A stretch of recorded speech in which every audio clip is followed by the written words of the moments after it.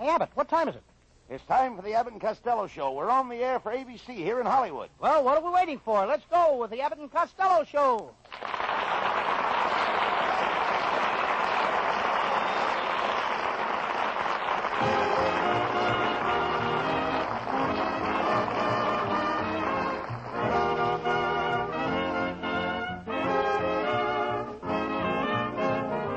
It's the Abbott and Costello Show, produced and transcribed in Hollywood tonight for your listening pleasure with Susan Miller and the music of Matty Malney. Hold on to your chairs, folks, for here they are, Bud Abbott and Lou Costello.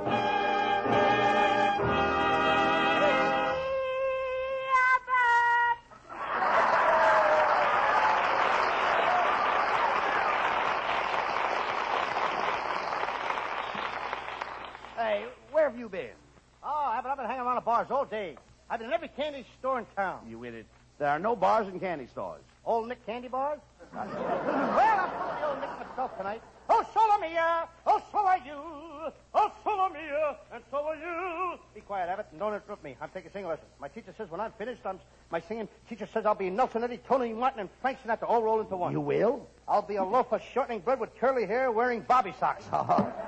How can you be a singer? There's no music in your family. Oh, no? For your information, my Uncle Mike made a fortune with the Bell song. Was he a singer with the Metropolitan Opera? No, good humor man on Route 66.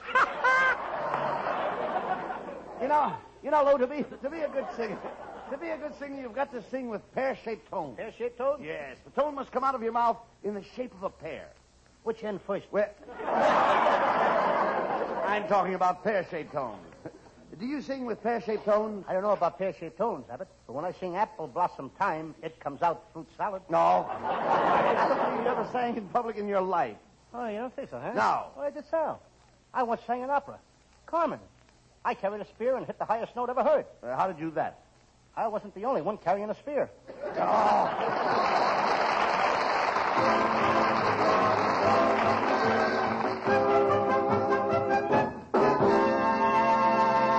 Folks, you're in for some real laughs with our zany stars tonight, but before they continue, listen to this.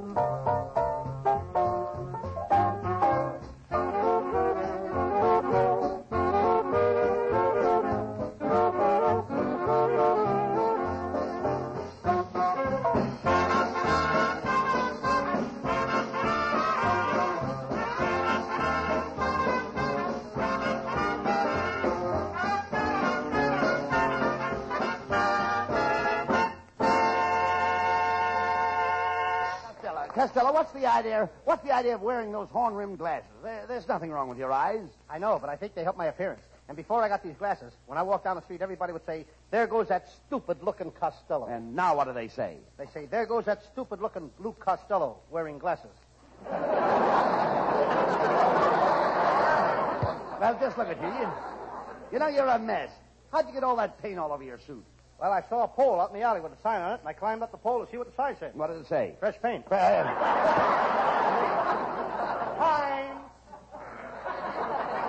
Well, you'd better take that suit over to my Uncle Herman at the Kirk Dry Cleaning Plant. Dry cleaning plant? What's your Uncle Herman doing there? Well, this is Wednesday. He's dying today. That's terrible, Abbott. I didn't even know he was sick. Oh, he isn't sick. He's dying. He's dying and he isn't sick? That's right. If he was sick, he couldn't die. Why not? Well, it's against the rules of the cleaning plant.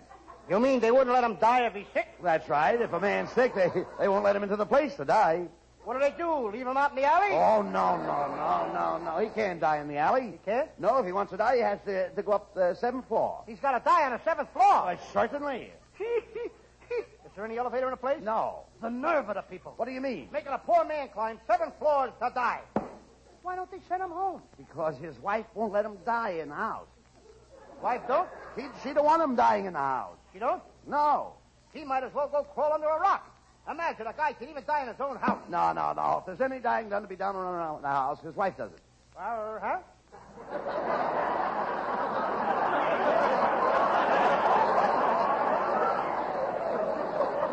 Here, I'll make myself clear. If there's any dying to be done around the house, his wife does it. What are you laughing at? It was funnier the other way.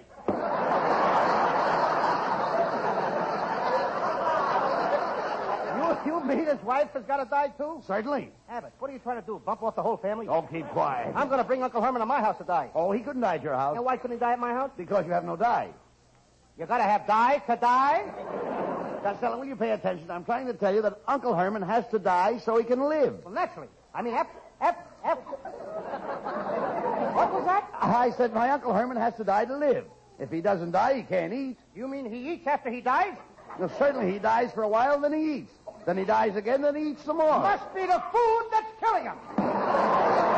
Must be eating at your backstage joint. No, you idiot. A man has to eat if he stands up all day dying. You mean he has to stand up to die? Naturally. Did you ever hear of anybody lying down to die? All the people I ever knew. Look, Costello, They use the standard way. No. He can't lie down on the job. He's got to be through dying by 6 o'clock. If he dies after 6, he gets time and a half.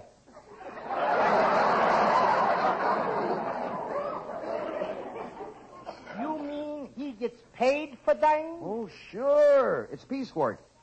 He dies a piece at a time? Look, you idiot. When I say Uncle Herman is dying, I don't mean that he is dying like a person dies when he dies. I mean he's dying for a living, and a person that dies for a living is living even though he's dying. Hey! When you say that Uncle Herman is dying, you don't mean that he's dying like a person dies when he dies. You mean he is dying for a living, and a person that dies for a living is living, although he's dying? Now you've got it. I don't even know what I'm talking about.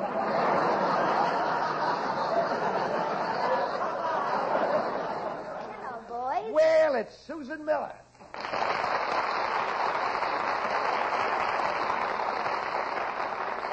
Hello, Susan. Where have you been all week? I'm really working on a Western picture over at Republic Studios. Oh, I used to work in those Western pictures. I used to work for Roy Rogers, but they fired me. Why? One day I forgot to tune his guitar, and the Indians killed him.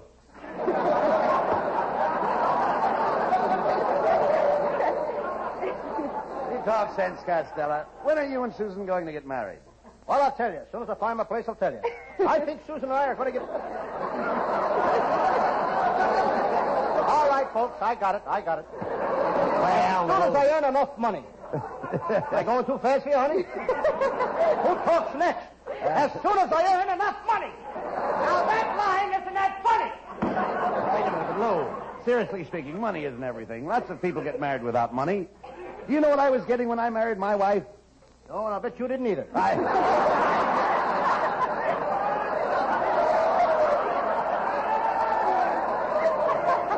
No, but really, Bud is right, Costello. What do you want with money? Money won't buy happiness. Money won't buy love. And money won't buy health.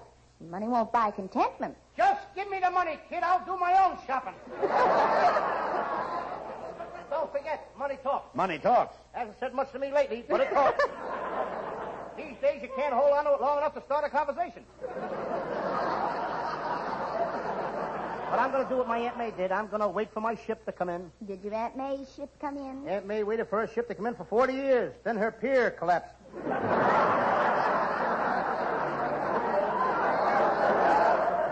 Pay no attention to him, Susan. You know, you look so sweet tonight, Susan. I'd like to give you a great big kiss. Well, wait a minute, Abbott. Why would a young girl like Susan want to kiss you? Costello, I've been kissed by girls that wouldn't even look at you. So what? I've been kissed by girls that wouldn't look at me either. Susie,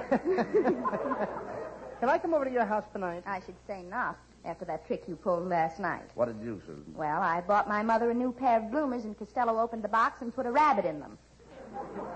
How did your mother find out? She had to chase those bloomers all the way to Wilshire Boulevard this morning before she could put them on.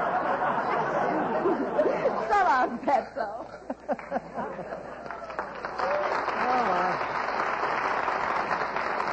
You know, I wouldn't blame Susan Miller if she never went out with you again. You're too selfish. You spend all your money on yourself. Why, you spent over $300 this week. What did you do with all that money, Lou? Well, I haven't got an automobile, and I have to take a streetcar. A streetcar here and a streetcar there. Oh, wait a minute, just a minute. How can you spend $300 in 1 week riding streetcars? I forget to take transfers.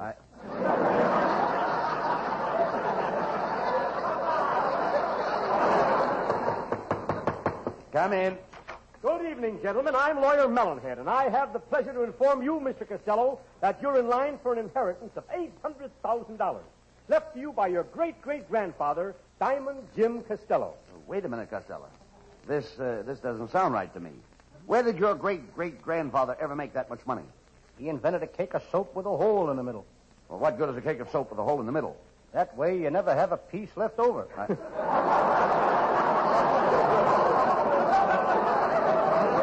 Lawyer Melonhead, Costello's great-grandfather's will was probated 75 years ago when the old man died. Yes, and that's when I started my search. But I wasn't born 75 years ago. No wonder I couldn't find you. Oh, that's it. Well, furthermore, I have a point of law to establish here. The money was left to the oldest grandson. Now, in looking up the records, I found that you, Costello, were a twin. And I just couldn't believe it. And why not? Well, I took one look at you and I said, there can't be another one like him. You know, Abbott, this guy's a phony. How dare you? I'm an expert on wills. All my life, Costello, all my life, I've been searching for missing heirs. And from the looks of your shiny dome, you never found any.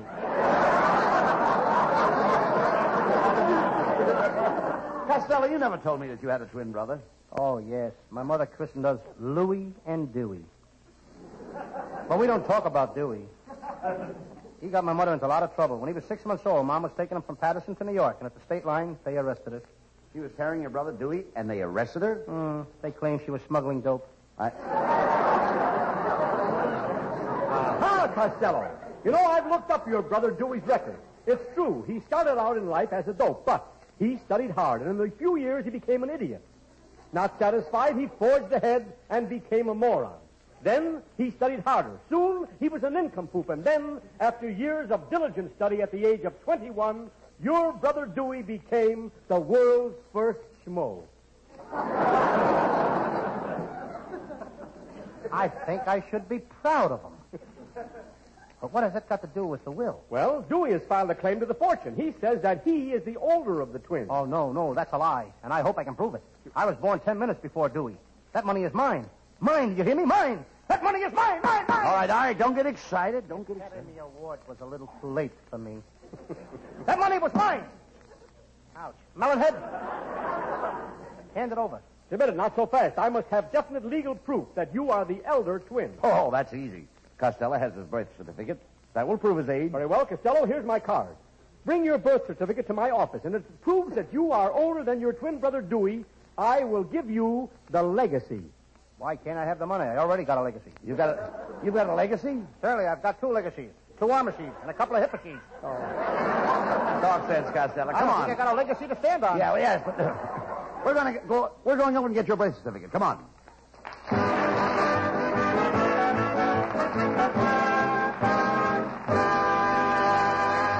And there's a lot more mad stuff still to come, but right now, a change of pace to let you hear this.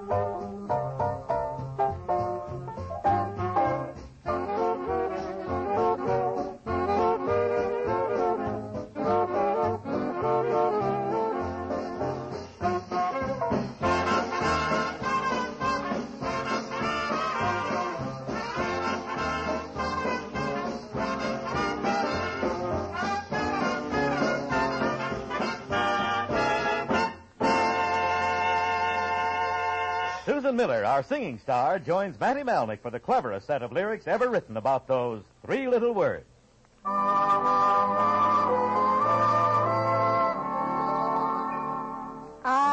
I've just written a love song. It's got everything. A simple sort of a ditty anyone can sing. Now there's a chance that you might think my love song is absurd. But whether or not you like it, you'll remember every word. I'm in love, I'm in love, I'm in love, I'm in love, I'm in love, I'm in love, I'm in love. I'm in love, I'm in love, I'm in love, I'm in love, I'm in love, I'm in love, I'm in love. I'm in love, I'm in love, I'm in love, I'm in love, I'm in love. I'm in love, I'm in love, I'm in love, I'm in love, I'm in love with you. I'm in love, I'm in love, I'm in love, I'm in love, I'm in love. I'm in love, I'm in love, I'm in love, I'm in love with you.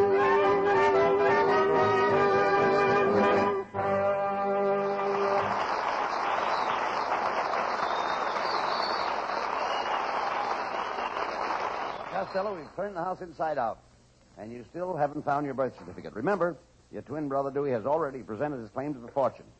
He says he's the oldest, and unless you can prove he's wrong, you lose your inheritance. You've got to find that birth certificate. All right, Abbott. Hey, look. Here's the old vest I used to keep my birth certificate in. I just looked in the pocket. What do you think I found? Your birth certificate? No. The hole I must have lost it from. Wait a minute. It seems to me you used to keep all your important papers in your back pocket. Can't be there, Abbott.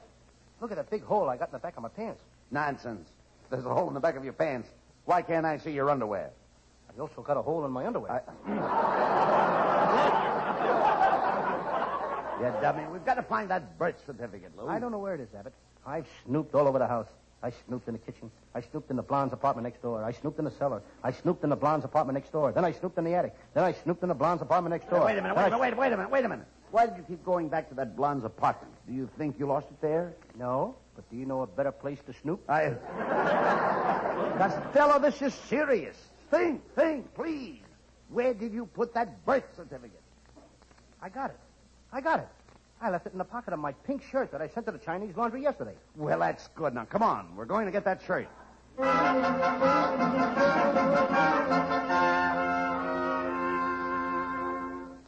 Here it is, Abbott. Lum Feng's Real Chinese Laundry. Come on in. Hello. You got a ticky, no sake. Wait a minute. I thought it was no ticky, no shirty. Oh, this week a running special. No ticky, no sake. Are you Lum Feng? Lum not here, me Abna. I don't like this laundry business, Abbott. I once opened a hand laundry, but I nearly starved to death. There's no money in a hand laundry. Why? Most people wash their own hands. Oh. Talk sense. Mr. Fung, where's Costello's laundry? Oh, here my laundry be lady are flagging. Oh, well, we don't care if it's ready or not. We just we want to look through his shirts. Costello left something important in his pocket. Oh, we know what shirt are here. This real Chinese laundry. We send all shirts to China.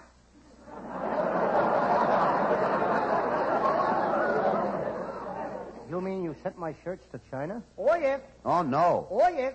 Look, Mr. Feng, I got to get that shirt right away, even if I have to go to China for it. Oh, very good. You go to China. Here is address of a home office in China. Oh, bye. Oh, but...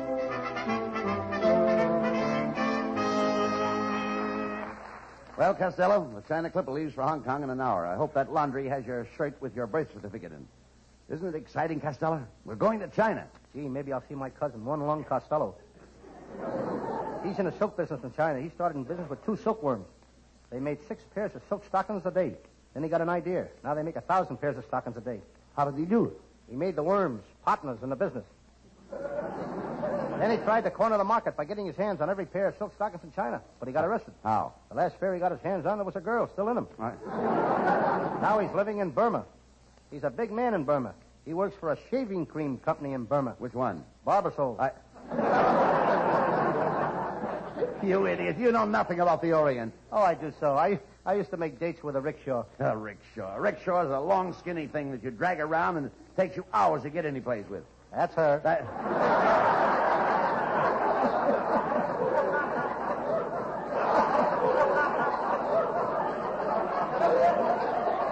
Well, maybe we'll see your cousin while we're in China. I hope so, Abbott. I got a great idea for him. I'm going to get him to cross silkworms with garter snakes. What for? So he can raise silk stockings that will stay up by themselves. Has your cousin been in China long, Lou? Yeah, he's been there since the days of Marco football. No, you mean Marco Polo. This was before he learned to play polo. Oh, forget about that. Now, if we're going to China, we may run into a heavy rain. A monsoon. What would a monsoon be doing in China? A monsoon is a Frenchman, like Monsoon Bouquet. No. Monsoon Chelevier. No. That's Monsieur. Monsieur is a guy that works in a Turkish bath, like a Swedish masseur. Oh, Costello, that's Monsieur. Masseur is what I got in front of my house. All my water runs down Masseur. You know, I can hardly wait to get to China, Abbott. I want to see them Chinese play baseball. Where do the Chinese play baseball? Ain't you never heard of the Yankee Stadium? Pretty good, E. I just threw that one in. I should have thrown it out. Yeah. Come on, Costello. Just got time to make the China Clipper.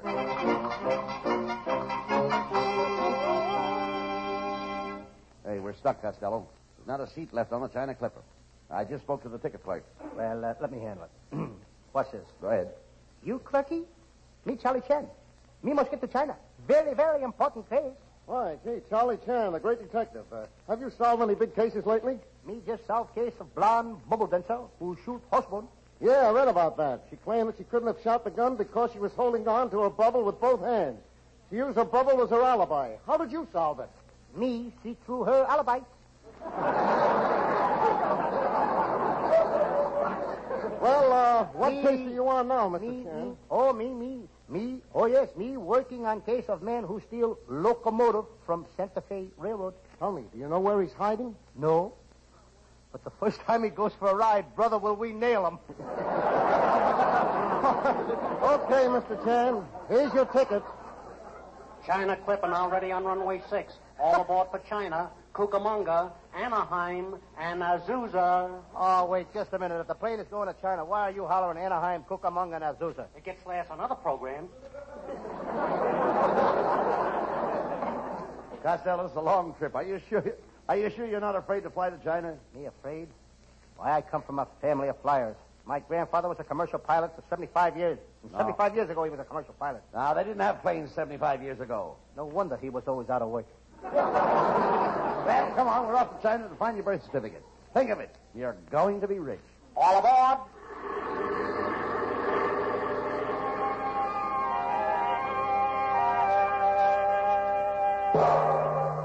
Look what the bell brought.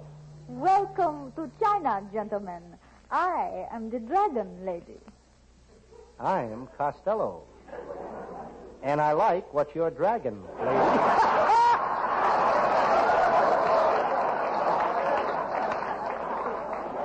Be careful, Costello. These almond-eyed women are beautiful, but they're dangerous. Just look at her eyes. Yeah, she's got slants in her glance. Abbott, she's gorgeous. Ah, so you like me, little fat one? You're beautiful. It is natural for you to like me.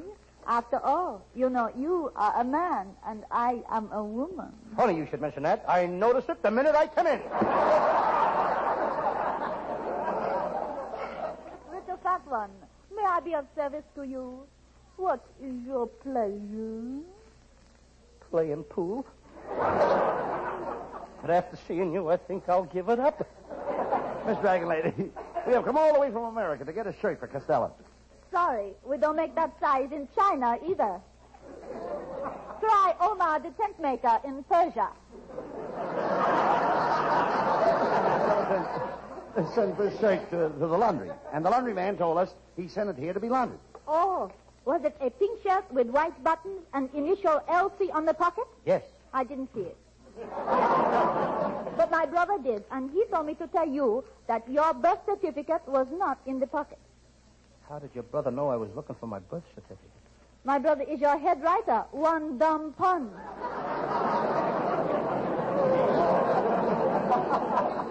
Abbott, now I remember. I didn't leave my birth certificate in my shirt. I left it in a blue suit I sent to the cleaners. You idiot. Come on, we're going back to America. Honorable Costello, Yes, darling. before you leave, Yes, dear. allow me to kiss you goodbye. You do every week. Why not now?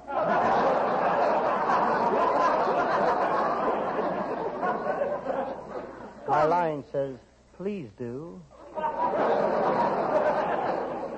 Come, I will give you a real Chinese kiss. It will make your hair fall out. That I intend to see. Come here. Hey! Costello, say something. Abbott, cable my mother that Baldy won't be home. Come on, Costello. We've just got time to make the China Clipper back to America.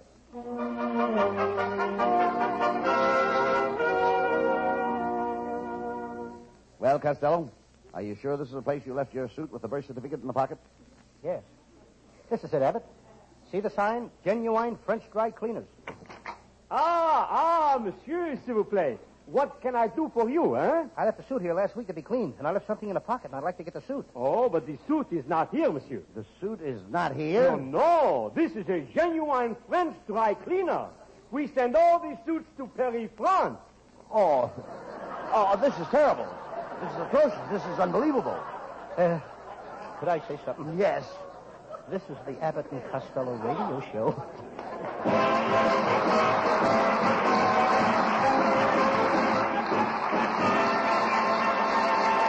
The boys will be back for a curtain call in just a few seconds. The time it takes to tell you this.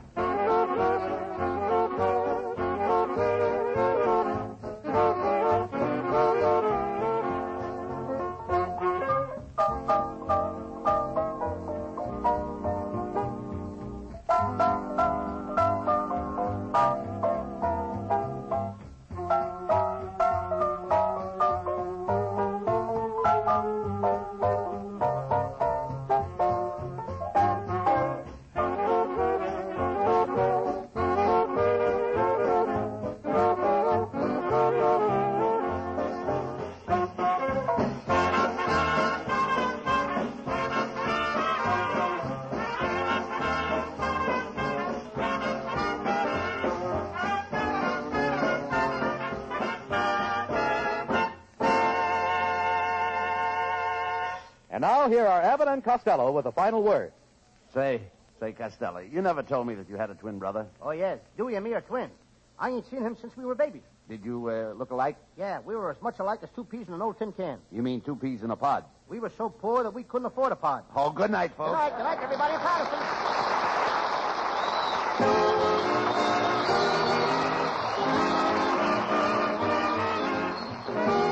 Listen each Wednesday night at this time for another great Abbott and Costello show, produced and transcribed in Hollywood by Charles Vanda and featuring Susan Miller and Matty Malnick's orchestra. This is Michael Roy saying goodbye until this same time next Wednesday. Be sure to stay tuned for the outstanding entertainment which follows throughout the evening on this ABC station.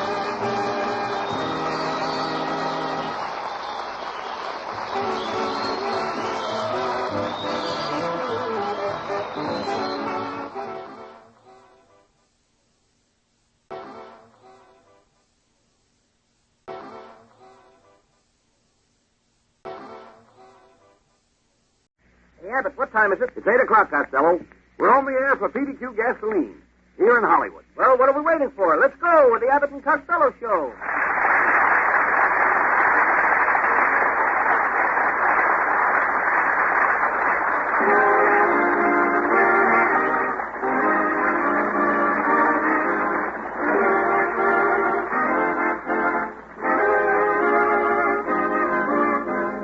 Yes, it's the new transcribed Abbott and Costello show with the new singing discovery Susan Miller and Matty Malnick's orchestra and yours truly, Michael Roy. So hold on to your chairs, folks, for here they are, Bud Abbott and Lou Costello.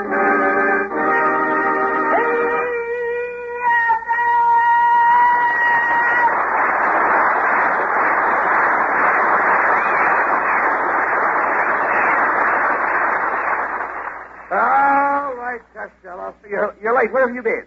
Well, I stopped off for dinner at Rickabee's 35 Club restaurant and got into a terrific argument with the waiter. He yelled and screamed at me in front of everybody. Well, when somebody yells at you like that, the thing to do is give him a soft answer. I did. I hit him in the face with a custard pie. I got so mad I fainted. You fainted? Yes, I fainted with my right and swung with my left. I gave him the old 1-3. What happened to 2? I got that. Costello, you should stay out of fights. You can't fight. Yeah? No. When I hit the guy, he thought I had a lead pipe in my hand. What made him think that? I had a lead pipe in my hand. You know how I used to do a little professional fighting around Patterson? Ace in the hole Costello, they used to call me. Why ace in the hole? I was always face down. What happened to your fighting career, Lou? I finally lost my crown with Joe Louis. Your crown? Yeah, my crown, my bridge, and 3 of my good teeth. You figured to lose fighting Joe Louis. Well, it was an accident, Abbott. In the first round, I thought I recognized somebody in the 4th row. Who was it? I looked again. It was me. That's just the beginning, folks. 27 odd minutes of Abbott and Costello still to come. But first, hear this. A gasoline bulk plant is a sort of halfway point where gas is stored for delivery to service stations. And it's a fine old tradition of the gas business that the motorist who runs out of gas near a PDQ bulk plant gets a gallon to see him on his way, even though gasoline is not ordinarily retailed there. Now, I tell you this because the other afternoon, a 46 Buick sputtered and died near a PDQ bulk plant, and the boys put a spot of gas in the man's tank and said, "Oh, that's all right," and wished him on his way. Well, he was no more than gone when around the block and back again he came, out of his car and pointing this way and that and shouting, "Hey, it doesn't ping! What kind of gas was that?" "PDQ gas," they said. "Yeah, but my car always pings," he said. "No, it doesn't." "Now you're using PDQ," they said. And so he drove away, happy as a lark, and looking for a PDQ station. He'd made a great discovery. Moral, if your car pings, just run out of gas in front of a PDQ station. Next on the program, the Abbott and Costello Show.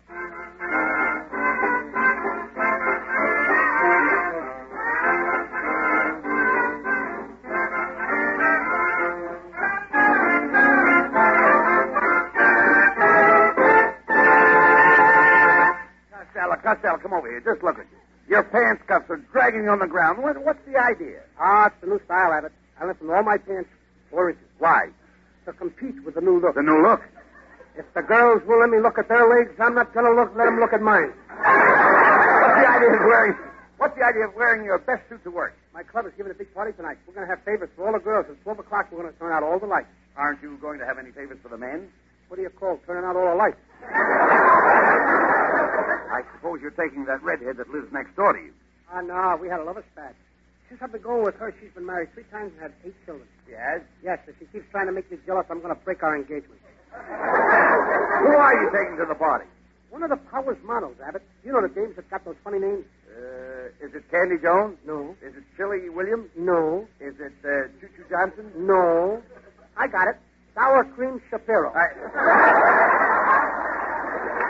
Sour Cream Shapiro. Say, Costello, she's the most popular girl in this neck of the woods. Abbott, any girl that lives in the woods has got to be popular. Sour Cream Shapiro. Sour Cream Shapiro. Isn't that a peculiar name for a girl? Oh, no, that's just a professional name, Abbott. What's her real name? Sour Cream Schwartz. She's a very fancy dresser, Abbott. Sunday I took her riding and she wore a riding suit. Monday I took her hiking and she wore a hiking outfit. Tuesday I took her to a dinner party and she wore a dinner gown. I can hardly wait until Saturday night. Why? I'm taking her to a birthday party. Those models are pretty smart girls, Costello. You know, my wife Betty used to be a model. She's got a face like $1 million. Yes, sir. Long, green, and wrinkled. Costello, that's just your opinion. Some people think she's pretty, and some people think she's homely. They're both right. She's pretty homely. How can you say that about my wife, Betty? She's gorgeous. She has long, golden hair halfway down her back. Yes, it's too bad it didn't grow on her head. Well, anyway, my wife is smart. She has a trigger mind. Yes, when she gets through with it, she ought to give it back to Trigger. Costello, how can you stand out here and deliberately insult my wife? Please me, Abbott, it's a pleasure. Not only that, But every time you meet her, you insult her to her face. Every time I meet her, she still has the same face. Let me out. Costello, it's my wife, Betty. Oh.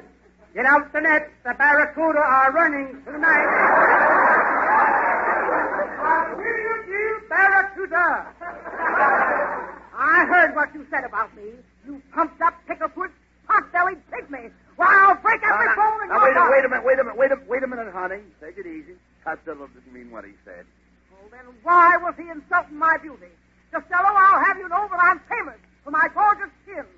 I know, Mrs. Abbott. For years, my sister has been trying to get skin like yours. Oh, well, now, really, is that so? Is your sister a beautician? No, she makes alligator bags.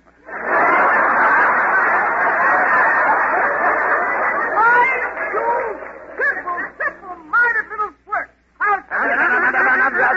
Just a minute, honey. I'll handle this. Costello, I am not going to stand here and listen to you insulting my wife. You hear me? Well, I'm just not going to stand for it. well, what are you going to do about it? I'm going to sit down.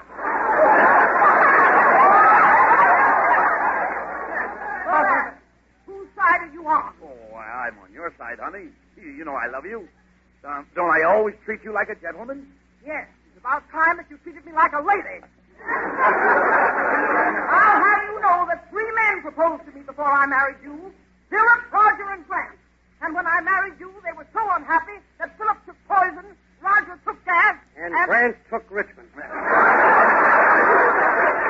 did it, Costello. I want you to show some respect for my wife. Can't you be more chivalrous toward her? I'm always chivalrous. Yeah. Last night when I was walking Betty home, we came to a big mud puddle, and I threw her coat down in the mud. Yes. And the next time you do it, take me out of the cold first. That was my wife that said that. And I'm glad it wasn't me. Oh, Buddy, you're so witty. Oh, honey, I'm not half as witty as you. Oh, I'm not half as witty as you. But I'm not half as witty as you. Billy, I'm not half as witty as you. Ladies and gentlemen, you have just heard from a couple of half-wits. Well, Buddy, I gotta be going now. Why don't we have Costello for dinner tomorrow night? Oh, Mrs. Abbott, do you really want to have me for dinner tomorrow night? Why, of course, Costello. We'll have dinner at 7. You get there at 4. Why so early? It'll give me time to stuff you, stick an apple in your mouth, and slide you to the floor.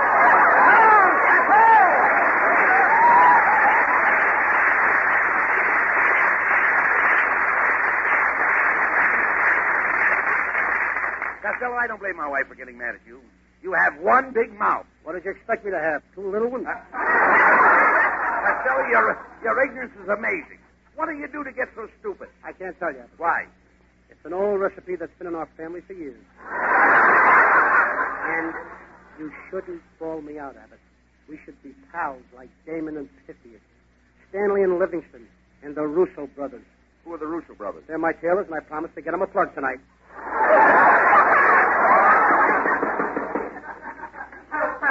Oh, I'm in hot water. I'm always in hot water. They keep me in hot water until all my strength is gone. Who are you? Oh, just an old tea bag.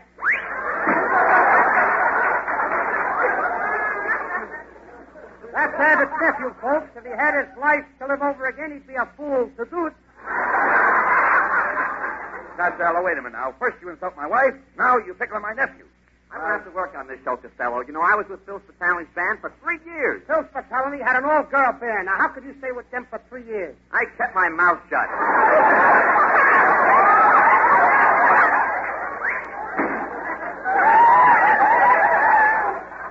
Why can't you be nice to Norman Costello? I'm nice to him. When he was sick in the hospital, I sent him flowers, didn't I? Yeah. Lily.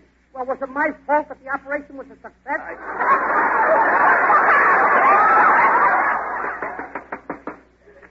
Cablegram for Lou Costello. Cablegram for Lou Costello. I'm Lou Costello. Here. That'll be $4.95 collect. $4.95? Here's $5. Keep the change. Thank you. Don't mention it. I'd be ashamed to.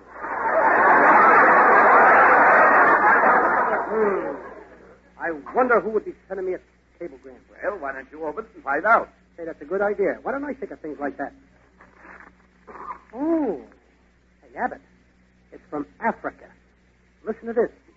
Dear Lou Costello, we, the people of darkest Africa, enjoy your radio programs very much. As you know, we have the largest diamond mines in the world here in Africa, and in your honor, we have named the biggest diamond in the world the Lou Costello Diamond. If you can arrange to come to Africa, we will be very happy to present this diamond to you. Signed, William Ackerman, president of the American and African Diamond Syndicate. Hey, wait a minute. This is wonderful, Costello. We're rich. Think of it. You own the largest diamond in the world, the Costello Diamond. I'll bet it's some rock. I'll bet it ain't as big as the rock that my Aunt Eva got for her birthday. Did she get a big rock? Yes, and the warden says she'd better have it all broken up before her parole comes due. You know nothing about diamonds. Is that so? I gave Susan Miller a diamond for Christmas, and it's as big as a saucer. Was it a real diamond? Well, she took it down and had it appraised, and the jeweler said that if she ever dropped it, she'd have 7 years bad luck. Costello, I'll tell you what we'll do. We'll go to Africa, get the diamond. When we get back here, we'll sell it, and you'll split the money with me. I'll split the money with you? Yes. Oh, no, you don't. Oh, all right. Oh, I've always got to give in. Then I'll split the money with you. Well, that's better. All right. Wait a minute. That's the same thing. Why should I split it with you? It's my diamond, ain't it? But, Lou, don't we always split everything? I guess you're right, Abbott. If I had 2 cigarettes, I'd give you one. Well, that's right. And if I had 2 pairs of shoes, I'd give you one. Well, that's right. And if I had 2 blondes, yes, why don't you light that cigarette, put on those shoes, and take a walk for yourself? Now, Costello, we're going to Africa. I hope you're not afraid of wild animals. Me? No. I'm not afraid of lions. I once went out and killed a lion with my club. You killed a lion with your club? Yes, of course. There's 200 members in my club. I don't believe you were ever in Africa. Oh, no. One time I was big game hunting in Africa with my brother-in-law. A wild alligator attacked my brother-in-law. I threw my trusty gun to my shoulder and fired. Did you get him? I never missed. See this belt I'm wearing? Yes. Genuine alligator? Nope. Genuine brother-in-law. Well, come on, Abbott. We're going to go to Africa and get that diamond. Before Abbott and Costello bring you more laughs, listen to 55 seconds of discourse on a different subject. Some time ago on this program, we publicly invited all oil companies to adopt PDQ's long-standing practice of washing windshields. The response was instantaneous. We heard from quite a few of them. PDQ is happy indeed to have made this contribution to the industry. Right now, our engineers in charge of pioneering and leadership are about to offer another breathtaking idea: free air at all filling stations. Another traditional PDQ service which we predict will be widely copied. Meantime, of course, if you're driving around on flat tires, we suggest you stop in and have your neighborhood PDQ dealer inflate them. For here at the PDQ stations and nowhere else will you be able to fill up with mileage-stretching, quick-performing PDQ gasoline. Don't be misled into thinking that just because they wash your windshield and check your tires in some other filling station, that you are getting genuine PDQ gasoline. Look for the big, long mileage on the speedometer, and be sure you buy PDQ. And now, Act 2 of the Abbott and Costello pantomime for PDQ.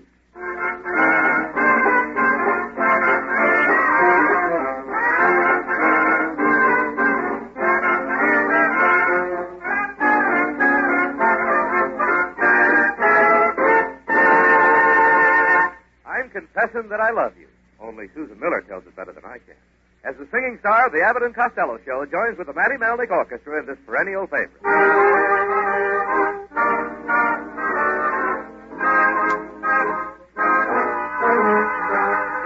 I'm confessing that I love you. Tell me, do you love me too? I'm confessing that I need you, honest I do. Need you every moment. In your eyes I read such strange things, but your lips deny their truth. Will your answer really change things making me blue? I'm afraid someday you'll leave me, saying can't we still be friends? If you go, you know you'll grieve me. All in life on you depends. Am I guessing that I love you? Dreaming dreams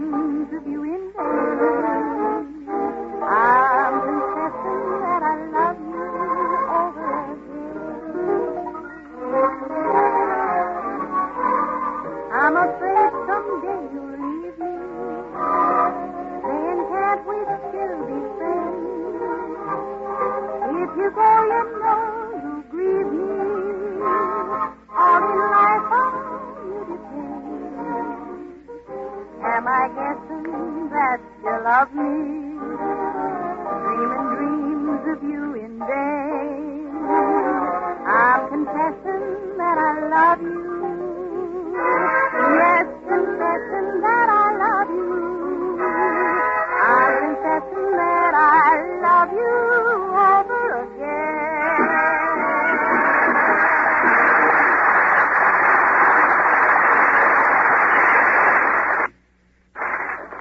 Well, Costello, did you tell your mother that we're leaving for Africa to get the Costello diamond? Yes, and my mother insists that I go on a boat and send my baggage on another. Why? That's in case either one of the boats go down. She won't lose everything. Oh, Costello! All ocean-going boats are safe. Oh, yeah? Well, my Uncle Mike was a boat builder, and he built a banana boat. He sailed it halfway across the ocean, and it sank. Why did it sink? You can't build a boat out of bananas. Well, this trip to Africa might be dangerous at that. I know what I'll do. I'll call up Johnny Tarzan Weissmuller to go with us. He ain't afraid of dangers. He fights crocodiles. He breaks snakes in half. He goes through earthquakes and floods. He ain't afraid of nothing. Well, go ahead and call him. Okay. Hello? Hello? Johnny Weissmuller? Oh, Johnny, this is Lou Costello. I'd like you to go to Africa with me. Oh. Well, goodbye. Well, what did Tarzan say? It's raining, and this mother won't let him out of the house. Well, we're going anyway. Did you say goodbye to all your friends? Oh, but Hetty Lamar. It's going to be tough. It's going to be real tough taking Hetty in my arms and kissing her goodbye. But you don't even know Hetty Lamar. That's what makes it so tough. You're a coward. Think of the glory of such a trip.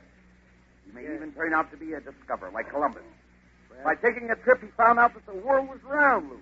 I'd rather be a discoverer like Secretary of State Marshal. He took a trip and found out that the world was flat. Busted. Shame on you. I thought you were a brave man. Well, you told me your Uncle Mike was a lion hunter. He was. Once Uncle Mike shot a 5-legged lion. Are you sure the lion had 5 legs? Sure. 4 of his own and 1 of Uncle Mike's. Nonsense. What is that can of powder you're carrying? That's my own invention. Dehydrated water. If we're going through the jungle where there's no water for miles, this will come in handy. Dehydrated water? Yes. How does it work? You just open the can, take a little of the powder. Yes. And mix it with water.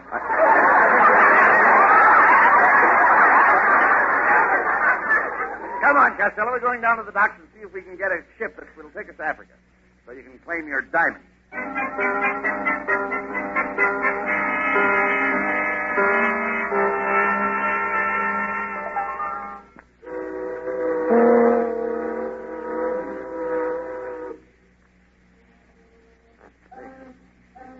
Costello, there's an old sailor over there. Ask him if he knows of a boat that's going to Africa. Pardon me, sir. Do you know of a ship that's sailing for Africa? There's one, that filthy barnacle-crusted tub over there. It's named by Captain Bill's orders the lowest, most fiendish master on the 7 seas. She's the foulest boat in the ocean. What's the name of that boat? The good ship, Lollipop.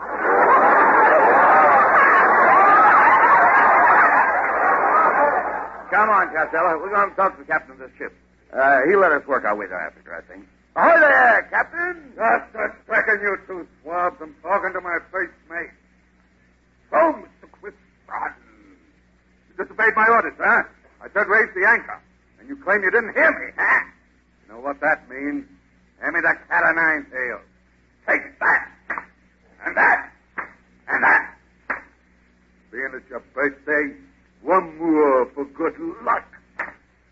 Crew, you heard what I said. It's the mate's birthday. Happy birthday to you.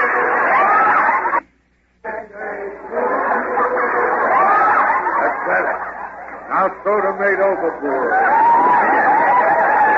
Now, you two swabs, what do you want? Captain, did you see a little fat fellow go by you just a minute ago? No. Well, here I go now. Come back here. Captain, Costello and I want to get to Africa. Can you use 2 seafaring men?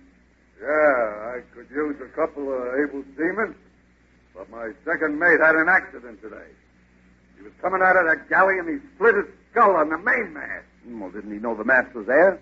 No. He didn't even know I was going to throw it at him.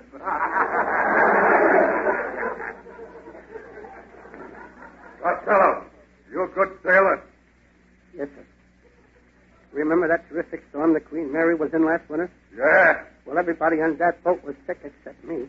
Why'd you get sick? I ain't never been on the Queen Mary. My boy, I've been sailing through storms for 20 years. Well, that's nothing to sniff at. In all them 20 years, I never been off this boat. That's nothing to sniff at. And in all them 20 years, I've never had this sailor suit off. I pass.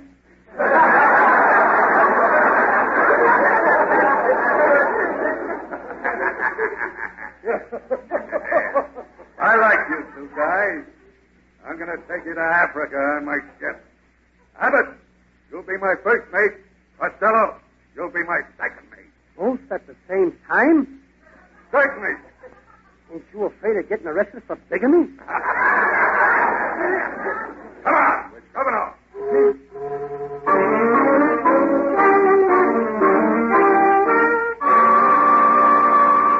Well, Costello, we've been at sea for 6 weeks. The captain was washed overboard. We've lost all our instruments. There's a storm coming up. What shall we do? Batten down the hatches. I did batten down the hatches. Batten them down again. We'll show those hatches.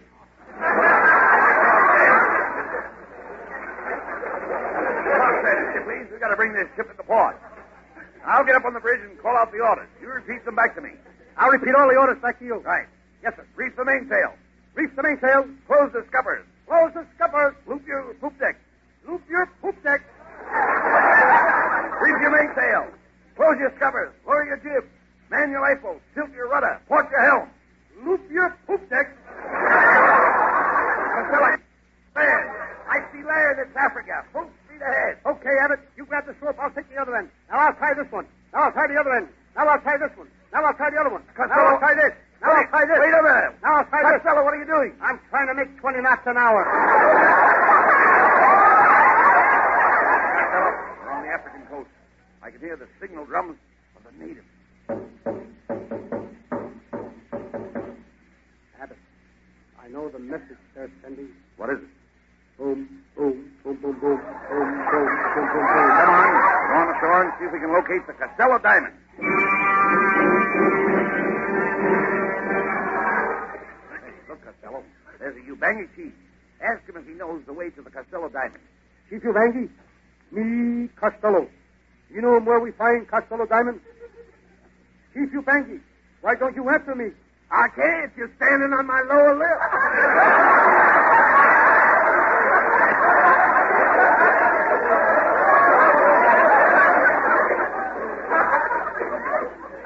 Yeah, but we still wasn't off the beach, didn't I?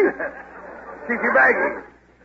Chief, you look like a guide. Maybe you could help us. Yeah, I was a good guide. 5 years ago, when Frank Buck came here, he went 1,000 miles into the jungle. Last year Buck was here, and he only went 40 miles. What does that prove? That a buck don't go as far as he used to.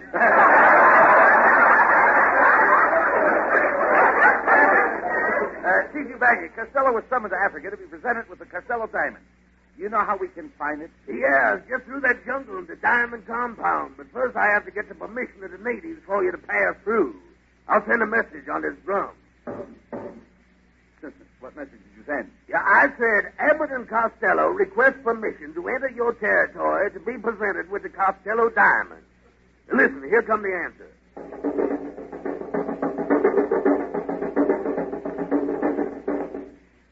What did they say? Yes.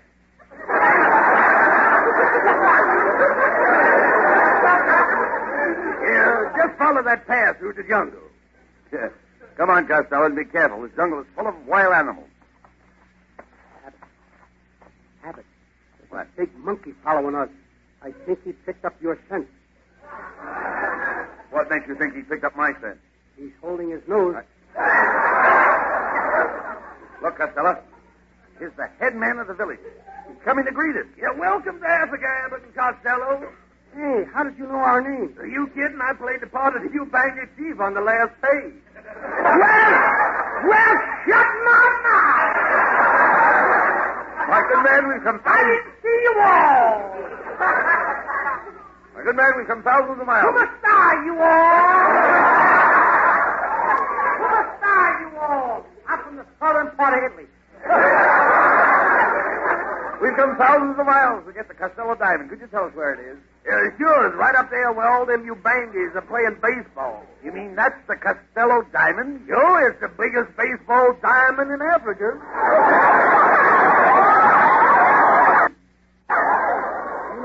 You know all the players, don't you? Oh, sure, but the players in Africa have funny names. Now Boo's on second and Woo's on first. No. Costello, get out of here. Jump in this jeep. I can't get away from this place fast enough. We'll drive straight to Cape Town and take the first boat back to California. Come on. All right, you two guys, pull over there. I'm going to give you a ticket. You're a Hollywood cop, and we're 8,000 miles away in the middle of the African jungle. You can't give us a ticket. Oh, yeah? You're still inside the Los Angeles city limit.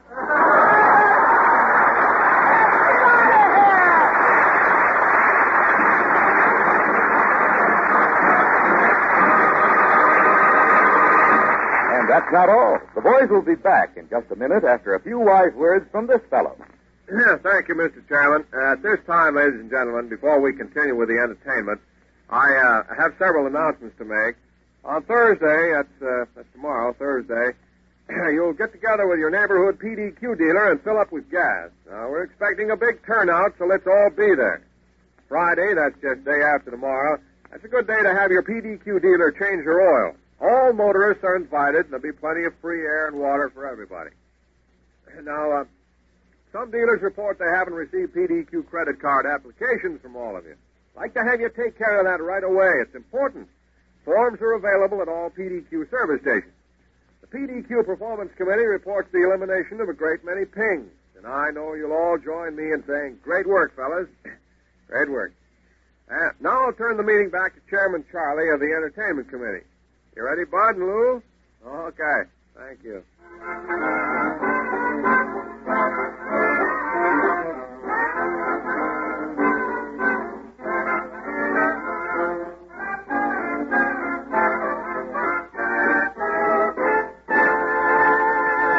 And now, here are Abbott and Costello with the final word. Well, Costello, we certainly went on a fool's errand tonight. Africa. Yes, Abbott. But I'm going back there someday with the greatest hunter in the world, Frank Sawbuck. Don't you mean Frank Buck? Nope, Sawbuck. He's 10 times better than Buck. Good night, folks.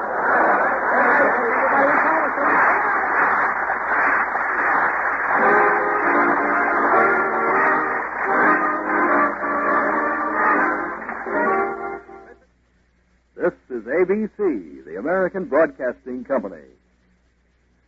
It's 8:30 at KECA and KECA-FM, Los Angeles, and KECA-FM, Los Angeles, and KECA-FM, Los Angeles, and KECA-FM. Abbott, what time is it? It's 8 o'clock, Costello. We're on the air for PDQ Gasoline, here in Hollywood. Well, what are we waiting for? Let's go with the Abbott and Costello Show.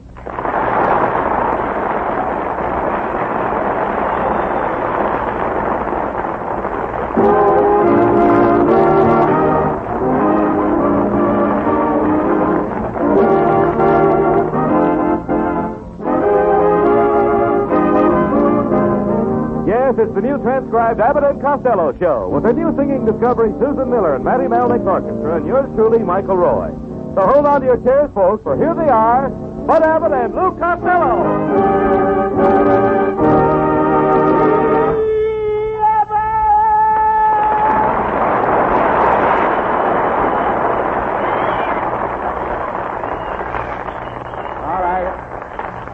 All right, Costello, listen to me. Do you know if tomorrow's Lincoln's birthday? Oh, sure. I already called him up and I congratulated him. Why, you dope, Lincoln has been dead for over 75 years. No wonder he didn't answer the phone. You don't know the first thing about history, Oh, no? Ask me a question. All right. What happened in 1809? Abraham Lincoln was born. Right. And what happened in 1861? Well, now, let me see now. Ferguson, 18... I got it. Lincoln was 52 years old. All right. Who wrote Lincoln's Gettysburg Address? Don't look at me. I didn't do it. Certainly you didn't. Certainly you didn't. Well, give me credit. I may not be smart, but I'm honest. All right. I'll try you with a question about Lincoln. Now, whose picture is on the $5 bill? Truman? No.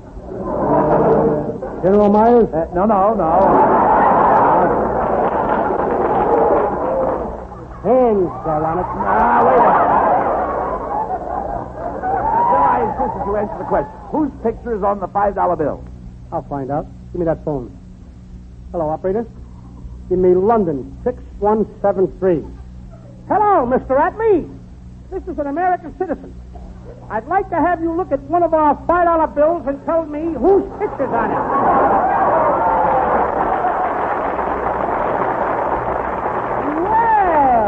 Well, is that so? Well, did you find out? No, he ain't got nothing smaller than a 20. That's just the beginning, folks. 27 odd minutes of Abbott and Costello still to come. But first, hear this. What's new in Compton?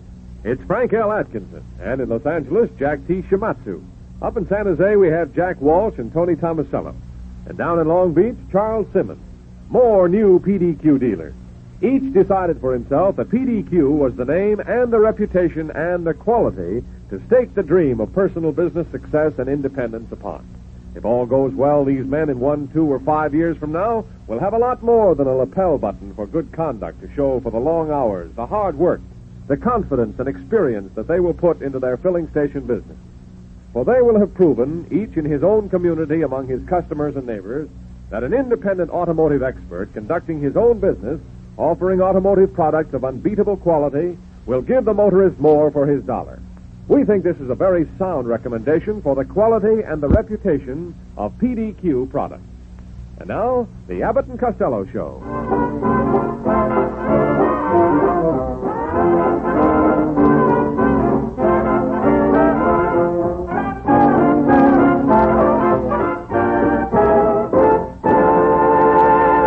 Where have you been? I haven't seen you all week. Well, I've been moving, Abbott. I bought a house way out in the country. It's about a mile from Uncle Mike's place. What a beautiful ranch, Abbott. I call it the Lumbago Ranch. The Lumbago Ranch? Why did you name it Lumbago? Because it's got a creek in the back. You get it? Lumbago, creek in the back. I got it. I'm glad somebody got it. Just don't sit there, folks. You got in for nothing. Why, I got it. Just gave you chocolate, didn't I?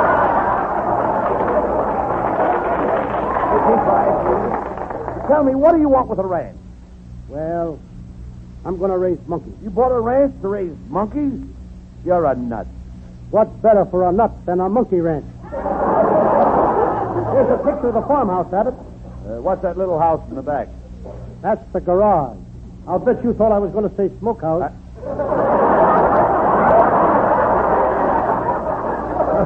So you bought yourself a new house. What condition is it in? Wonderful condition. I just had it painted, and it didn't cost a cent. A doctor painted it for nothing. A doctor painted your house for nothing? Yeah. How do you know it was a doctor? He signed his name on the roof in big red letters. It says Dr. Pepper. Just a moment, Costello. Who sold you this house? I got the house from a Mr. Crow. Mr. Crow? Yes, in order to get the house, they told me I'd have to go to E.S. Crow. E.S. Crow? That's escrow. That means you bought the house through the bank. Does the bank have a lien on your house? Does the bank have a what? A lien on your house. If the bank ever leaned on my house, it would fall down. No, I'm talking about a mortgage. Who holds the paper on your house? Nobody. The paper was stuck on the house with glue. Oh, never mind that. What kind of a place did you buy? Do you have a large patio? Let's not get personal. I mean a patio with a barbecue. I do all my cooking in my patio. I knew you when you didn't have a patio to cook in. Look, Costello, don't you know anything about your new house? Don't you have it inspected? Did you have it inspected, Lou? Inspected for what? For flaws. You might have flaws in your house. Certainly I got flaws. What do you think I walk on, a ceiling? Never mind that. What period is your house? What period? Yes. Did you buy a period house? No, I bought a house, period. Look, Costello, I'm trying to find out if your house is Spanish, French, or English. It's early American. How do you know? I found a couple of dead Indians in the attic. Who designed the house? Oh, the same architect that designed the pyramids in Egypt. The pyramids were designed by a man 4,000 years ago. There's nothing like getting a man with experience, you know. Look, Costello, you can tell what kind of a house it is by the roof. Now, is the roof shingles or tiles? Of course. It's one of those... What did you say? Is your roof shingles? Certainly it's shingle. Whoever heard of a married roof? I'm talking about your rooftop. My what top? Rooftop. Roof. Yeah, but I can't hear a thing you're saying. There's a dog barking someplace. Look, Costello, did you notice if it was tile on top of your roof? Now, what would a tile be doing on top of my roof? He's liable to fall down the chimney and tear the teeth of his houses. No. I'm talking about a tile roof. A tile roof is held together by mortar. By what? Mortar. Don't you know what mortar is? Certainly, my mortar is the woman that married my father. If it's tile, the mortar keeps the house dry. At my house, it's the mortar who keeps the tile dry. And my mortar knows. Costello, I'm trying to tell you that the mortar holds the tile on the roof. What kind of a mortar would hold a tile on the roof? Look, of all the stupid idiots, I'm trying to tell you the tile is plastered on the roof. Now, there's a pretty picture. A little tile plastered on the roof. Well, let me explain, please. I have a tile roof on my house. You also have a tile's head on your shoulder. Now, wait a minute. I don't interrupt. Now, when the roof is tiled, they spread the tile on the roof and plaster it with mortar. The tile runs across the roof and down the gutter, so that in case of a shower, the tile drains into a pipe or spout and keeps everybody in the house from getting soaked. That's enough, Abbott. This time you've gone too far. And I'm glad I found you out. Found me out? Yes, What do you mean? I'm glad I found you out. What do you mean by that? I didn't mind so much when you said that a shingle roof could have a tile. I didn't even care when you said that the tile was on top of my house. But when you said that poor little tile was taking a shower with a pipe in his mouth and running down the gutter to get plastered with his mortar, not only have you attacked the sanctity of the American home, but you have intruded on the Bill of Rights and cast asparagus on the Atlantic Charter.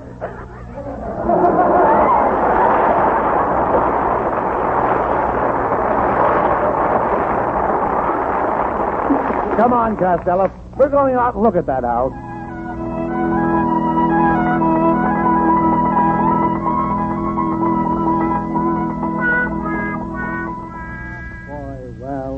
Here we are, Abbott. This is my new home. And since you and me have been pals for so many years, I'm going to ask you to move in here with me. Well, Costello, that's mighty sweet of you. I want you to know that I will be only too happy to live here with you for the rest of my life. Okay. Now will you carry me across the threshold? Oh, get down and stop acting silly. Let's go in and look the new house over. Come on. Oh, welcome home, Mr. Costello. I'll be check your hat. Welcome home, Mr. Costello. Me checking your coat? Who are you two guys? Oh, just a couple of Chinese checkers. Now they're starting to come in pairs. Never mind them, Costello. Now about my room. I'd like a room with a bath. Abbott, this is a farm. All you get is a room with a path.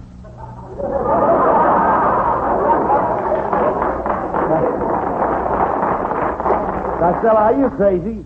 Do you mean to tell me that you bought a house without a bathtub? What do we need with a bathtub? We're only going to stay here during the winter. This place is in a deplorable condition. You'll need a full staff of domestic help. I can't afford a full staff. Then get a skeleton staff. I will, as soon as I can find a skeleton that will work for 7 bones a week.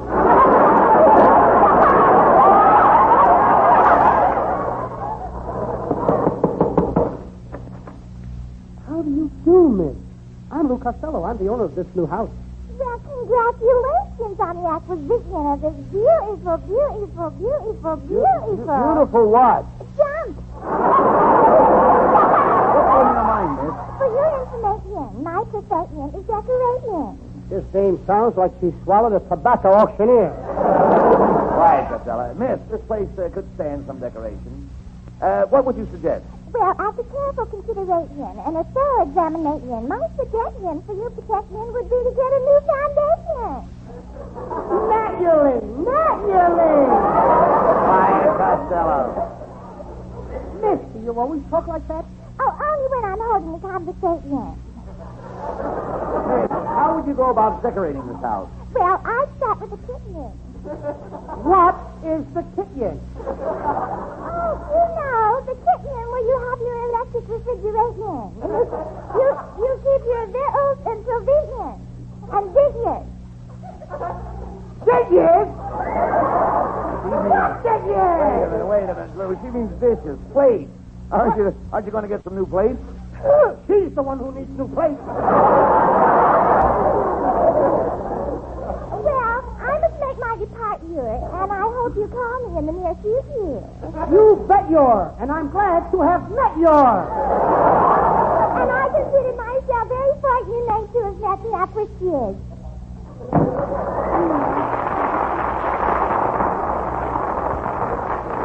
You know, Abbott, there goes a nice girl.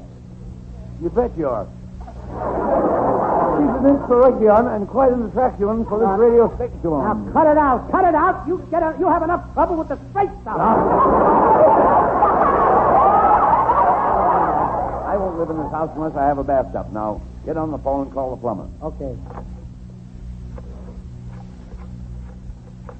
Plumbing shop, squirts and tips. We fix this. Look, lady, this is Lou Costello. Oh, Lou Costello, the radio comedian. I'm glad you called up. I got a funny joke for your radio show. Why does a faucet go drip, drip, drip? I don't know. Why does the faucet go drip, drip, drip? Because it can't go.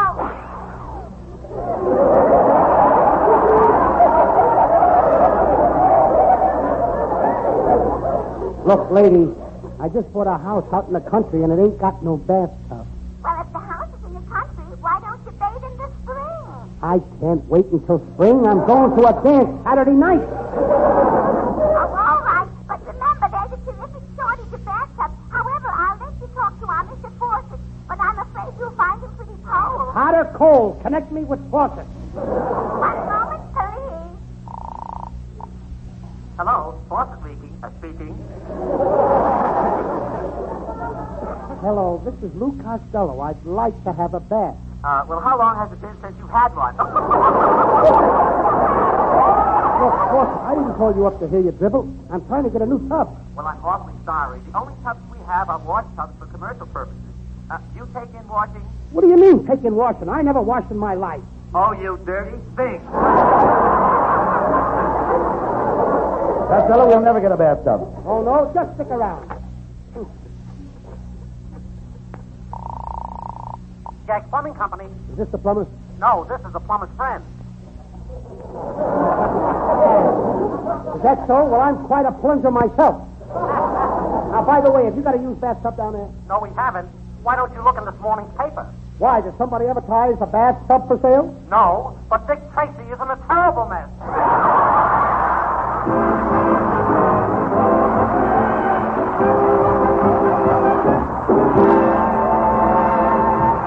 Before Abbott and Costello bring you more laughs, listen to 55 seconds of discourse on a different subject. Thank you, sir.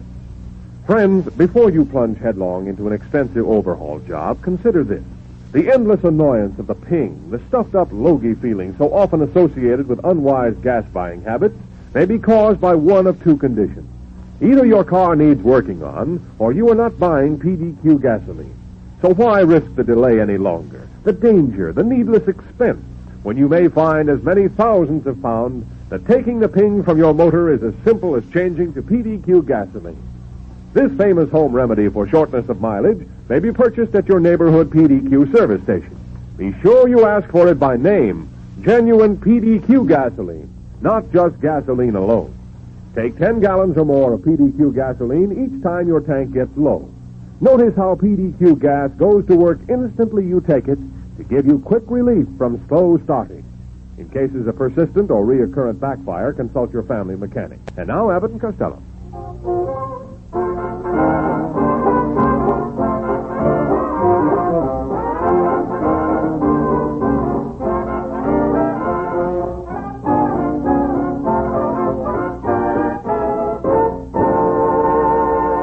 I'm in the mood for love. Here's Susan Miller singing it better than I can explain it.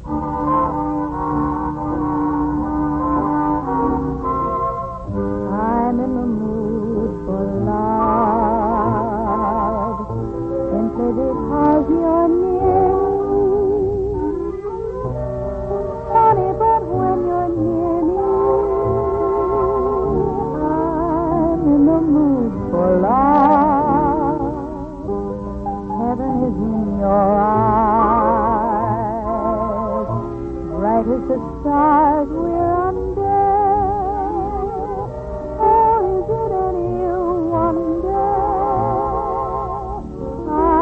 I'm in the mood for love.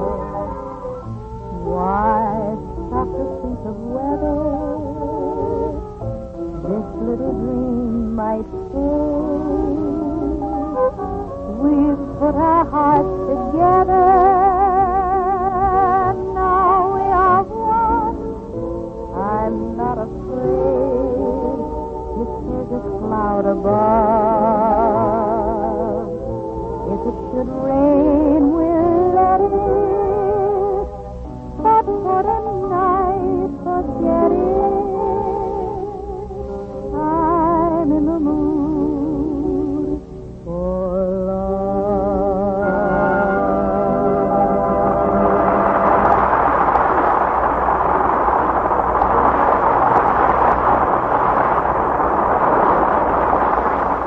Well, here's where we'll get a bathtub, Costello. This is a swap shop. Come on in, Lou. Oh, come right in, gentlemen. Welcome to ye olde swappy shoppy. Could I interest you in a beautiful imported painting? It came all the way from Buffalo, Rome. Now, just a minute, mister. Buffalo is in New York. There is no Buffalo, Rome. You mean you've never heard, oh, give me a home where the buffalo roam? Where the deer and the antelope play, where seldom is heard a discouraging word, and they break you on income tax day. Cut it out, please. Mr. Slop, have you got an old tub around here? Yes, but she's busy doing my laundry. She's in the kitchen ironing. Oh, you want to get her to iron you? You're all washed up. Mr. Slop, Costello needs a bathtub for his new house. Do you happen to have one? Have I got a bathtub? Gentlemen, just step over here and gaze at this beautiful piece of merchandise. You mean that broken down thing? That must be 100 years old. Costello, how can you tell the age of a bathtub? I counted the rings around it. Now, Costello, that's a pretty nice tub. Oh, yeah? Look at the funny-looking legs on it. What funny-looking legs? Are you going to walk in it or dance with it? Just the same, it's an old model, and I don't like the shape of it. Look at the way it bulges around the keel. Bulges around the keel, huh? Now, when you're that old, it'll happen to you, too. This tub is a genuine antique. It was handed down from the Revolutionary War. Handed down? Looks like somebody dropped it. Costello's right, Mr. Swap. There's a big crack in the enamel. Well, the crack proves it's an antique. You read that plaque on the tub. Okay. George Washington slipped here. You see, you don't have to worry, Costello. The lady that owns that tub said she'd have the crack fixed. She meant it? Of course she meant it, or she wouldn't have said it. Costello, we're wasting time. How much do you want for the tub, Mr. Swap? $14. I'll give you $8. $8? $8 for this magnificent tub? Why, I wouldn't even sell it to my own brother for $8. I'll give you $8 for that tub. No! Who's that? My brother. I said $14, and $14 it is. I only have one price. I'll give you 10. That's my price. For $10. And there'll be a $35 charge for delivery. $35 for delivery? Oh, no, you don't. Oh, no. I'll take the tub home myself on top of my car. Come on, Abbott. Help me carry it out on the car. Wait a minute, Costello. How can we carry this tub out to the car? It weighs over 1,000 pounds. We'll make 2 trips.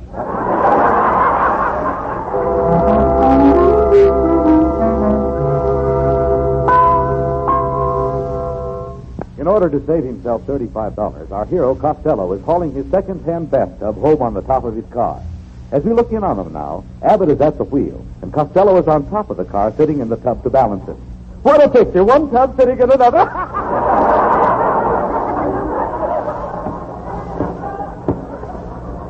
Hey, how are you getting along up there? Are you having trouble? Are you having trouble, Lou, holding on to the tub on the top of the car? Yes, Abbott. But don't drive so fast. The tub is liable to fall off, and I don't want to put another crack in my enamel. Are you comfortable sitting in the tub? No, it's awful chilly up here. Hand me the stopper for the tub. The stopper? What for? Here's a little drafty around the drain. Hey, Abbott, what's the idea of driving over all those bumps? I'm trying to knock the ashes off my cigar.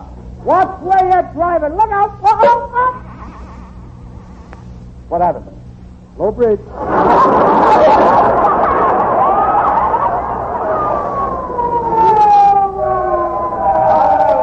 All right, you two pull over there to the curb. What's the trouble, officer? 7 years ago, our fathers brought forth... Just a minute. What's the idea of reciting the Gettysburg Address? This happens to be the Lincoln Highway. Officer, do you happen to know my Uncle Mike? He's the chief detective in Glendale. Here's his picture. See if you recognize him. Oh, yes. Cockeyed Mike Costello. How did a man that's so cross-eyed ever get to be a detective, huh? Well, look at him. Can you tell who he's watching? Oh, a wise guy, huh? What's the idea of riding around the streets sitting on the top of your car in the bathtub? Have you tried to find an apartment lately? Oh, get fresh with me, young lad, or I'll come up there and scrub your back with this club. Oh, yeah? Just because you got a uniform, you think you're tough? Just take your coat off once. Okay. There. The coat's off. What about it? My, hasn't he got beautiful suspenders? Quiet, Costello. Officer, we just bought this bathtub. We're in a hurry to get it home. I can't help that. I'll have to give your fat friend a ticket for indecent exposure. What do you mean? I'm sitting in the tub and all you can see is my face. With your face, it's indecent exposure. Now get it on with you.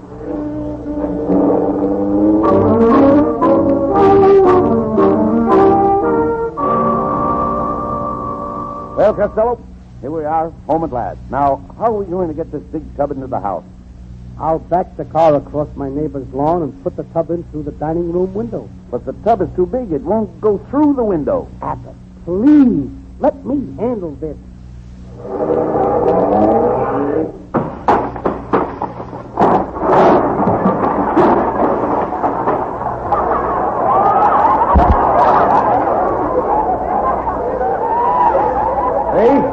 I told you it wouldn't go through. Hey, just a minute. What do you two hoodlums think you're doing? Driving across my lawn with that car. You ripped up my grass. You crushed my petunias. And you shattered my gladiolas. Get back in the house before I fracture your hollyhock. Now, Costello, don't talk like that. This woman is your neighbor. Remember the old saying, you should love your neighbor. Well, okay. You brute! Put me down! Costello! You want me to call my father? No, thanks. I don't think he'd appeal to me. Oh, come on, Costello. Let's get into the house and set up the bathtub. Now, the first thing we have to do is to hook the pipes to the main. The main what? The water main. Where's the water main? I don't know where the water main is, but I know where the milk main is. He'll be here in the morning. No, I'm talking about the water main. What runs under the ground from the street to your house? Go for it. Oh, hello, Uncle Bud. Hello, Mr. Costello. What do you want, Norman? Well, I heard you bought a bathtub, Costello, and I thought I'd help you install it. You know, we have a very mechanical family. Mechanical family is right. You're all wound up and jerky. Oh, break it up, Costello. Look, I'm going down in the basement and connect the pipes. I'm going to connect the pipes in the tub to the hot water heater. You bore a hole in the floor and shove the pipe down. Okay. Norman, hand me that drill. I've got to bore this hole. Hey, Mr. Costello, you must do a lot of this work, huh? Oh, not a great deal. Then why is it people always say they find you boring? Boring, that is. Hey, Costello, what are you doing up there? Bore a hole and put that pipe through. I don't have to bore a hole, Abbott. I found a couple of holes in the floor already. Oh, you can't use those. They're not holes. What do you mean they're not holes? They look like holes to me. Costello, they are holes, but they're not holes. How can they be holes if they're not holes? Look, Costello, a knot hole is a hole, but it's not like a hole that is not a knot hole. How do you like that? He can even go down in the basement without starting a routine. Listen, I'm busy. Costello, will you please shove those pipes down through the hole in the floor? Where are you, Abbott? Look through the hole in the floor and you can see me. Oh, how you changed. Where did you get those beady little eyes and that mustache? You're looking in the wrong hole. That's a rat. Well, there is a family resemblance. Here come the pipes, Abbott. Okay. I'll connect these to the hot water heater. Right. Okay. You can get ready to take your bath. Oh, boy, my first bath in my new house. Now to remove my clothes and get in the tub. Are you ready, Abbott? Yeah, all ready. You can turn on the water now. I'm singing in the rain. I'm sliding down the drain. I'm flopping, coasting, Hey, what's the matter, Costello? Hand me a towel, Abbott. But I can't see you, Costello. Everything has suddenly gone black. The black is me. You dummy, you connected the tub to the oil tank on the furnace. Get me out of here.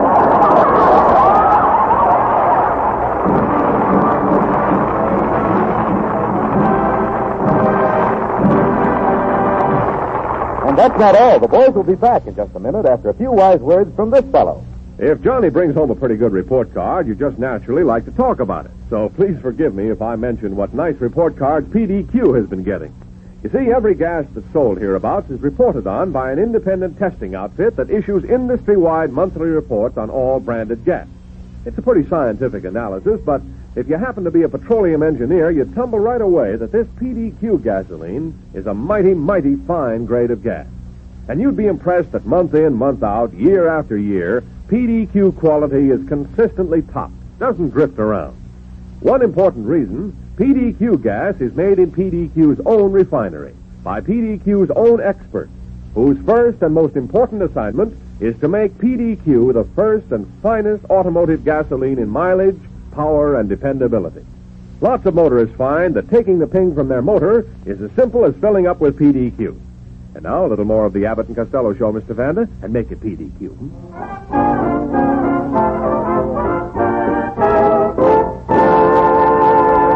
And now here are Abbott and Costello with a final word. Well, Costello, I don't think much of your new house. Oh, I ain't going to stay there, Abbott. I'm going to build me a big house, a house with 7 Grables. Not Grables, you mean Gables. I mean Grables. When I build a house, it's got to be well built. Oh, good night, folks. Everybody in Patterson.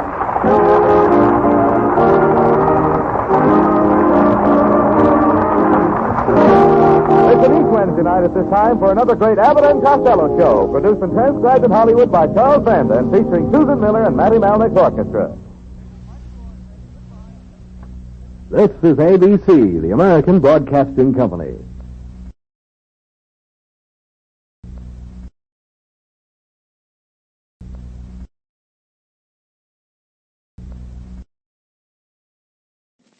Hey, Abbott, what time is it? It's 8 o'clock, Costello. We're on the air for PDQ gasoline here in Hollywood. Well, what are we waiting for? Let's go with the Abbott and Costello show.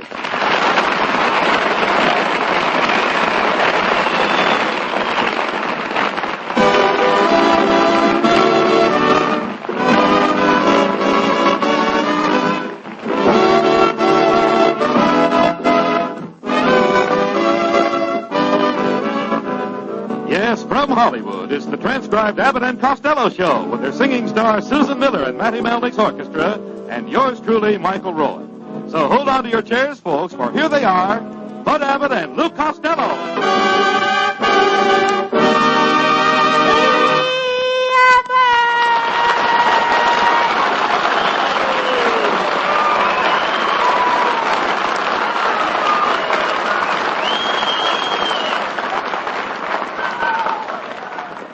Here I am, Costello. Where were you all day? Oh, Abbott, I met a girlfriend of mine who used to be a sword swallower with the circus. She was a sword swallow with the circus? Yes, she's the only girl in the world that can kiss you and cut the buttons off your vest at the same time. What is she doing now? She's still with the circus, but now she's a fan dancer. She's got her own style of working the fans. How is that? Just slow enough to be interesting and just fast enough to stay out of jail. Well, Costello, circus time will soon be here. Yes. Why don't you get your wife a job at the circus as a clown? My wife a clown? Yeah. Wait a minute. A clown is a person who has big feet and paints his face and acts like a fool. Well? Hey, I'll send her over in the morning. Now, listen, you cut that out, I love the circus, Abbott. My Aunt May used to be a lion tamer. You should have seen her in her red Satan tights. You mean satin. Satan is something that looks like the devil. You should have seen my Aunt May in those tights. I don't think you know a thing about the circus. Oh, I do so, Abbott. I know all the circus people. I knew Tom Thumb when he was only a pinky. And my Uncle Tom is a freak in a sideshow. They call him the Jigsaw Man. Why do they call him the Jigsaw Man? Because every time he sees a girl, he goes to pieces. I understand your brother got a job with the circus as a lion tamer. Yes, and I went down to the circus with him this morning. You should have seen him. He walked in the cage, handed me his hat, and said, "I'll stick my head in the lion's mouth." What happened? How do you like my new hat? I understand the circus people held a dance last night. Did you go? Yes, but it ended in a fight. It did? Yes, the Indian rubber man danced with the tattooed lady, and he held her so tight that he erased half her picture. That's just the beginning, folks. 27 odd minutes of Abbott and Costello still to come. But first, hear this. Foster P. Warwick of Whittier, James E. McCormick of Los Angeles, R.E. Arlington of Gardena, Ed Nagel and Bruce Wedd of Pomona, A.G. Miller of Compton, Arnold D. Kazan of Gardena. Half a dozen new reasons why motorists get more for their money at PDQ. For these are half a dozen typical new PDQ dealers, and every one of them a man in business for himself. I think you'll like meeting these men and enjoy doing business with them. For they, like hundreds of other independent service station operators, have decided that PDQ gasoline, PDQ compounded motor oil, and the other PDQ automotive products have the quality and the reputation that they can offer their customers with pride and confidence. Because the PDQ dealer is an experienced man, determined to give his customers the finest of personal service, not just today, but for years to come, you'll find him a pretty swell guy to depend on for every motoring need. Drive in and meet the boss, the local independent PDQ dealer. And now, round 2 of the Abbott and Costello Show.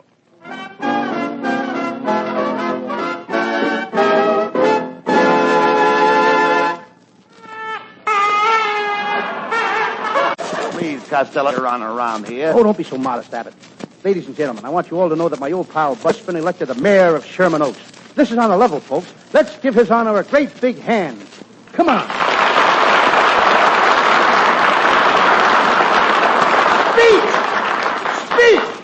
Speech! Come on, Abbott. Give us a speech. That's a little too short. Now, come on, make another one. Come on, make it. I didn't start yet. Oh, come on, what are you waiting for? Go ahead, make a speech. Okay.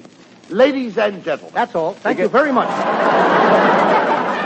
Now, just a minute, Costello. I'm proud to be mayor of Sherman Oaks. It's a lovely place, Abbott. I like the way it's laid out.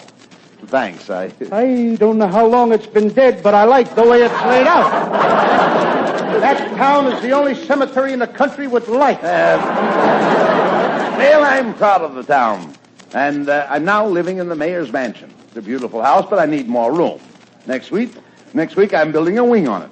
Why don't you put 2 wings on it and fly it over to Glendale? Oh, Costello, there's no discussing anything with you. You're too ignorant. Ignorant? I'll have you know, in my class at school, I was a moron. Moron? Is that good? In my class, it was.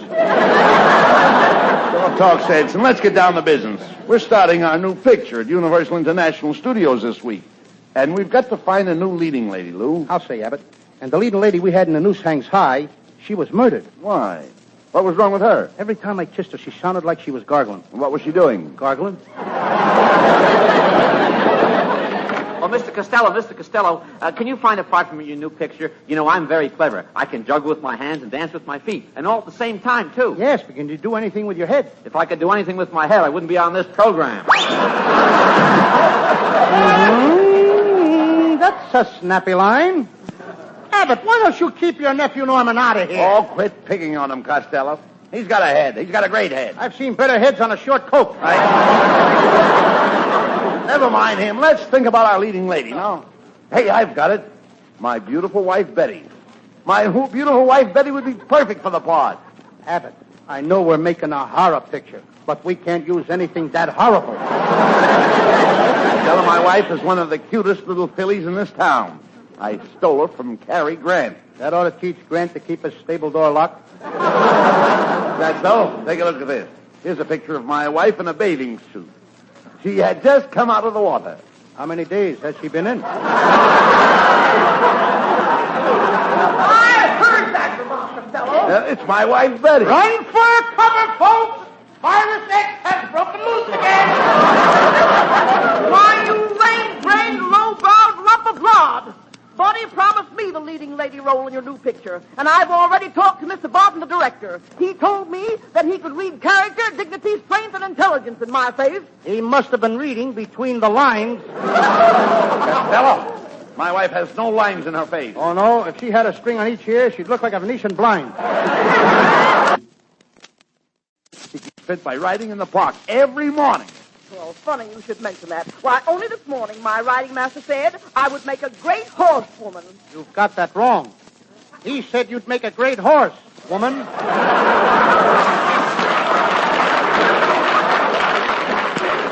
You should talk, you bloated blubberhead.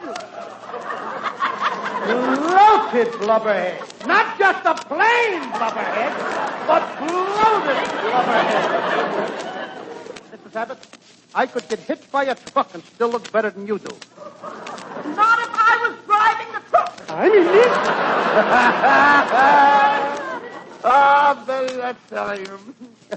You're a card. Oh, no, buddy. You're the car. Oh, you're a card. No, I insist you are a car. Ladies and gentlemen, you have just heard from a couple of old cards that ought to get lost in the shuffle.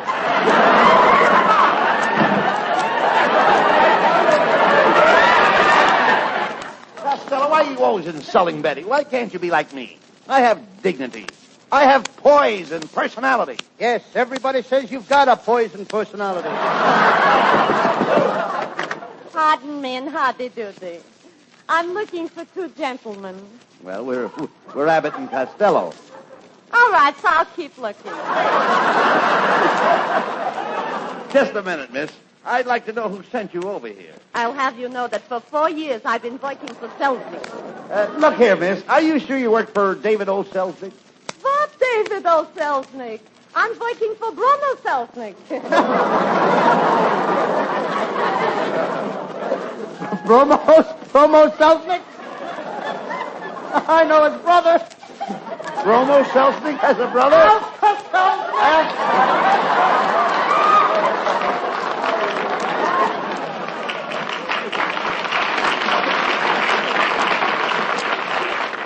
Now look, Abbott, I don't mind being. I want to be a little particular, but I mean, what kind of girls are we gonna have in our picture? Costello, I've got it. We'll use that gorgeous new French star the studio brought over last week. Paulette DeVoe. Paulette DeVoe? Yeah. Oh, boy, she's gorgeous. I feel like taking her in my arms and kissing her again. Again? Did you ever kiss Miss DeVoe? No, but once before I felt like it. I'm going to be Miss DeVoe's leading man. In this picture, you're going to be a stuntman. Costello, for your information, I'm going to be Miss DeVoe's leading man. In this picture, you're going to be a stuntman. Oh, no, I ain't. My Uncle Tom, he was supposed to jump off a 10-story building onto a horse's back. The director hollered, jump. Tom sailed off the building, missed the horse, and landed in a concrete missile. Have you ever driven out Highway 66? Yes. He's the first right-hand turn the other side of Azusa. Costello, you love this stuntman part. You'll be all through the picture with gorgeous Paulette DeVoe. In the opening scene, Paulette is Khajiit. I can see it now. He's riding away with her on his horse. Look, there he goes. Which way? What's the difference which way? I got to know where to look. Right, we've got no time to lose. We must chase after the kidnapper. You jump on your horse. As you land in the saddle, your grip is sure, your face is stern, and your clutch is strong. How's my transmission? Your horse leaps forward, and you give him the bit. The what? The bit. You give the horse a bit in his mouth. What kind of talk is that? I give him a bit in the mouth. You mean I give him a bite in the mouth? No. You dig in the spurs, and your horse leaps forward. You soar through space. I soar where? Soar on the horse. You can say that again. Horse jumps the fence, and you pull up short. I pull up my shorts. They must have dropped when I jumped the fence. Finally, we head off the kidnapper. And I must throw myself in front of the kidnapper's horse. That's where you come in. What do you mean? Well, you're the stuntman. Yeah? To rescue Miss DeVoe, you take my place and stop the runaway horse with your manly chest. Just a minute. I ain't stopping no horse with my beautiful body. Abbott, how much money do I get in this picture for risking my life? What do you care about the money? It's the experience you need. Oh, so it's the experience I need. Yes. Now the horse is running madly at you. The horse is frothing at the mouth. You jump in front of him and grab him by the mane. By the mane what? The mane. Horse's neck. Horse's neck. Let him neck with a white car. You or nobody else can stop horses from necking. Be quiet. There's a fierce struggle, and the horse drags you for 100 yards. Your head is bouncing over the ruts in the road. Boy, am I in a groove. But you hang on. You don't mind the ruts? No, I've been in a rut for years. The horse stumbles over you and comes to a stop. Where am I? Under the horse. That's the horse on me. And then with a sigh. Wait a minute. How much money did you say I was going to get for this? Oh, forget the money. It's the experience you need. Oh, yes, I forgot. It's the experience that I need. Now, with a sigh of gratitude, the gorgeous Miss DeVoe slips off a horse into her hero's arms. Into my arms. Wait a minute. What do you mean your arms? I'm the hero. And I bend down and I kiss Miss DeVoe tenderly. What's the big idea, Abbott? I saved her. Why can't I kiss her? But, Costello, you're not being paid to kiss Paulette DeVoe. What do I care about the money? It's the experience I need.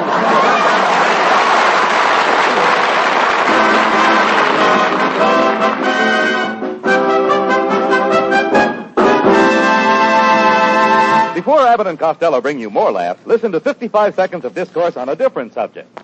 In experimental and testing laboratories, all manner of products are twisted, bent, burned, and tortured just to see what happens. Well, that's good, because engineers learn a lot this way, even though the thing they're testing becomes a bruised and battered pile of junk. But let's not experiment with your car. Let's not clown around with experimental ideas on what happens when you change oil once in the blue moon or never. The men who design and built your car have their ideas on just how and when and how often you'd best change the oil and see about a grease job. Let's string along with them. Let somebody else play guinea pig. Now, your neighborhood PDQ dealer uses factory method lubrication. He follows the recommendations of the engineers who made your particular car. He figures he's running a service station, not a testing ground for odd ideas. And when the PDQ dealer lubricates your car, he can say, if the men who built your car had done this job, they would have done it just like I did. Convinced? Okay, now Abbott and Costello's PDQ show continues.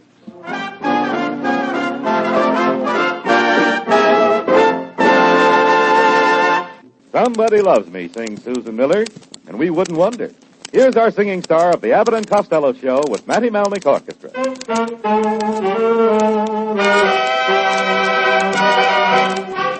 Somebody loves me, I wonder who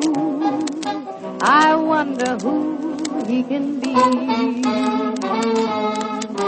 Somebody loves me, I wish I knew who he can be, where is he?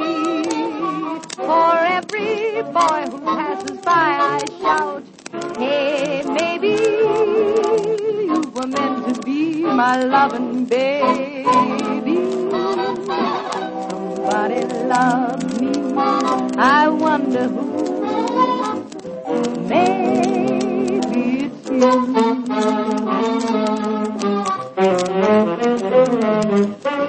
I wonder who he can be.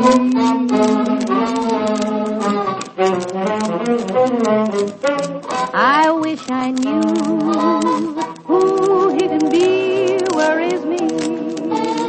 For every boy who passes by I shout, hey, maybe you were meant to be my loving baby. Somebody loves me, I wonder who. Maybe, baby, it's you.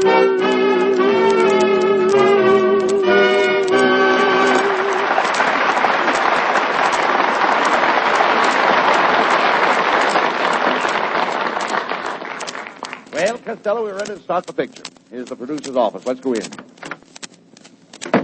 Good morning, Mr. Barton. Good morning, Mr. Barton. Quiet, you two. I'll be with you in a minute.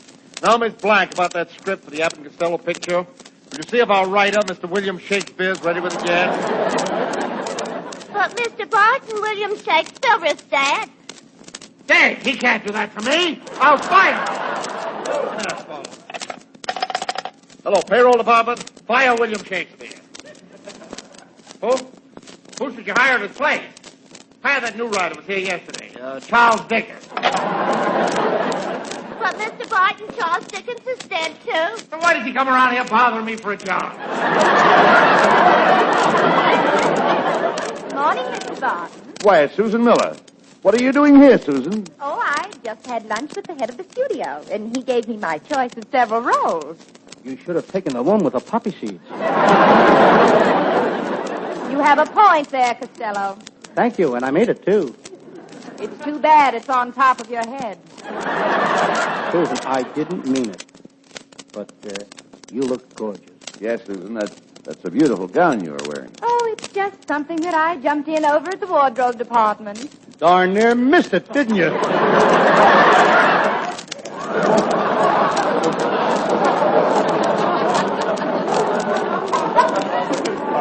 Mr. Barton, we came here to talk about our picture. Now you'll have to wait your turn. Miss Black, send in Abraham Lincoln. I'm doing his life story with the original cast. Abraham Lincoln. Oh, this is terrible. First it's Shakespeare, then it's Dickens, and now it's Lincoln. That virus X is killing everybody on the lot. I'm going home. I don't feel so good. Well, I've got my doubts about that fellow Barton. I don't think he's such a good director. Abbott, he's the smartest fellow over here. Only last week, the head of the studio gave him a big dinner and presented him with a gold watch. What for? They found out he could tell time. Never mind that. Have you got the same dressing room you had when we made our last picture here, Lou? Abbott, they gave me a much larger dressing room this time. It's right off the commissary. You idiot. There are no dressing rooms off the commissary. Oh, I wondered why I've got 7 sinks. Hello,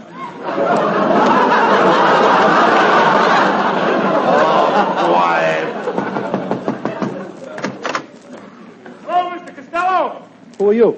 A makeup man. What do you want? Silly, I just want to make up with you.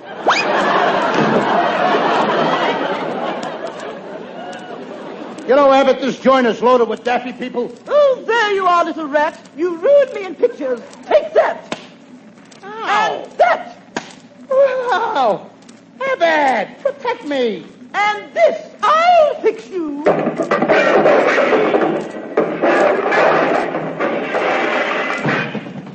Now, that's what I think of you, Charlie Barton.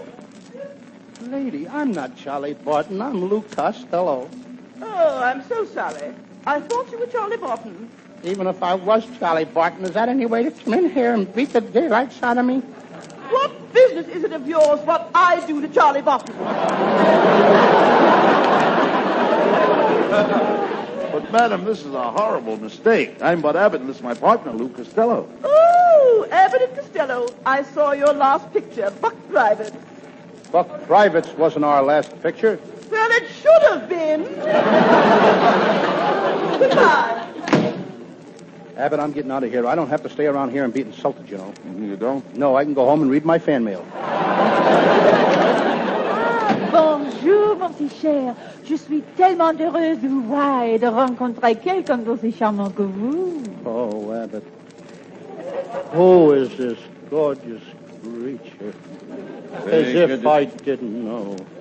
Take it easy, Costello. This is our new leading lady, Paulette DeVoe. Welcome to America, Miss DeVoe. I hope you will be happy working in our picture. Ah, merci beaucoup, monsieur. Tell me, voulez-vous rendez-vous avec moi ce soir? Oh, no, I couldn't. I really couldn't. Oh, mon cher, mon homme magnifique, je vous embrasse avec toute ma cœur. Je vous donnerai, mon amour, beaucoup d'amour. No, really, I can't. No. Really, I couldn't. What does she want, Abbott? Maybe I could.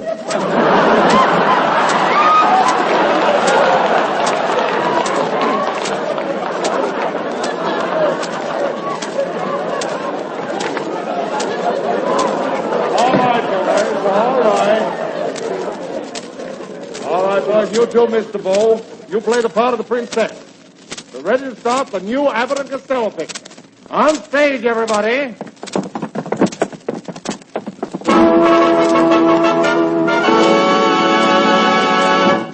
And now a message to the loyal fans of Abbott and Costello. We present the new Abbott and Costello picture entitled Tied Hand and Foot in Algeria or Found in Morocco. As the scene opens, we see 2 footsore and weary Arabs trudging across the desert. They are approaching the small town of Blemish on the Chin. Light, camera, action! Abbott, Abbott, I can't take another step. This sand is terrible.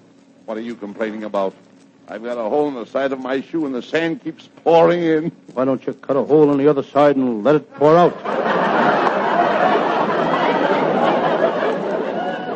Abbott, the heat of this desert is getting me. I'm getting dizzy. I'm getting dizzy. I tell you, I'm getting dizzy. I think that's pretty darn good acting. Abbott, the heat is getting me. Look over there. I see a building with two beautiful cars in it. Costello, there's no building there. What do you know? I just saw a two-car mirage.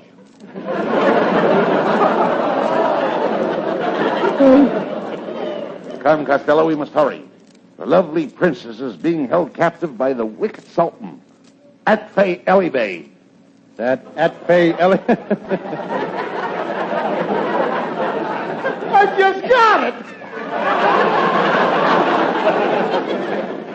Abbott, I got to get back in character. Abbott, that Atfei Eli Bey has certainly gone to pot. Quiet. We are approaching the sultan's tent. Help! Help! Save me! Save me! Costello, that is the voice of the princess. Coming from this tent. Hello in there. Hello in there, princess. It's me, your friend, the Riff. Hello, Riff. What do you hear from the raft? Things are pretty rough with the raft. Riff, raft. All right, quiet, Costello. It's awful dark in this tent, princess. I can hardly see you. Yes, there she is. Boy, you sure have gotten skinny. You're looking at the tent pole, stupid. I'm the one here with the turban on my head. My, that's a pretty turban. Yes, it was designed by Diana. How do you like that? The new Diana turban. Oh, please, you must get me out of here. The wicked sultan is going to sell me as a slave. Don't worry, princess. We'll help you escape.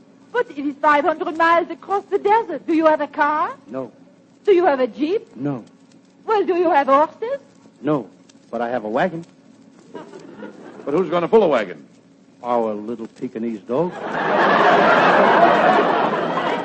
How can a little Pekingese dog pull three of us in a big wagon? We got whips.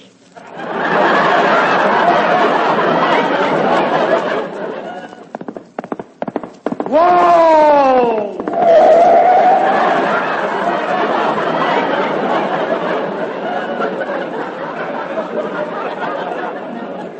Hey, it's the wicked sultan, Atfei Eli Bey. Oh, I caught you red-handed, trying to steal the beautiful princess. Aha! Aha! Aha! Aha! Ah, double feature. Abbott, when I give you the ignal say, oust day the ite play. What did you say? You mean put out the line.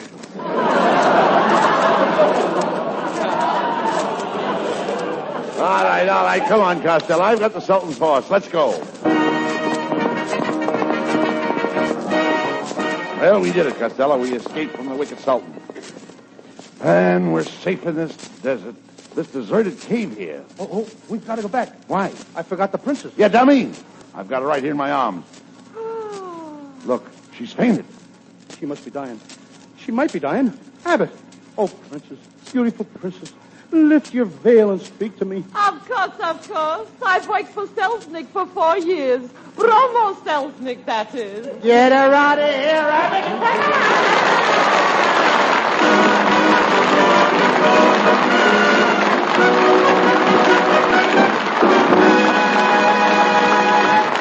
And that's not all. The boys will be back in just a minute after a few wise words from this fellow. Before this time next week, when we hope you'll join us again for fun and facts about gasoline, I hope you'll try a tank full of our kind of gas, PDQ. A great many of you would just naturally rather deal with your neighborhood independent dealer. And PDQ's whole plot to get you to buy our products is simply this.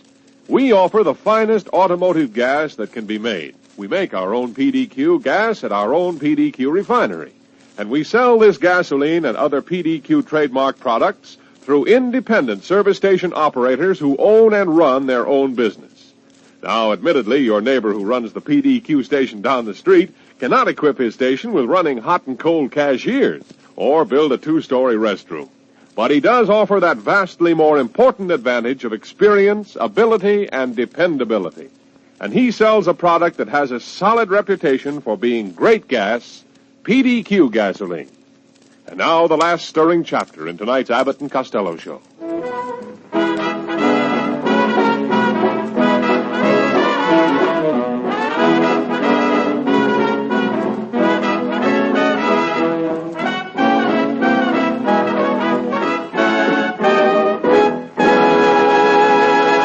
And now here are Abbott and Costello for a final word. Well, Costello, we certainly were in a tight spot tonight, surrounded by all those Arabs in a strange part of the world.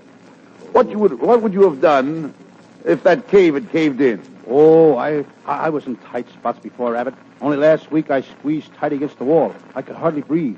I was nearly crushed to death. I had to claw my way out. Out of a cave? No, a Sunset Buzz. Oh, good night, folks. Good night. Good night, everybody in Patterson, New Jersey. Good night, Mama.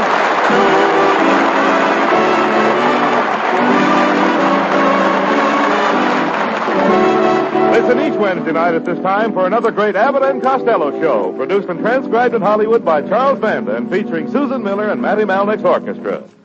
This is ABC, the American Broadcasting Company. 8:30 at KECA, AM and FM, Los Angeles.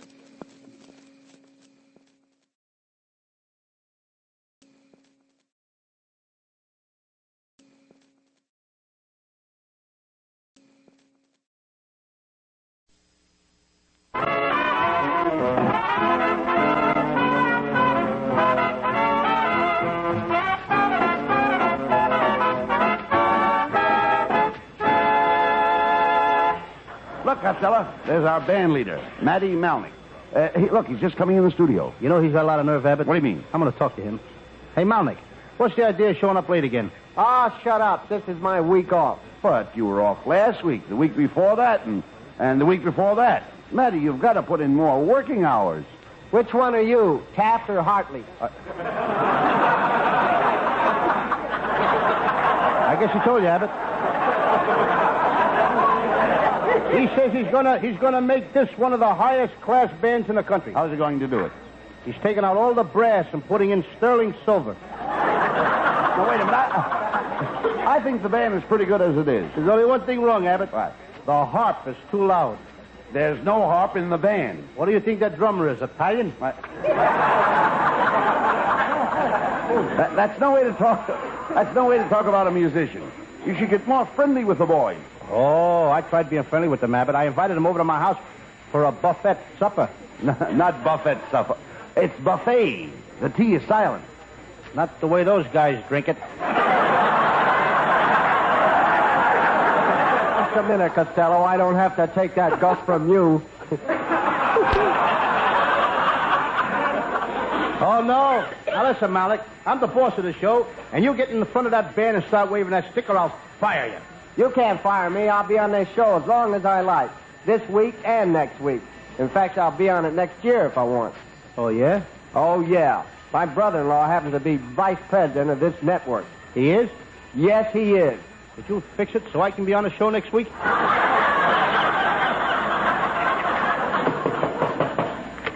I've been robbed. I've been robbed. I've been robbed. I tell you all, I've been robbed. Who's that? Joe Walcott. He's been that way ever since he fought Joe Louis. Hello, boys. Well, look who's here. It's Susan Miller.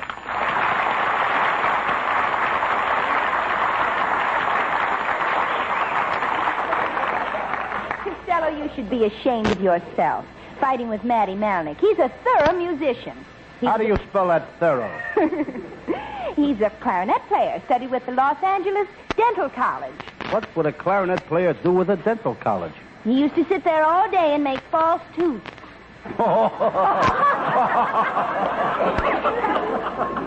That's a good one. Mm-hmm. You know, my Uncle Tom in Baltimore, he used to be a test pilot in the underwear factory. He used to let the flaps down on the union suits.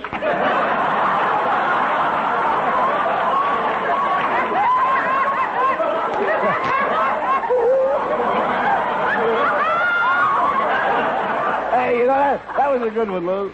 You know, before I married my wife, Betty, she used to be a mechanic in a candy factory. She used to tighten the nuts on the peanut brittle.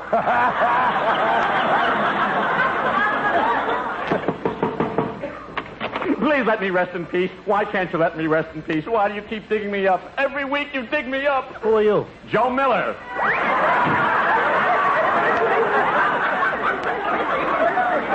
Never mind him, Costello. What's that present you said you bought for Susan? A present for me? Why, Costello, you're wonderful. Yes, I got it right here, Susan. I think you'll like this. Go ahead. Lift off the cover.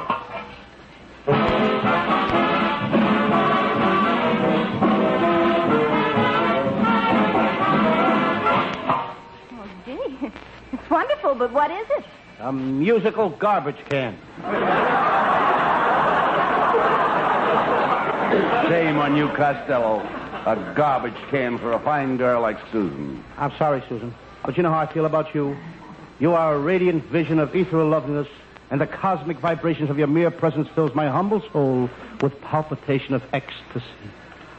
Was that me? Costello. Wait till I give you the finish. Wait a minute. Fills my humble soul with palpitations of ecstasy. Don't you feel good, Lou? Yes. Where did you learn to talk like that? I used to write ads for Honest John. Never mind, Costello. I think it was very sweet of you to give me the present. And in appreciation, I'm going to give you a kiss that will make your toes curl. Ah, you couldn't give me a kiss that would make my toes curl up. Oh, no? Yeah. Come here.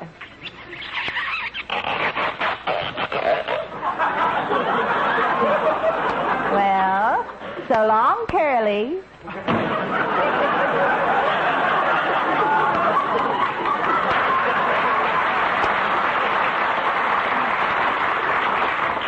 You know, Abbott, she calls me her secret lover. Why?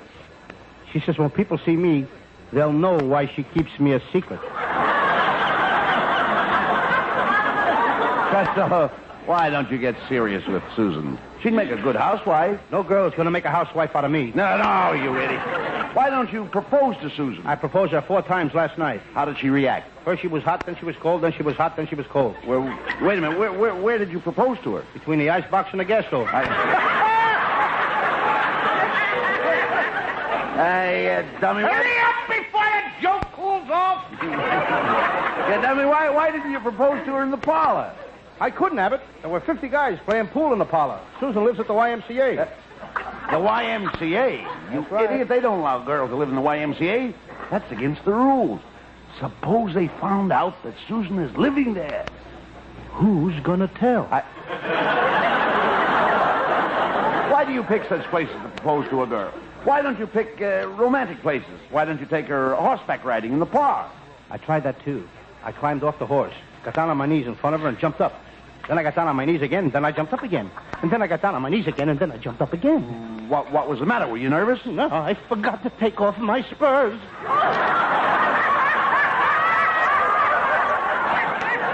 That's the trouble with you, Costello. When you propose to a girl, don't let anything stop you. Oh, nothing will stop me. Now, if a girl says you've got to give her all your money... That won't stop me. Well, if she says to you, you've got to stay home nights and help her with the housework... That won't stop me. And if she says she wants a family of 10 children... That stops me.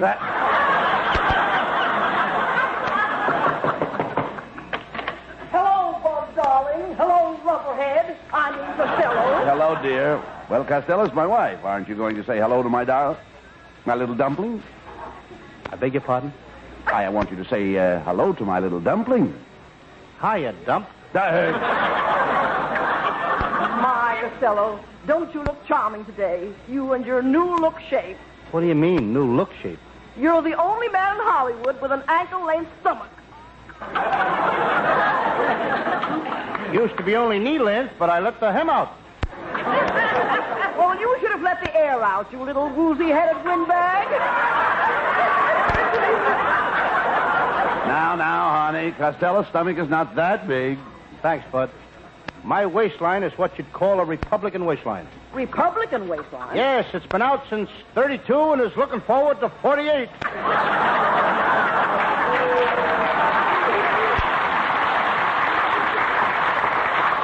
Oh, never mind that, Costello. Aren't you glad to see my wife? Huh? Aren't you glad to see my wife, Lou? Oh, sure. Mrs. Abbott, you're a sight with sore eyes. You mean I'm a sight for sore eyes? Okay, you're a sight with 4 sore eyes. There's nothing wrong with my eyes. I saw you going down Hollywood Boulevard yesterday with that red-headed bubblegummer. Yeah, who was that red-headed girl? I don't know her name, Abbott, but I call her baseball. Why? She was thrown out at home.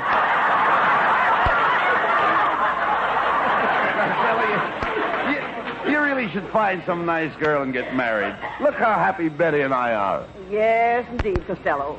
Buddy does just as I tell him. At home, I've got him eating out of my hand. He has to. The dishes are all dirty. Costello, why do you always argue with Betty? Can't you say something nice to her? Okay, Abbott, I will. Mrs. Abbott, you remind me of a beautiful thing of nature growing out in the field. Oh, do you really think so? Yes, ma'am. You got a shape like an old crabapple tree. Well, thank you. And may I say that you, too, remind me of nature. When I see you, I think of a stroll through the beautiful orange groves of California. Do I remind you of the orange trees? No, the smudge pot.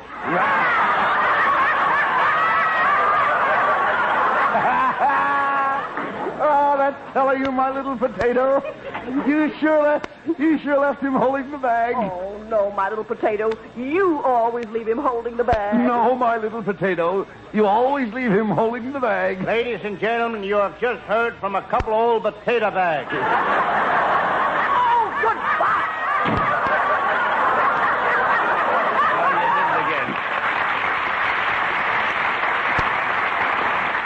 You did it again, Costello. You insulted my wife. You just can't get along with anybody. No wonder girls won't have anything to do with you. Well, it ain't that, Abbott. The girls today are all looking for heroes. I know what I'll do. I'll be a hero. No use, Costello. You'll never be a hero. You don't know how to act like a hero. No, I saw a picture last night called T-Men. I watched every move they made. Those T-Men are real heroes. Abbott, I wish I was a T-Man. Mr. Costello. Yes? What do you want? I hear you say that you wanted to be a T-Man? I'd rather be a T-Man than anything else in the world. Ah, that's the spirit. That's the kind of men we need. Would you mind working nights? I'll work any time. Okay, you've got the job. You are now a T-Man. You can start tonight. I want you to cover the nightclub. Be at the Blue Goose Cafe at midnight. Here's the address of our headquarters. Report back to me in the morning. Good night. Abbott, at last, I'm a T-Man. Wait until Mary Lou Bozzo hears about this.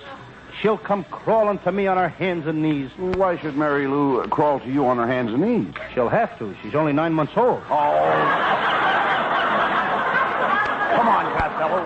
I'm going to help you to make a good T-Man.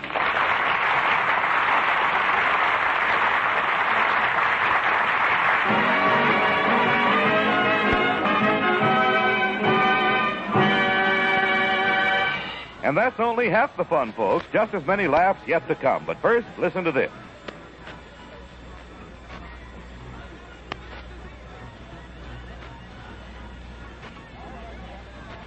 And now back to Abbott and Costello.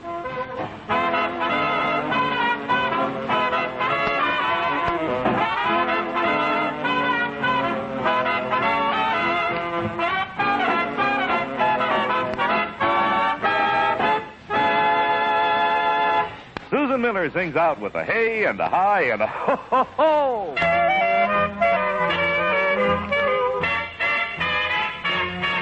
With a hey and a hi and a ho ho ho, you start off the day with a glow ho ho. Sing all the way as you go ho ho, with a hey and a hi and a ho ho ho. Up go the blinds and you know ho ho, it ain't gonna rain anymore ho ho. Sun's gotta shine 'cause you made it so, with a hey and a hi and a ho ho ho. While you buy the paper, hum a little happy little hum. Cut a little caper, singing happiness, here I come. With a hey and a hi and a ho ho ho, you smile from your head to your toe ho ho. Pack up your shoes and away they go. It's a hey and a hi, a hey and a hi, a hey and a hi and a ho ho ho. It ain't gonna rain anymore ho ho, ho. Sun's gotta shine 'cause you made it so with a hey and a hi and a ho, ho, ho. While you buy the paper, hum a little happy little hum.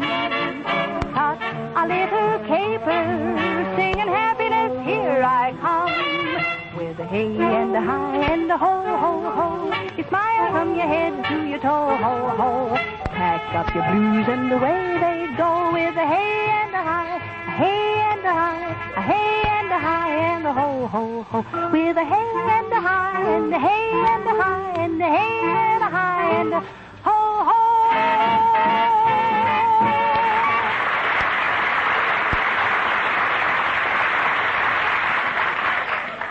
Abbott, ain't it wonderful? I'm a real T-man. Boy, am I happy. Quiet, Costello. You must never disclose your identity, even if you're captured by a mob of gangsters, and they beat you over the head. Don't tell them who you are. I won't tell them who I am. The leader of the mob hits you on the head with a lead pipe. I won't tell them who I am. If 3 gangsters grab you, and they all beat your head against the wall, I won't tell them who I am. Then a cop comes in to rescue you. I won't tell them who I am. Why? Why, then I won't know who I am. As a T-man, you'll have to watch the racetracks for horses being doped. I saw a guy doping a horse the other day. He put dope in the horse's mouth, dope under the saddle, dope in the horse's legs. The horse win? No, he was disqualified for flying over the grandstand. Look, you dummy, suppose we get a call from the chief of the T-men to raid a gambling joint. Then we work as a team. I'll watch him and you search him. Well, what if we raid a bookmaker's place? I'll watch him and you search him. Suppose we raid a burlesque show. I'll search him and you watch him. I'm used to that kind of work. I once investigated the case of the blonde bubble dancer. How did you do? I busted it wide open. I don't believe you were ever a detective in a case in your life. I was so, Abbott. I investigated the case of the murdered millionaire. I can see the body now. Hanging from the chandelier, a knife sticking in his back, 6 bullet holes in his chest, and a bottle of poison in his hand. I made out my report. What did you say caused his death? Old age. Costello, if you want to be a good T-man, read a lot of mystery books. That's no good, Abbott. They're too spooky. My Uncle Jim Kelly was reading one the other night, and he heard a noise downstairs. No, you mean he thinks he heard a noise downstairs. He sneaked downstairs. He saw a shadow. He thinks he saw a shadow. Then he heard a shot. He thinks he heard a shot. Where is Jim now? He thinks he's dead.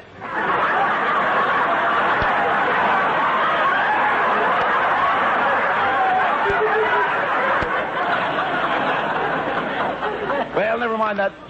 We're supposed to be at the Blue Goose Cafe at midnight. It's over on the other side of town. Now, what's the quickest way to get there? By boat. By boat? How can a boat get through the Los Angeles traffic? Something must be getting through. Cars ain't. Oh, come on. We're going to the Blue Goose Cafe.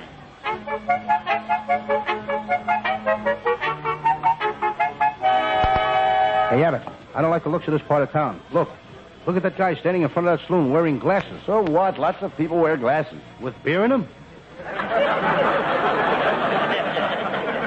I'm going to ask that ragged man where the Blue Goose Cafe is. Say, buddy, you look like you know this section of town. Here's a dime. I'd like some information about this neighborhood. Hey, you got a lot of nerve. What do you think I do? Just come around this neighborhood? In the old days, I was a school teacher, but I gave it up. Why? You can make more money being a bum. Yeah, but I was a good algebra teacher. I studied algebra for 9 years. Do you find it useful? No. You don't run into many people who speak algebra.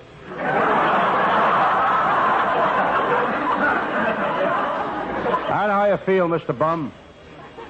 My Uncle Mike was once a bum. He was so poor he had to roll his own cigarettes. Lots of people roll cigarettes. From the gutter up to the sidewalk? It must be awful to have no money. Mister, you don't know what poverty is. Why, when I was born, my mother was so poor, the stork left me with the woman next door. That's very sad. You're like my poor cousin Vincent. He worked from the time he was 5 years old to save money to go to college. He was stuck up by crooks. They took his money. He was the first guy drafted in the war. Came back.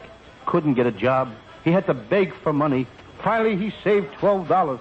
He lost it in the stock market. He invented television. They stole his idea. Now he's writing a book about his life. What's the name of the book? Smile and the world smiles with you.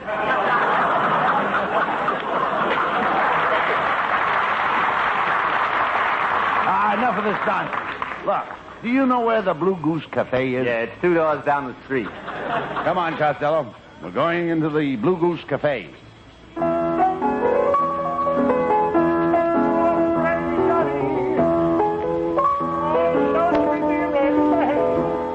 Hey, Costello, this is a pretty tough-looking mob in here. Be careful what you say. They find out who we are, they may trap us in a dark room. I ain't afraid, Abbott. I'll use my gun. A gun won't help you in a dark room. Okay, then I'll get my knife. A knife won't do any good in a dark room. Then I'll get Jane Russell. What would you do with Jane Russell in a dark room? I'd brush my teeth. Brush your teeth? Certainly. You ask a silly question, you get a silly answer.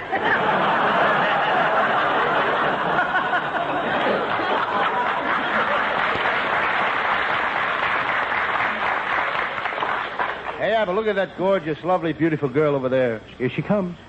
Well, hello, cute and chubby. Hello. You can call me Dolores, big boy.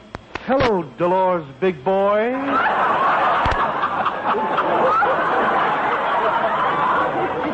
Say, you know, you're sweet. What would you like me to call you? If you let me see the microphone, I'll tell you.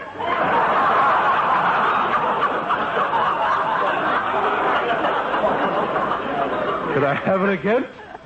You know, you're kind of sweet. What would you like me to call you? You could call me every 5 minutes. Watch yourself, Costello. Watch yourself. Say, Chubby, you do something to me. I'm going to put my arms around you like this. Oh. And I'm going to squeeze you like this. And now I'm going to kiss you like this.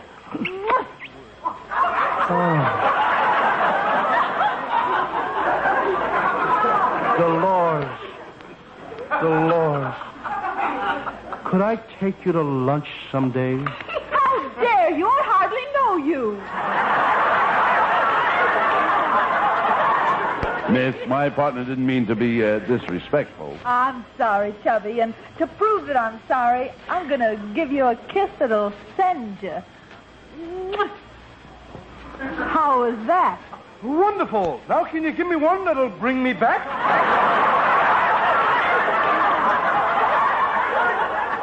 Dolores, come here. Now, what is it, Big Tony? I don't like the looks of those two mugs. Find out who they are. Okay, boss. Say, nice of you boys to drop in. By the way, what business are you in? Why, we're just a couple of... Costello, don't tell her. That is, we're a couple of retired millionaires. Say, look, if you're a couple of millionaires, maybe you'd like to gamble a little. We have a gambling room, you know. Well, we might put a few nickels in the slot machine. Better not, Abbott. We've had such a drought in California this year that even in the slot machines, the oranges won't come up. Say, Dolores, is that big fellow who's watching us the owner? Yeah, that's him, Big Tony. He's a real tough guy. Oh, honey, I'm pretty tough myself. I can rip a telephone book in half.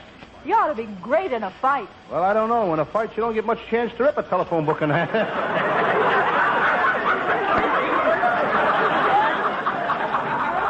Well, boys, how about a little roulette? Like to try your luck? Oh, I don't think so, Mr. Tony. We're not much on gambling. Now, listen, I heard you guys say you were millionaires. See, all millionaires gamble, and you mugs are going to gamble. You better do as he says. He's pretty tough. Abbott, we'd better go into the gambling room.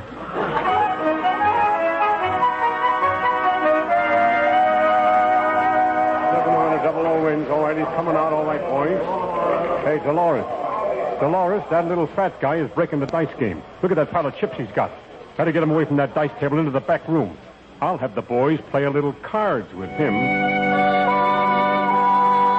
right, Costello, how many cards do you want? Oh, I'll play these. Look, Abbott, I got 3 aces and a pair of kings. Bet it all, Costello. You can't lose. All right, you guys, cut out the whispering. What's your bet? $31,000. All the money I won in a dice game. I'll see you. What do you got? A full house. No good. I got a full house and a 2-car garage.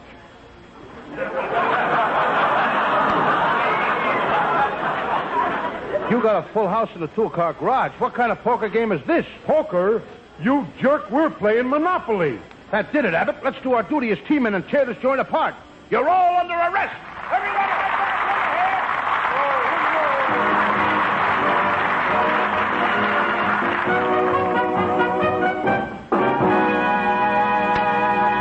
Now, before Abbott and Costello have their final fling, we bring you one more thought on this subject.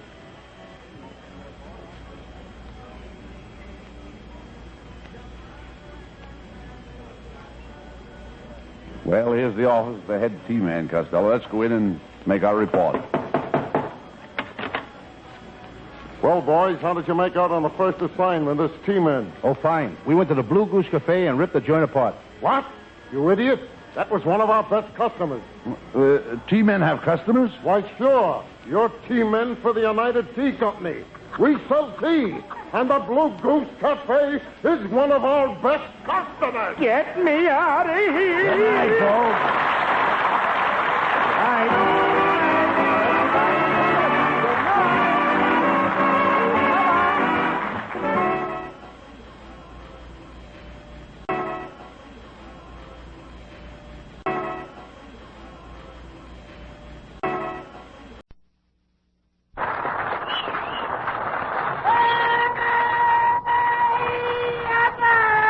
Costello, where have you been? Look at you. Your clothes are dripping wet. Your shoes. What happened to you? Oh, I stopped to get a drink at the faucet outside the street. Faucet? Yeah. You dummy. That's no faucet. That's a fire hydrant. Fire hydrant? Yes. No wonder I went halfway to Pomona by gutter. Ah. Gee. I gotta get these wet clothes off. Yeah. Because if I don't get... Now, what's the matter? Ah! Please, how many times have I told you when you sneeze the other way? I don't know any other way. Please, talk sense, will you? Do you realize you've probably caught a cold? Do you want the germs to spread? Oh, I won't let them spread. How can you keep germs from spreading? I'll make them wear a girdle. Oh. Now, that's ridiculous. You've got a cold in your head. How are you going to keep that cold in your head from going down into your chest? I'll tie a knot in my neck.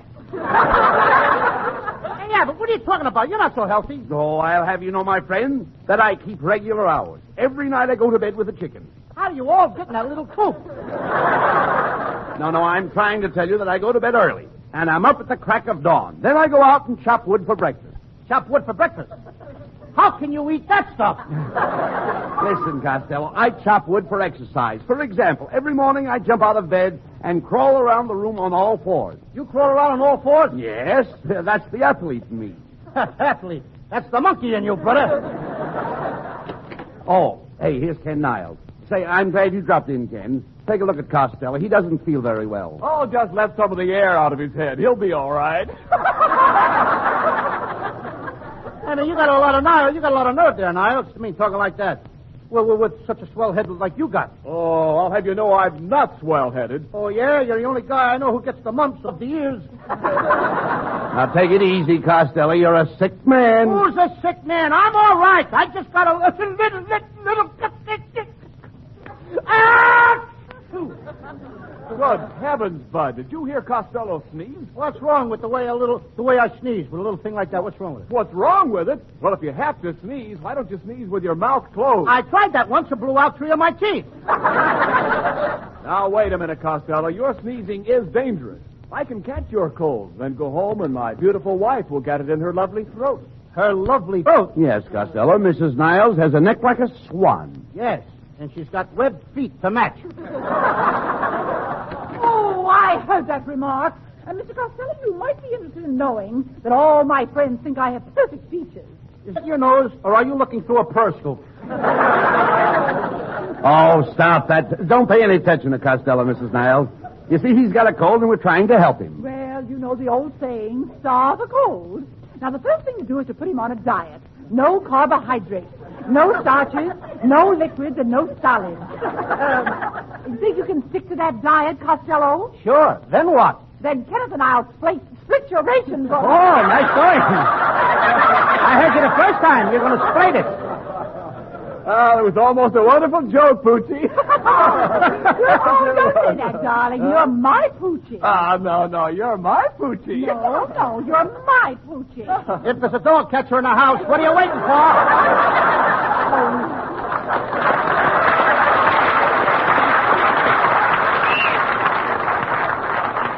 Come, Kenneth. And as for you, Costello, I hope your cold is nothing trivial. Well, I don't blame them for going out. The only way to avoid the flu is to flee. What's that? I mean, you've got to flee flu. Gotta flee flu. What kind of talk is that? I'm trying to tell you the only way to be free from flu is to flee when flu flies. When there's flu, everybody flees. Did you say flees? Certainly. I flee, you flee, he flees, she flees. What I got, a cold or a flea circus? You don't understand. To avoid the flu, you've got to flee. I gotta flee. Get him off of me then. Get him off. I don't want any fleas. No. I don't mean fleas like flies. Oh, let the fleas like flies. I don't want to break up no romance. Look, it has nothing to do with fleas and flies. I'm trying to tell you, to avoid the flu, you must flee. The only way to be free from flu is to flee when flu flies. Oh, you mean that to be free from flu, I gotta flee when flu flies. And the fleas and flies have got nothing to do with the flu. Now you've got it. Now I've got it. I don't even know what I'm talking about. Well, let me put it this way. You're in the house. You open the window, and a cold germ comes in. A cold germ comes in? Yes. What would you do? I'd give him a cup of hot tea. Who wants a slipping germ on the house? Now, that's crazy. This cold germ attacks and immediately starts to germinate. Before you know it, you've got a lot of nasty germs rushing through your system. According to my system, the Russians are rushing through the Nazi Germans.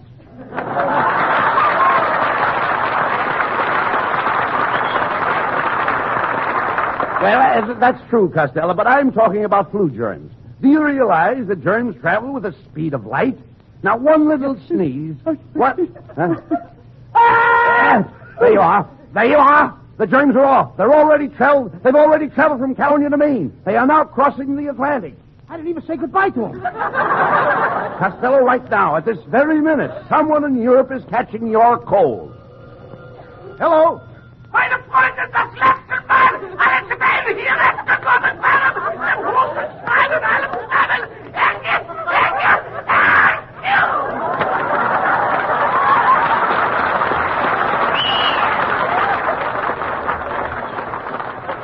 Well, I sure fixed it out. What do you mean?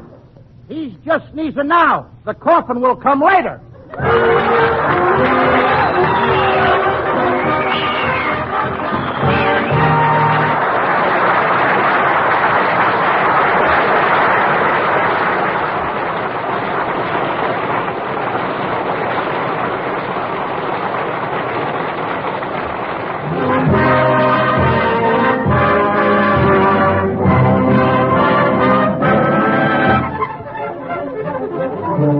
Rich and the orchestra dress up an old favorite, A Lone Tether.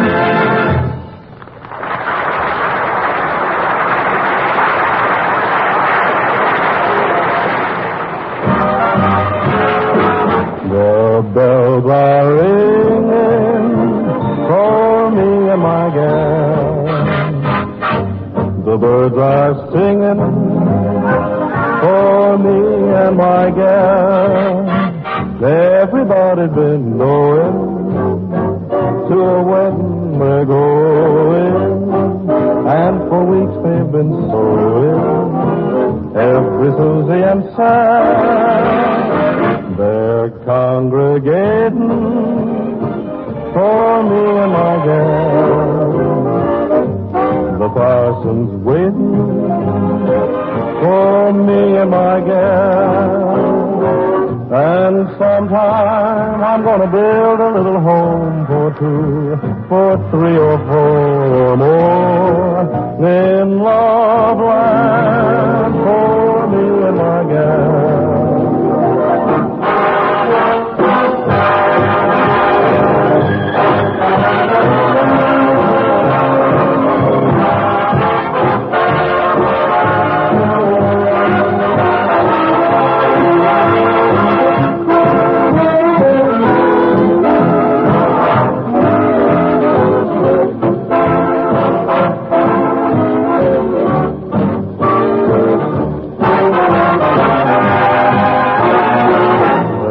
Congregating for me and my gal. The parson's waiting for me and my gal. And sometime I'm gonna build a little home for two, for three or four, or maybe more in love land for me and my gal.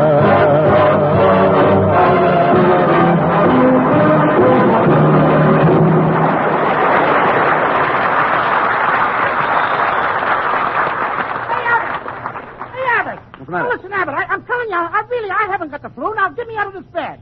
Now, come on, get me out. Now, stop that screaming, Costello.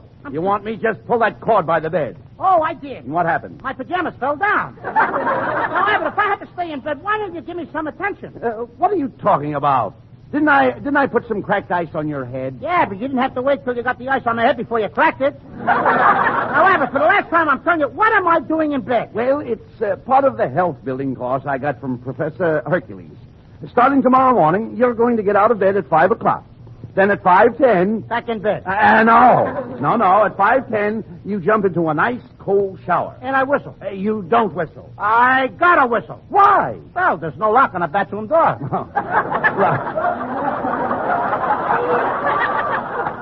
Look, pay attention. At 5:10, you jump into the shower.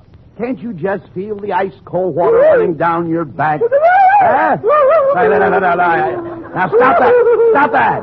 It's cold. Stop it. Then at 5:20... Back in bed with a hot water bottle. Listen. At 5:20, you take a bouncing horseback ride. 5:40... Back in bed, face down. Then at 6 o'clock, an hour of wrestling. 7 o'clock, 2 hours of handball. 9 o'clock, you walk 30 miles with a heavy pack on your back. And 12 to 1, you climb a mountain. 12 to 1, I don't make it. Oh, you idiot. You never listen to me. Just wait till you see Hercules. Exercise has given him bulging biceps, rippling muscles, a massive chest. He's the strongest man in the world, the mighty Hercules. Come in. I am the mighty Hercules. Honest, I am. Honest. See, Costello? Take a look at Hercules. Get a load of that muscle. What muscle? The last time I saw a muscle like that was on a sparrow's ankle. You know, I could chalk his head and use him for a pool cue. Hey, Costello. Well, he reminds me of a radio program I heard. One man's famine. Mr. Costello, as I analyze your case, my treatment for you should not be postponed. Let me show you what my course can do for you. Hand me the telephone book and I will tear it. Are you ready? And now the second page.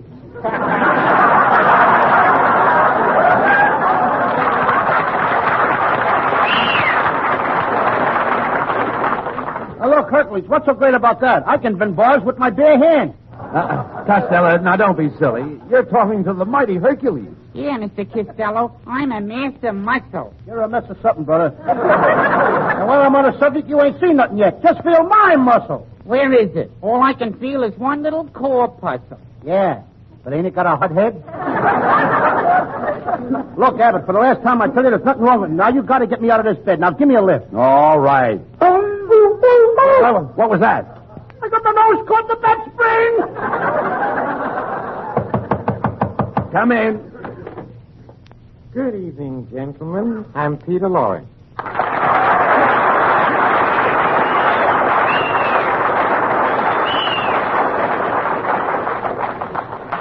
Oh, Mr. Costello, I've come here to offer you the services of my sanitarium.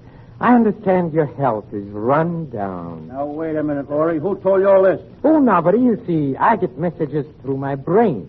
My mind is like an open door. What do you hear from the knob?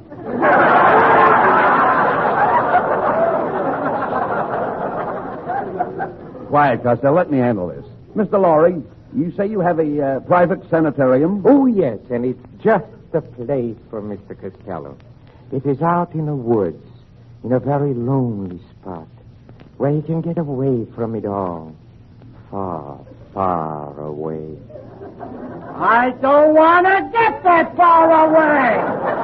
Get me close to the town now. There's a lot of people around me, too. Ring those bells. Blow those horns. Blow those horns. Please, please. Noise. I got to have it. When you're around, I got to have noise. But please, Mr. Costello, you're scaring me. I'm scaring you. Costello, there's no sense in shouting. That's right, Mr. Costello. Let us speak low. I don't want to speak low. I always talk loud. Hooray! Happy New Year! Settle down, everybody. Here's some John Charles Thomas. On the road to Mandalay.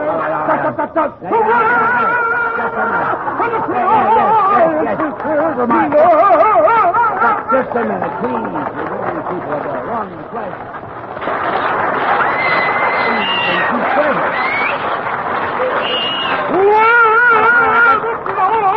That's enough. That's enough. Hey, they like it. Yeah, never mind, sir.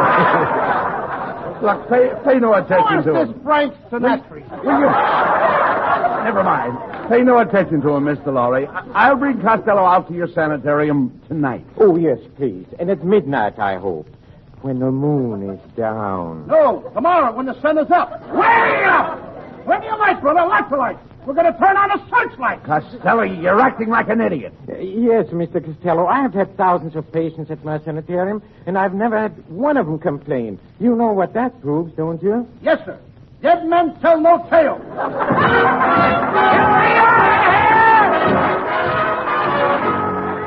Connie Haynes sings the new hit tune, I Couldn't Sleep Awake Last Night. I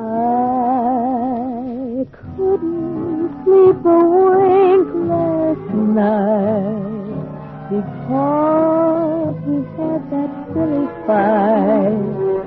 I thought my heart would break the whole night through. I knew that you'd be sorry, and I'm sorry too. I didn't have my favorite dream, the one in which I hold you tight. I had to call you up this morning to see if everything was still all right. Yes, I had to call you up this morning, 'cause I couldn't sleep a wink last night. I didn't have my favorite dream, the one in which to hold you tight. I had to call you up this morning to see if everything was still all right. Yes, I had to call you up this morning, 'cause I couldn't sleep a wink last night.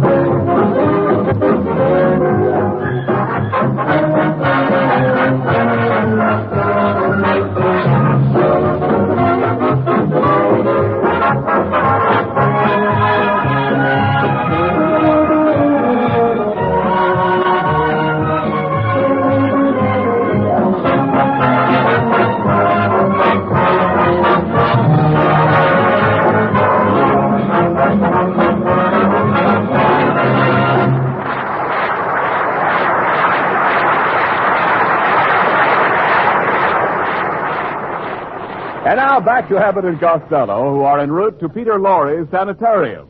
The time is midnight.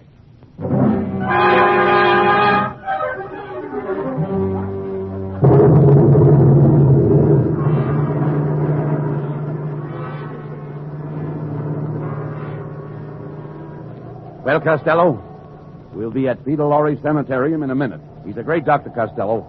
He'll see that you get some rest and peace. That's what bothers me. I don't want to rest in peace. Quiet. Listen, a friend of mine was just about to die, and Dr. Lorre pulled him over the hump. Which way?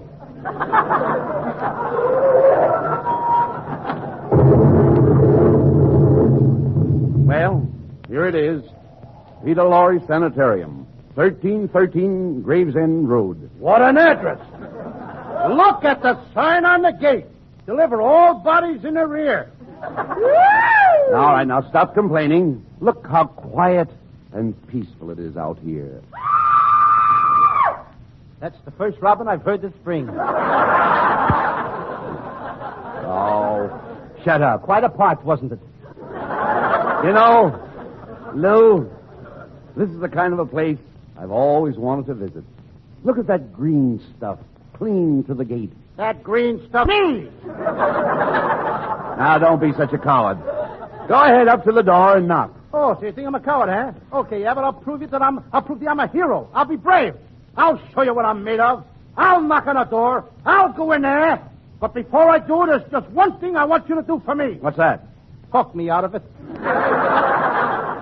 Now, none of that. Go ahead. Knock on the door. Don't be afraid. Why, Peter Lorre may not even be at home. He's home, all right. How do you know? I see a straitjacket hanging on the line. Costello, once and for all, will you please knock on the door? Okay. All right.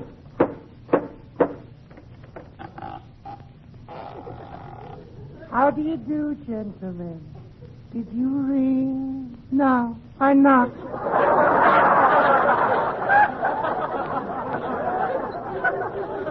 I thought I heard you whistle. Let me have your hat, please. Don't you want the coat, too? No, just the hat. Just the hat. Who are you? I'm a skull. I'm just going out for a walk. Come on, Abbott. That's all. Let's get out of here! Shh, quiet. Here comes Peter Lorre. Good evening, gentlemen. Welcome to my sanitarium. Now come, Mr. Costello. Let me take you over here, close to the fire. Come on, no pushing, Lorre. Quit shoving. Hey, Abbott, help me now. Come on, help me out here. Costello. The guy's pushing me down the fire. No, nothing of the kind. What's the matter with you? Yes, I mean you no harm. It's cold out tonight. You must be killed. Chilled. I heard you the first time, brother. Get what I'm calling brother. Please do not excite yourself, Mr. Costello. All I want you to do is to take a pill. I'm not taking no pill. I'm taking a powder. Now! Come on, Abbott. Wait a minute, Costello. If you want to cure your cold, you've got to listen to Dr. Lorre. Abbott, I'm not sick. All I did was let out a little a sneeze. You see, you must not minimize your illness. Here, take this little blue pill. I ain't taking no pill. You heard the man. Take the blue pill. Oh, you always went out. Okay. Oh, very good. Now take this red pill. What's the red pill for? Oh, that's in case the blue pill was poison. Get away with those pills, Mr. Lorre, will you? Just a minute. Be calm. Take it easy. Relax. I don't want to relax. I want to jump. Come on, everybody. Get up. Let's dance. Come on. I'll leave you with this guy. You see, Doctor? You see, Doctor? Sounds like I'm alone.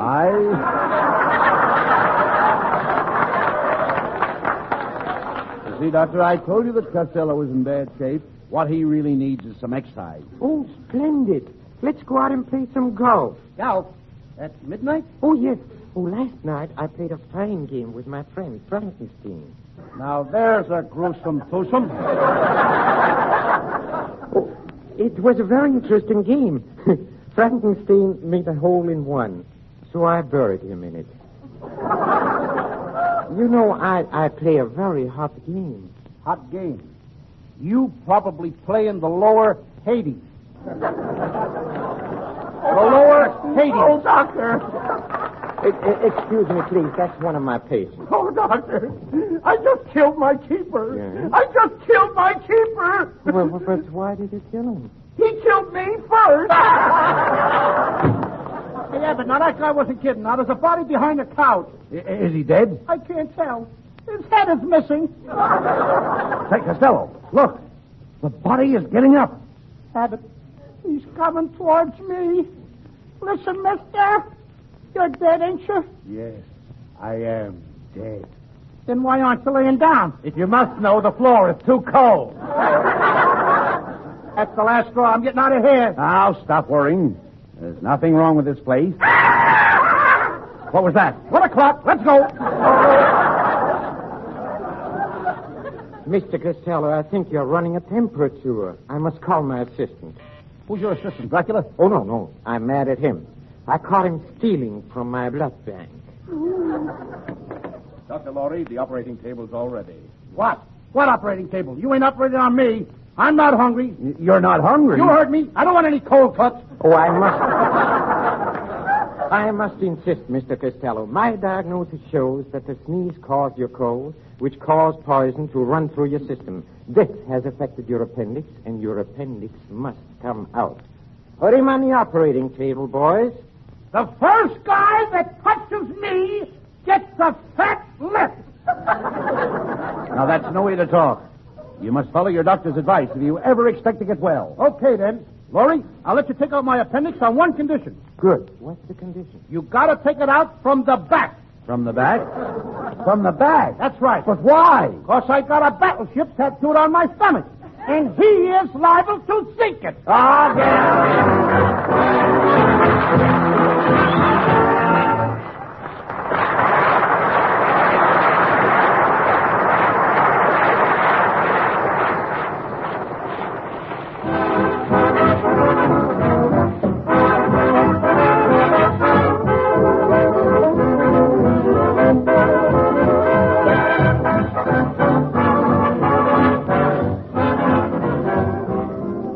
And now, here's Abbott and Costello with the final word. Thanks, Ken. Well, Peter Lorre, it certainly was nice to have you with us tonight. Yes, I certainly That's not your line, please. Excuse me. Oh, thank you, Bud. Thank you. Thank you, Mr. Costello. I hope you didn't mind coming to my sanitarium. You should come again sometime. I will, on Visitor's Day. Oh, another thing, Mr. Costello. You should take care of your cold. You see, flu flies, and in order to be free from flu, you must flee when flu flies. Say it again, Laurie. All right, I will. I mean without the script. Oh, get out of here. Good night, folks. Good night, everybody. Good night, Mom.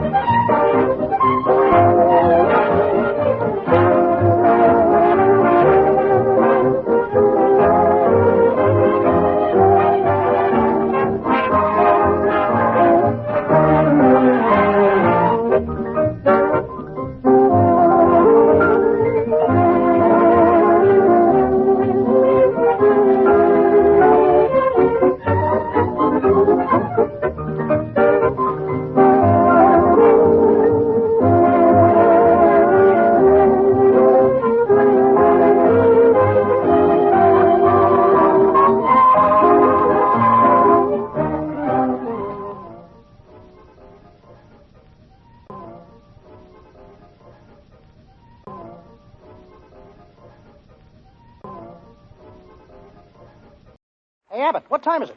It's time for the Abbott and Costello show. We're on the air for ABC here in Hollywood. Well, what are we waiting for? Let's go with the Abbott and Costello show.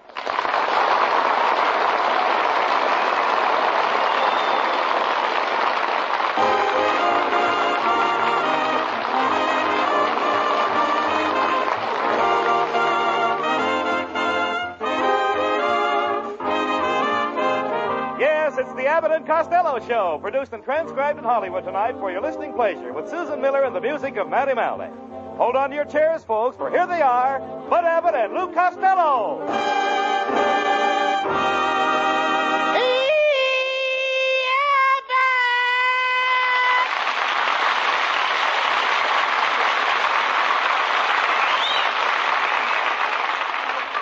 Costello, what's the matter with you tonight? Jane Russell just kissed me. Jane Russell just kissed you? Well, this smoke ain't coming out of my ears for nothing. Well, never mind that, Costello. What time was it when you came in last night? It was 12:15. It so happens, Costello, that I looked at the clock and it was 3. Well, so what about it? So we well, got... 3 is 12:15. Well,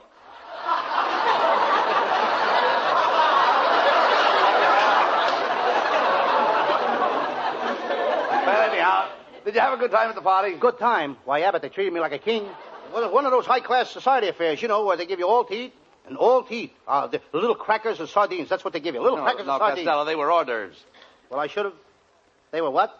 They were hors d'oeuvres, hors d'oeuvres. How do you like that? They tasted just like sardines to me. Costello, you're getting more stupid every day. I've tried and I've tried to improve your mind, but I just can't seem to get anywhere. Why don't you face it, Abbott, and admit that you're a failure? Skip it. Skip it? Yes. Wait a minute. Who'd you go to the party with, Susan Miller? Oh, no. Susan and I had a fight. Well, you should be ashamed of yourself fighting with a lovely girl like Susan Miller. What started the fight? Well, Susan caught me cheating at cards. Did she catch you with an ace up your sleeve? No, with a queen on my lap.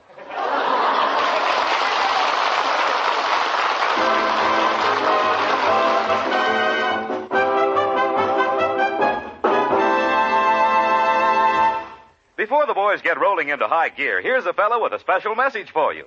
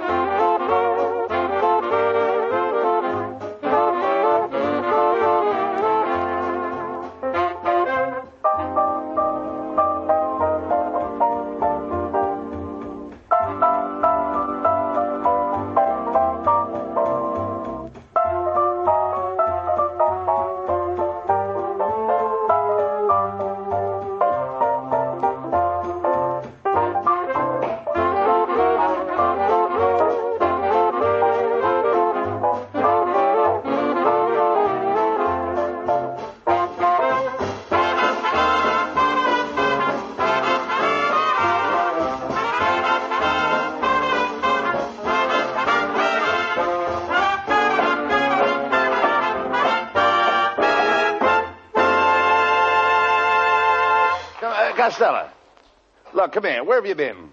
Why are you all dressed up tonight? Abbott, I just came from my cousin Vincent's wedding. Oh, so your cousin Vincent finally got married. Who did he marry? He married a woman. Oh, you dummy. Of course he married a woman. Who ever heard of anybody marrying a man? My mother did. Talk sense, please. What kind of a wedding did he have? It must have been a military wedding. A military wedding? How do you know? Her father was carrying a shotgun. Marriage is so romantic. Who gave the bride away, Costello? Nobody. Nobody? I could have, but I kept my mouth shut. No,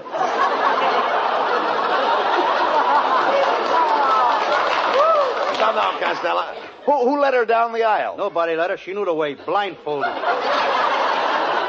Look, Costello, somebody had to lead her down the aisle to meet her spouse. To meet her what? Her spouse. Vincent is a spouse. Just a minute, Abbott. You can't call Vincent a spouse. He never touches her stuff. Okay. Then we'll say that Vincent was a groom. That's better. He was a groom before he was married. How could he be a groom before he got married? He worked in a livery stable. That's a horse on you. Oh, skip it. How'd the bride look, Costello? Was she wearing a corsage? Oh, Abbott, how can you ask me such a thing? I'm only a young boy. I'm only asking you if the bride wore a corsage. No, with her shape, she don't need one. Look, Costello, you saw the bride, didn't you? Of course I saw the bride. What kind of clothes did she wear? Oh, she had a beautiful torso. Torso? Every bride has got to have a torso before she gets married. No, Costello, you mean trousseau. Did you see her trousseau? No, he wasn't there. Who wasn't there? Trousseau. Robinson Trousseau. Listen.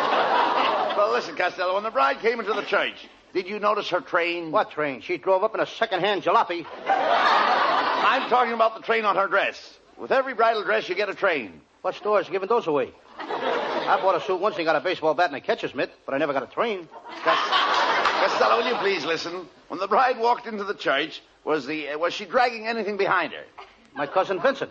I'm talking about her dress. Did you see that long white piece of goods hanging from her dress? Oh, yes, sir. I saw that. That was her train. Oh, I tripped over that thing and tore it off. You tore off a train? How did the bride look without a train? She looked like a late freight with a loose caboose.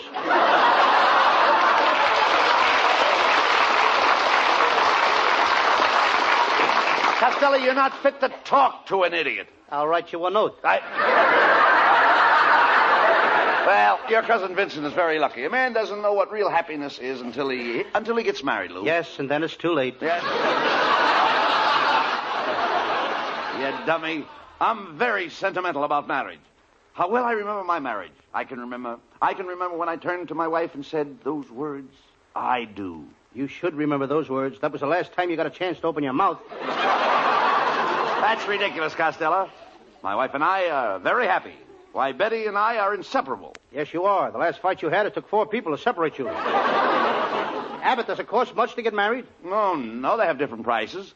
Now, the preacher who married my wife and I charged according to the beauty of the bride. If the bride is very beautiful, he charged $10. If she was pretty, it was $5. If she was just ordinary, he charged $2. How much did he give you? Costello, you've got the wrong slant on marriage. All brides are beautiful. If all brides are beautiful, where do all those ugly wives come from? Call for little Johnny. Call for little Johnny. Who are you? Philip Morris. I never can find that kid. Abbott's nephew, folks. Look, Abbott, you're making enough money. Why don't you give the kid some dough and let him stay home? Costello, Norman is very proud. He wouldn't take charity. He'd rather steal it. Certainly. No. Look, wait a minute, Lou. Are you trying to insinuate that he's a thief? Norman is a very brilliant boy. Last week he saw a sign in the post office that said, murderer wanted. He went in and applied for the job. Hello, boys. Well, hello, Susan. Look, Costello, it's Susan Miller. Susan Miller.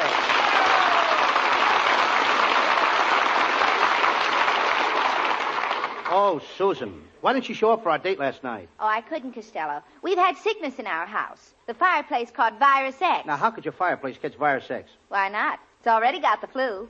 Get it? Fireplace. Same writers we got. Susan, you're getting to sound more like Milton Berle's mother every day. Why don't you invite Costello to your party next Sunday afternoon? Oh, that's a good idea. Costello, you can be Cupid. Wear 3-cornered pants and carry a bow and arrow. Oh, Susan, I couldn't do that. Why not? Oh, how would it look for a guy my age to be carrying a bow and arrow? I'm going to the party, Costello. I'm going as Simple Al. Oh, don't you mean Simple Simon? Abbott's so simple he can't spell Simon. Oh, you shouldn't talk that way about Abbott. He's very romantic. And he's quite a hand with the ladies at a party. Oh, no, he ain't. He's too slow. We went to a party last Saturday, and before Abbott got around to asking the girl for a kiss, I already had my face slapped 3 times.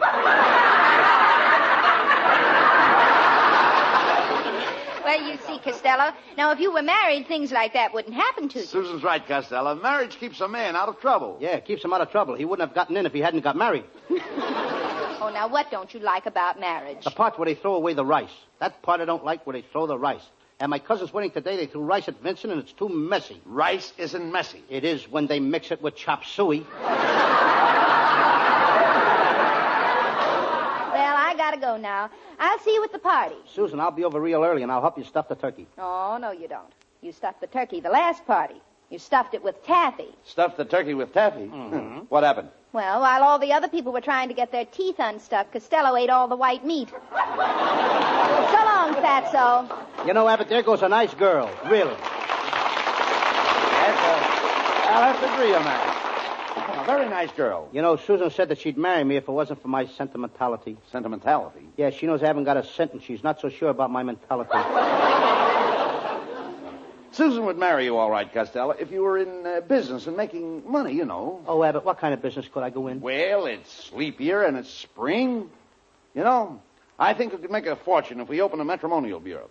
There's a lot of money arranging weddings for people. Not me, Abbott. I'm not going to be responsible for sticking guys with mother-in-laws.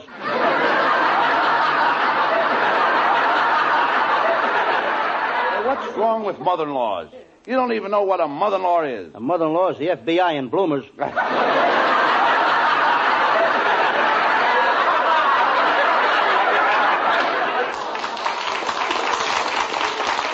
Well, it's easy to see you know nothing about matrimonial bureau. Well, I do, too. Last summer I worked in a matrimonial bureau.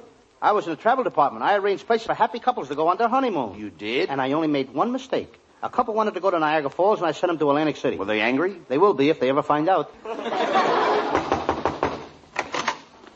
Well, Betty, darling, it's my wife, Costello.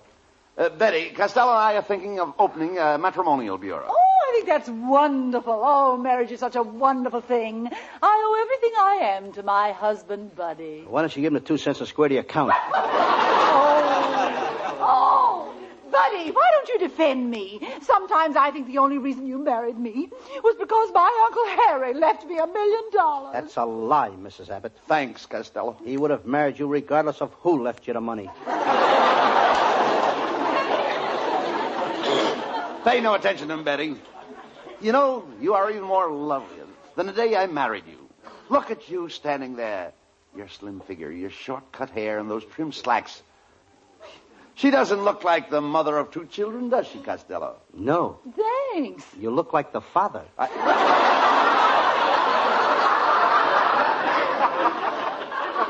Costello, have you know that my wife still wears a size 16? Isn't that a pretty big shoe for a woman?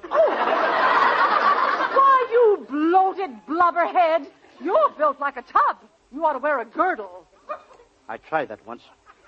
I wore a girdle and it made my stomach disappear. Really? Yes, it sneaked around to the back and popped up under an assumed name.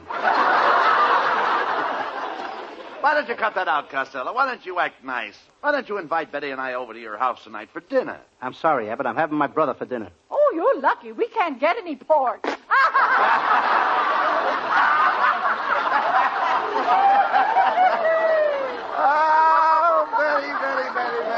Betty.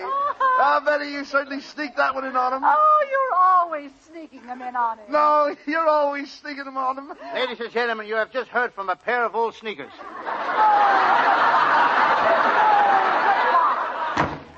Costello, look, if we were in business, you wouldn't have time to go around insulting people. We ought to open that matrimonial bureau. You put up the money, and I'll open up the office. Oh, no, you don't. Oh, all right, I figured that. I'll open the office, and you put up the money. Well, that's better. All right. Wait a minute. That's the same thing. Well, I've got the place, the office all picked out. All I want you to do is to go around and grab some customers that want to get married. Okay, I'll grab Jane Russell. Well, you can grab Jane Russell. Jane Russell is already married. You grab what you like, and I'll grab what I like.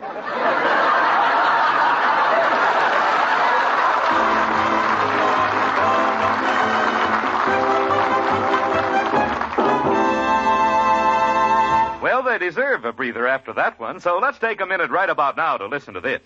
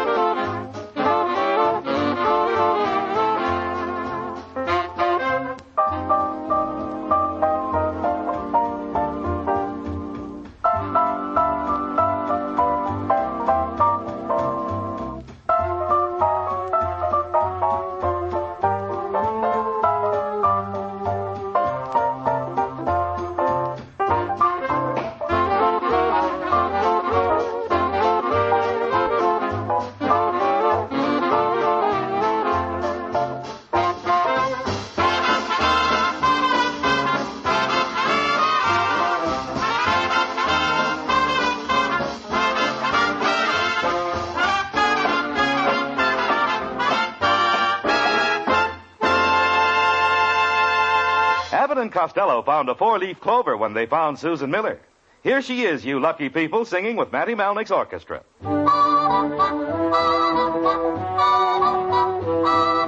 I'm looking over a 4-leaf clover that I overlooked before.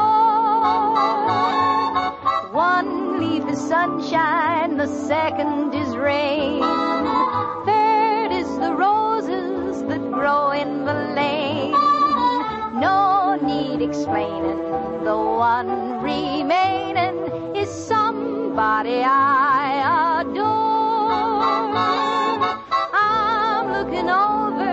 a four-leaf clover that I overlooked before.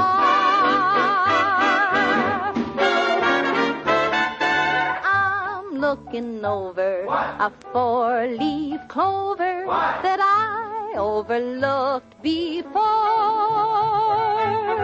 One leaf is sunshine, the second is rain, third is the roses that grow in the lane.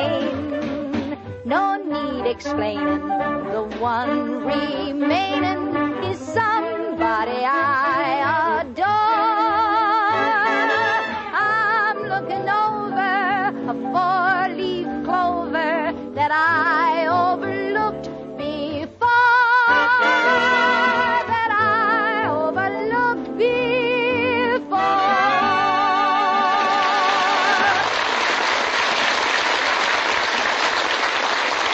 Costello, how's it feel to be in business? Here we are in our own office, the Abbott and Costello Matrimonial Bureau. Now remember, we want to try and get my oldest sister married as soon as possible. Now, there's her picture. That's her picture? Yeah, but she's got red curly hair. What's wrong with that? Lots of girls have red curly hair. Growing out of their ears? Answer that, Costello. That may be a customer. Abbott and Costello Matrimonial Agency. Be brief. I just dropped my penny in the payphone. A penny? You're supposed to drop in a nickel on the phone. Well, I'm calling from a thrifty drugstore. What can I do for you? Well, I've got to have a wife. I've simply got to have a wife. I've got $2 million. If you get me a wife, I'll give her $1 million, and I'll give you $1 million for your fee. $1 million for me? Come over right away to the office right away. Well, I can't. They won't let me out. I'm all right, I tell you. I'm all right.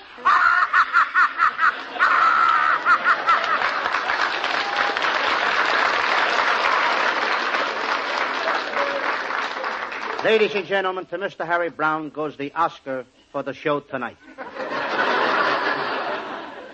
Hey, Abbott, what paper did you put our ad in? The Hardware Journal. I thought so. One of the nuts just called up. Abbott and Costello Matrimonial Agency. What kind of girls have we got? We got girls in frills and girls in laces, arsenic and old faces, girls who sing and girls who dance yet, girls who never had a chance yet, big girls, small girls, everyone spectacular, short girls, tall girls, and Abbott's sister who looks like Dracula. I think I run Harry Brown a close second. How do you do, gentlemen? I'm from the Marriage License Bureau. I understand you two are running a matrimonial bureau. Mr. Costello, do you understand the laws governing marriage? I do. And Mr. Abbott, do you understand the laws governing marriage? I do. I now pronounce you man and wife. That'll be $5,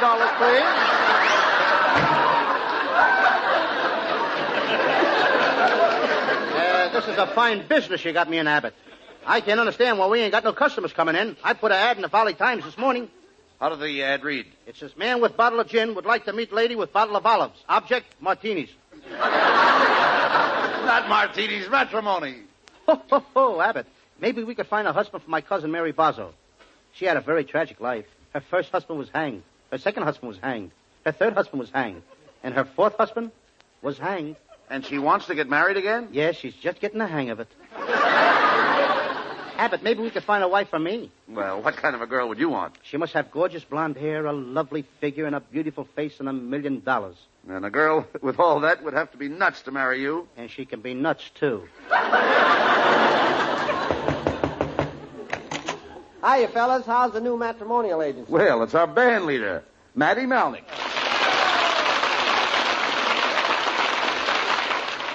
Well, I just dropped over to bring you some business. I have a little niece at home who's dying to marry Costello. Why does every girl want to marry me?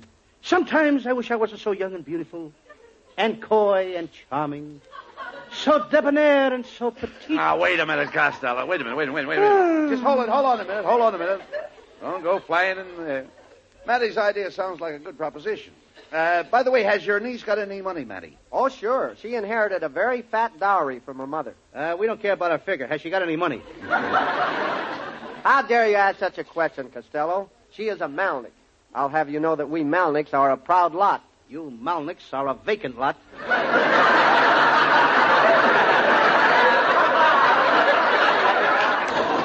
Now, Costello, take it easy. Are you really serious, Matty, about your niece wanting to marry Costello? Yes, I am. Last night, my little niece was sitting on the floor playing with her toys. And she looked up at me and said, "That Lou Costello is the sweetest boy, and I'd like to marry him." Oh, now, isn't that cute? How old is she? 57. Look, Matty, Costello doesn't want to get married, but we'll be glad to find a husband for your niece. That's wonderful, Bud. She's right out in your waiting room. Shall I bring her in? You better wheel her in. Poinciana, will you step in here? Here she comes on the run. She doesn't run very good. Maybe she needs a grease job. Quiet, Costello. How do you do, Miss, The full name is Poinciana Pigeon-Pigeon. What's the hyphen for? That's for the pigeon to sit on.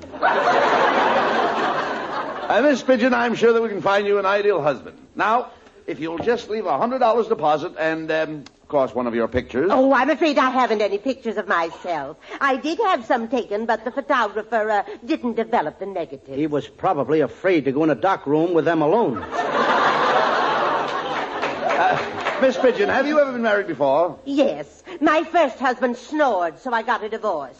Now he pays me $500 a week alimony. Just because he snores? Yes. That guy's really paying through the nose.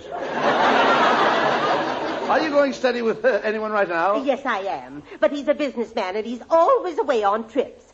Now, Mr. Costello, what would you do if you were in my place? Oh, I don't know. Let's go over to your place and find out. Quiet, Costello. Miss Pigeon, are you planning on marrying this man? I don't think so. I've got a hunch that he's growing tired of me. What makes you think that? He hasn't been to see me in over 10 years. Your troubles are over, Miss Pigeon. We'll find you a husband. Oh. Just give us your check for $1,000 for our fee and sign this contract. What contract? Now, I can't see so good. Broke my glasses before I left the house this morning. Well, how could you see to find your way to this office? She must have come in on the rims. Quiet, Costello, quiet. This woman is a customer. Let me handle her. And now, Miss Pigeon, if you come to my house 8 o'clock this evening, we'll say, I'll show you a happy family. Myself, my wife, and our little boy. Oh, this is so thrilling. I'll be there at 8 o'clock. Abbott, why did you tell that woman you had a little boy? You haven't got a little boy. Well, Costello, we've got to put this deal over. I'll have a little boy by 8 o'clock tonight. Don't worry. Abbott, now I'm convinced that does everything.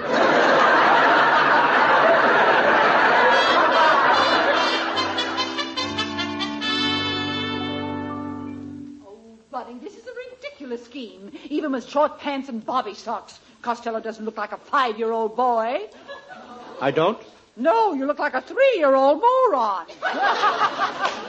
Now, remember, Costello, I'm going to call you Junior, and you're supposed to be a schoolboy. I am a schoolboy, Abbott. For 20 years, I've been going to school studying reading, writing, and arithmetic, and my mother is proud to say that I am the only schoolboy that can't read, can't write, and can't count. Why is she proud? No other mother can make that statement. Oh, now there's Miss Pigeon now. Remember, Costello, you're our son, Junior. Now you answer the door, and Mrs. Abbott and I will go into the kitchen. Good evening, little boy. I'm Miss Pigeon. Hello, Miss Pigeon. I'm Junior. Pull up a clothesline and sit down.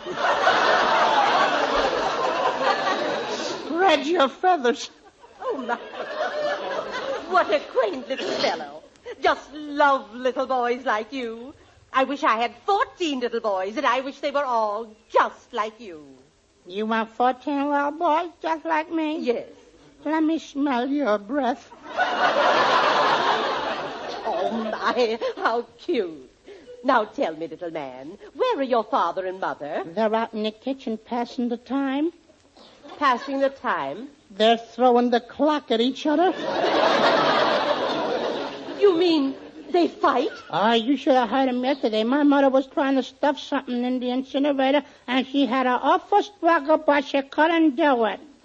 Well, why didn't your father help her? He's what she was trying to stuff in the incinerator. Quite a kid, hey? And Mr. Abbott told me that they were such a happily married couple. Oh, but tell me, little man, is that Mrs. Abbott, I mean, your mother's picture over there on the mantel? Uh-huh, that's her. My, that's a lovely upsweep hairdo. My father gave her that. Now, how could your father give her an upsweep hairdo? He hit her over the head with a broom. Very interesting. Tell me, is Mr. Abbott, your father, good to your mother? Oh, sure. He's always buying her presents. Only this morning he bought my mama a beautiful present. A nice new carving knife. Oh, does your mother know he bought her the carving knife? Oh, no. She don't even know he's going to cut her throat. Oh! Well, thank you, young man. You've saved me $1,000. Goodbye. Well, come on. Well, what happened? What happened? Wait. Where's Miss Pigeon? The pigeon just flew the coop. Costello, didn't you tell her that we were a very happy family? I couldn't, Abbott. I told her the truth.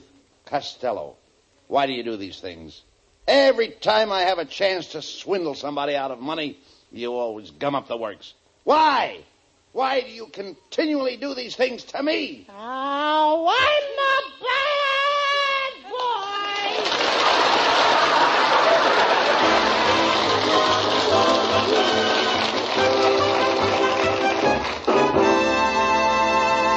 Stick around. The boys aren't quite through with you yet. They'll be back after a final thought on this subject.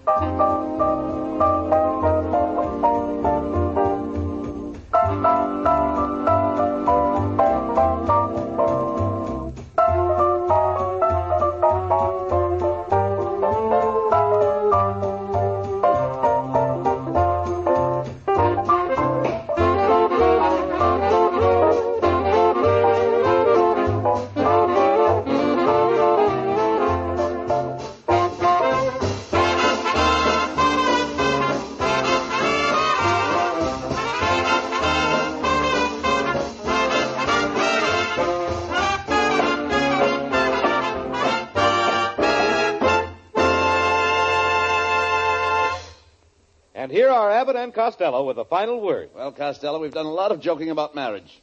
And I want you to tell the audience that you know that marriage is a serious thing. Are you kidding? Anybody that's married knows that. Costello, I don't believe you even know what it takes to make a marriage. Oh, sure I do. It takes two people to make a marriage. That's right. A single girl and an anxious mother. Oh, good night. Good night. Night, everybody.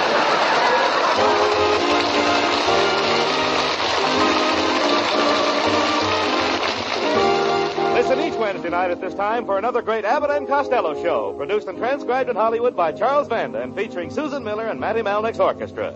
This is Michael Roy saying goodbye until this same time next Wednesday. Be sure to stay tuned for the outstanding entertainment which follows throughout the evening on this ABC station.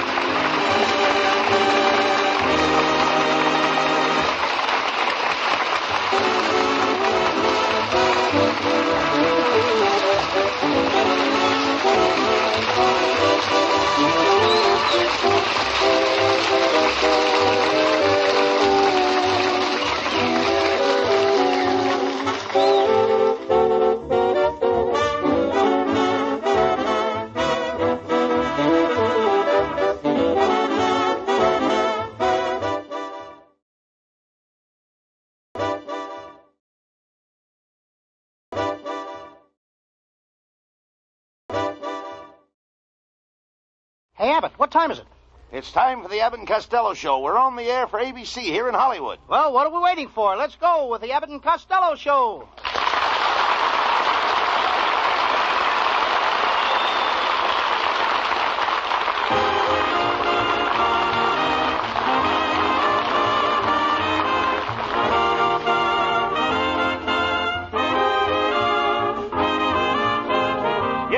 The Abbott and Costello Show, produced and transcribed in Hollywood tonight for your listening pleasure with Susan Miller and the music of Matty Malnick. Hold on to your chairs, folks, for here they are, Bud Abbott and Lou Costello.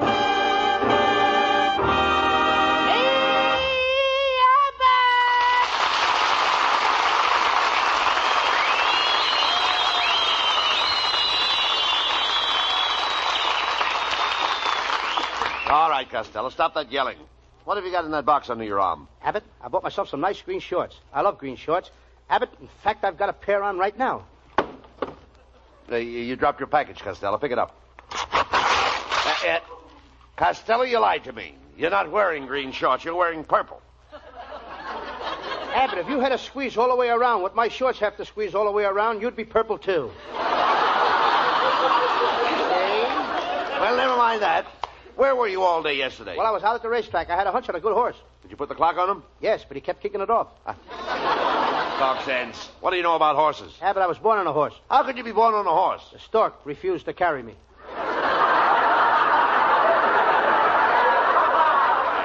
Did you bet on any horses? Yes, I bet on a horse that finished first in the 7th race. Boy, am I mad.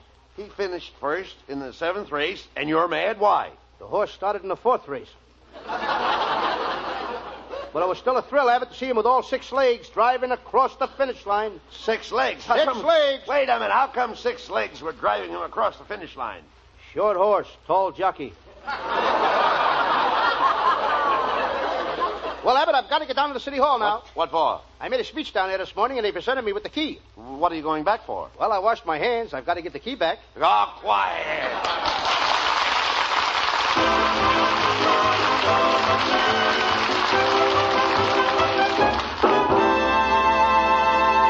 Before the boys get rolling into high gear, here's a fellow with a special message for you.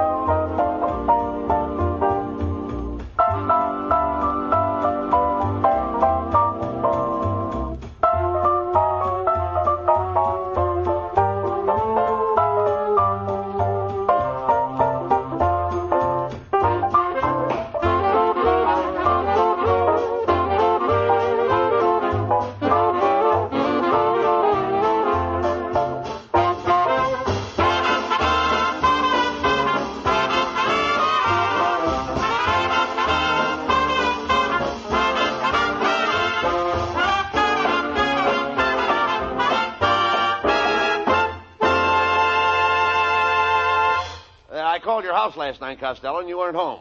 Where did you go? Well, I was stepping out with Susan Miller. I took her to the Little Coconut Grove. The Little Coconut Grove? Where is that? It's in the basement of the regular nightclub, the Coconut Grove. That's a fine place to take Susan Miller. Did you go anyplace else? Oh, yes. Then we went to her house and we sat on the sofa and she read to me out of the Encyclopedia Britannica. She's been reading it to me for over 2 years. Encyclopedia Britannica? That doesn't sound very interesting. For the first 2 years it wasn't, but this year we're up to the birds and the bees. Birds and the bees. That's ridiculous. That's the kind of stuff they tell kids to teach them about life. Didn't your mother ever tell you about the birds and the bees? Yes, and I took her seriously. I made a fool of myself. What do you mean? The next night I went to a dance and everybody laughed at me. I was the only guy there dancing with a woodpecker. A woodpecker? Yes, sir. And right after the dance, I took the woodpecker home. I was walking through the woods and a ferocious skunk attacked me. Well, you're more than a match for a skunk. Did you let him have it? Well, it was about even.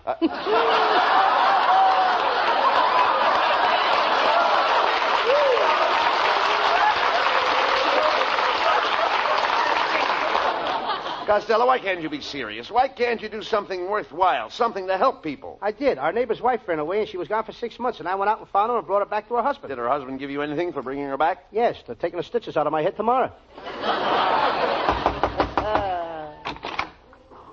Hey, you Luke Costello? Yeah, that's me. Well, I've got some pictures I'd like to show you here.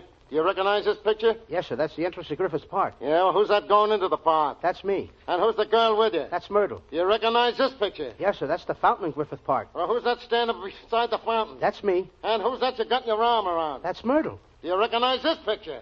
That's a bench in the park. Who's that sitting on the bench? That's me. And who's the girl you're kissing? That's Myrtle. Yeah? Well, Myrtle, I'm Myrtle's husband. What are you going to do about it? I'll take a dozen of these, 6 of those, and have this one enlarged.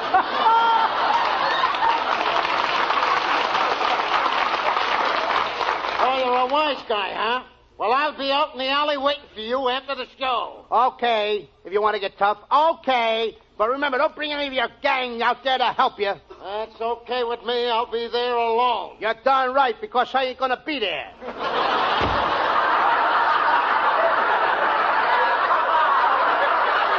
Have a step, you folks. You'll do anything to get a laugh. Why don't you get him a job at the filling station? Oh, what could Norman do at a filling station? With that big nose of his, he could replace a gas pump. Now, wait a minute. He has a very sensitive nose. He can stand 3 feet from a table and smell cheese. With that nose, he could stand 3 feet away and cut it. Costello, Norman comes from my wife's branch of the family. You know, my wife and Norman both have the same nose, and they're very proud of that nose. Well, there's enough there for both of them to be proud of. Believe me. Why, you little high-hipped, hypocritical hippopotamus. I heard what you Bigger type they need. Bigger type. I heard what you said about me. Costello, apologize to my wife. I'm sorry I said anything about your nose, Mrs. Abbott. After all, lots of families have big noses. Oh, well, that's all right, Costello. Do big noses run in your family? Only in the wintertime. Don't bandy words with me, Mrs. Abbott. I'm as sharp as a horse. Let's face it. Yes, you're the biggest horse face I ever saw.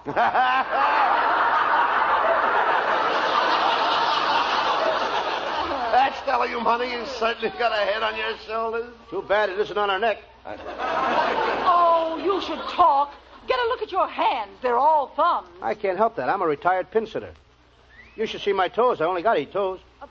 Only 8 toes? You see, I come from a very poor family. And you also come from a very ugly family. Yes, your Aunt May is the ugliest woman in Patterson, New Jersey. How did your Uncle Mike ever marry her? It wasn't his fault. When he met her, she was catching for the Detroit Tigers, and she didn't take her mask off until after the wedding. Buddy dear, tell him how you met me. Honey, the day I met you, you fell straight from heaven. Yes, it looks like she landed on her face. Oh, you should talk, you puffed up pickle-puss pelican. Now, honey, Costello can't help it if he's ugly. There's nothing to do about it. Well, he can stay home. He doesn't have to roam around. For your information, Mrs. Abbott, my face and Gregory Peck's face came from the same mold. Yes, but yours is moldier than his.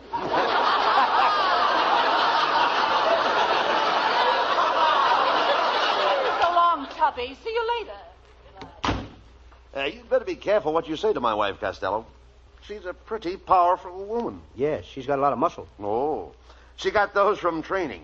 All her life, my wife has wanted to be a boxer. Well, she got a good start. She looks like an Airedale already.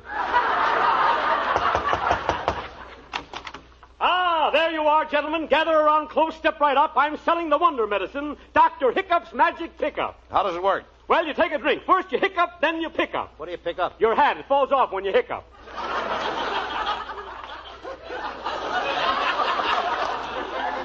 Who lets these people in here anyway? Now, get out of the studio. It's the policy... Policy, fine. I got just what you want. Policy, the latest policy from the Hollywood Life Insurance Company, Look, here. I don't want any insurance. Now, get out of the studio. You don't want any insurance? No. Shame on you. Suppose you drop dead tomorrow. What's going to happen to your wife? I'm not married. Not married? I represent the Seersucker Matrimonial Agency of Schenectady, New York. Here you are, girls in all walks of life. I can let you have a blonde, 2'2", with eyes of blue. Give you a redhead with beautiful pearly teeth. A nice brunette with skin like a peach. All right. I got plenty of girls. Hey, how'd you like to have one with a face for a change?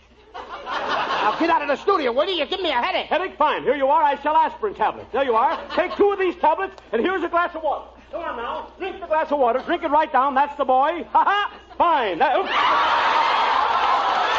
Whoa. Wait a minute. Hey, my dear man. I made a mistake that time. I shouldn't have slapped you on the back. I made you spit out some of that water. Here. What was that fell out of your mouth here? What was it? One of the aspirin tablets? No, I just dropped one of my teeth. Teeth. I represent Dr. Bergman, the friendly dentist. Walk up 2 flights and save $10. Get out of the studio. It's guys like you that are making me lose my hair. Losing your hair? I sell hair tonic. Get out of the studio. It's the finest kind of hair tonic in the world. Will you get out of the studio? Don't drink it.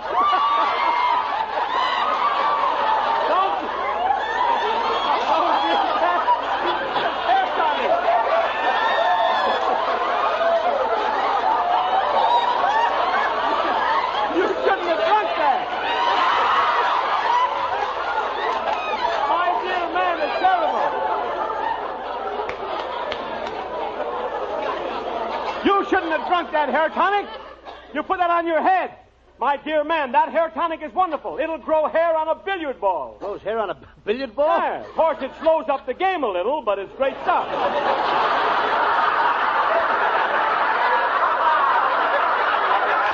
That's wonderful hair tonic. I've been using that stuff on my head for 15 years.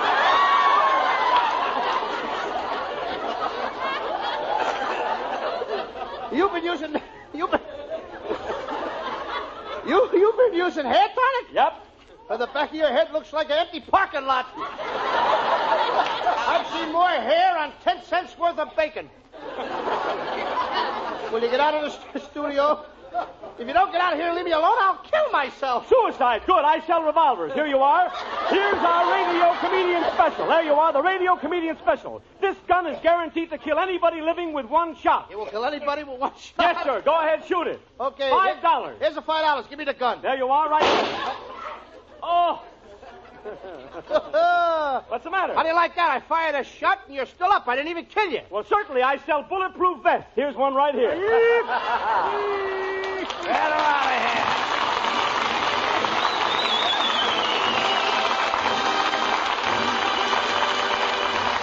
Well, they deserved a breather after that one, so let's take a minute right about now to listen to this.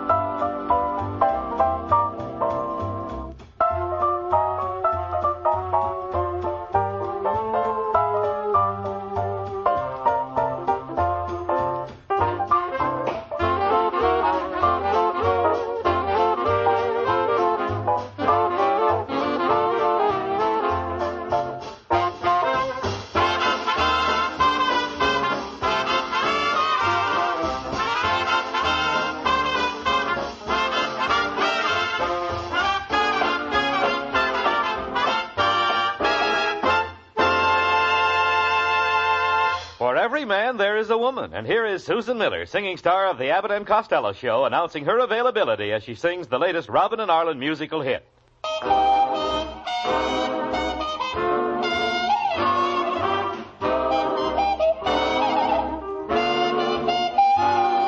For every man, there's a woman. For every life, there's a plan. And wise men know it was ever so since the world began. Woman was made for man. Where is he? Where is the lover for me? For every prince, there's a princess. For every Joe, there's a Joe. And if you wait, you will meet your mate, born for you alone. Happy to be your own. Where is he? Where is the lover for me? Find the one, then together you can find the sun.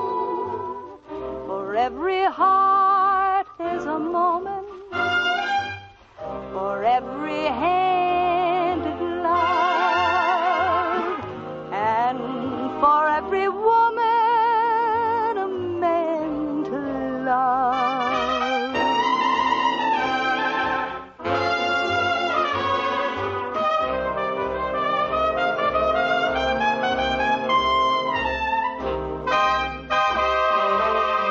Where is he? Where is the one for me?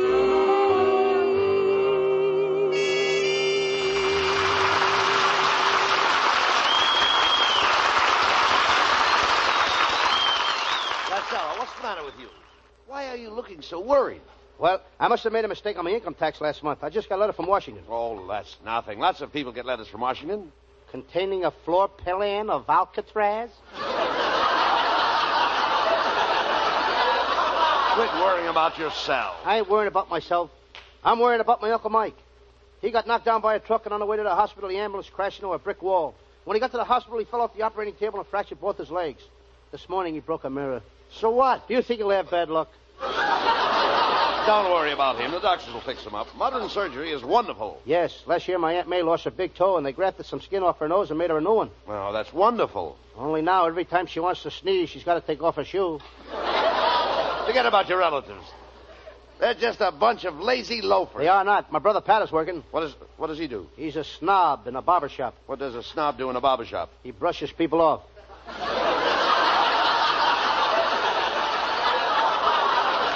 Oh, dog sense. Why don't you get yourself a job? It's about time you started working.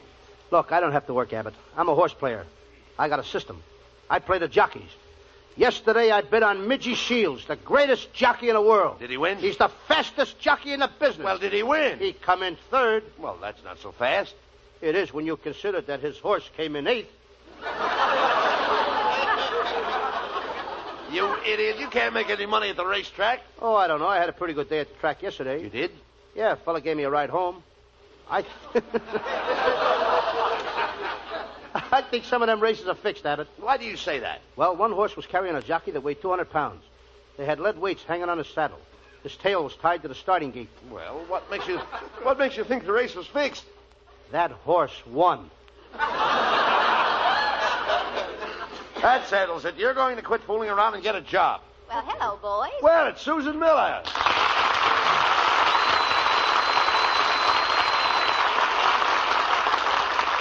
Costello, tomorrow's Susan's birthday. What are you going to get her? Oh, I could give you a hint on something I need, Costello. Okay, what is it? Well, it's something warm and soft. It's something a girl needs on a cool evening. And when she puts it on, everybody stares at her. Now, where am I going to get a hot water bottle with sleeves? Costello, you've got to give Susan something for her birthday. I know. Susan, I'll get you a sterling silver back scratcher. A sterling silver back scratcher? I wouldn't have any use for that. Why? Well, very few people have sterling silver backs. So long, Patsy.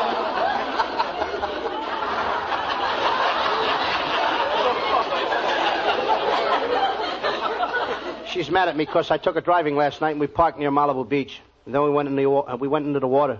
Swimming on such a cold night? You don't think. If you thought about it, you wouldn't have gone in the water in the first place. If I'd have thought about it, I wouldn't have let the car roll off the cliff. I don't blame Susan for treating you like she does. You're stupid and you're lazy. I don't think you ever worked in your life. Oh, I did so. I once worked at a chemical factory. One night, just before quitting time, I mixed a batch of TNT with DDT and nitroglycerine, and I put in a small flame under it and went home. The next day, I couldn't go to work. Why not? I couldn't find the factory. Well, enough of this nonsense. Here's the one-hand section of the paper. Now, look it over and find yourself a job. Okay. Hey, this sounds like a job I could handle. Wanted, salesman to sell Up Kid. What's up, kid? Nothing much. What's up with you? Hey, this sounds like a job for me. Wanted, man to head atomic division of nuclear interplanetary visualization of microscopic molecules and radar department. No experience necessary. You idiot, give me that paper. Hey, look at this. There's a whole column of jobs for babysitters. Now, I'm going to get you a job as a babysitter. Come on. Let's grab that bus. Whistle for the bus to stop. Did you whistle for me?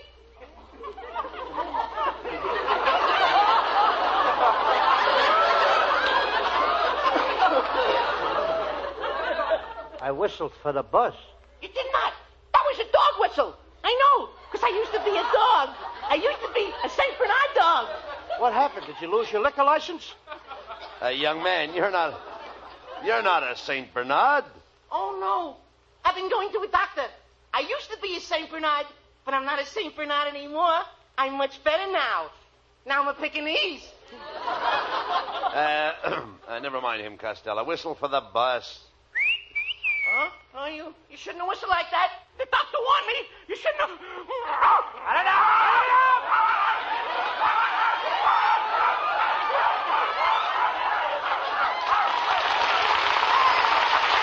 right, Costello, let's run for the bars.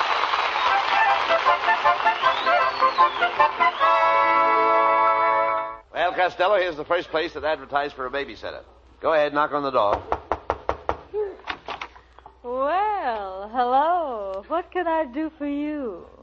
Get a load of this gorgeous dame, Abbott. Pardon me, miss. What did you say? I said, what can I do for you? Lady, Costello wants a job sitting with your baby. But I don't have any children. I'll wait. There must be some mistake. The ad in the paper said a babysitter was wanted at this address. Oh, that must be for Mrs. Jones on the 7th floor. Abbott, you go up to the 7th floor and I'll stay here with this lady. No, you don't. All right, then I'll stay here with this lady and you go up to the 7th floor. That's different. I'll be right back. How do you like that? After 20 years, that line finally worked. Ah, you're so clever. And you're handsome, too. And you, fair lady, you're the quintessence of loveliness. Your azure, you and eyes are like the languorous waters of the fabulous Nile. Your ruby lips are like the fiery rubies from the Tibetan mines of the Genghis Khan. How can you say that? I got riders who went to college.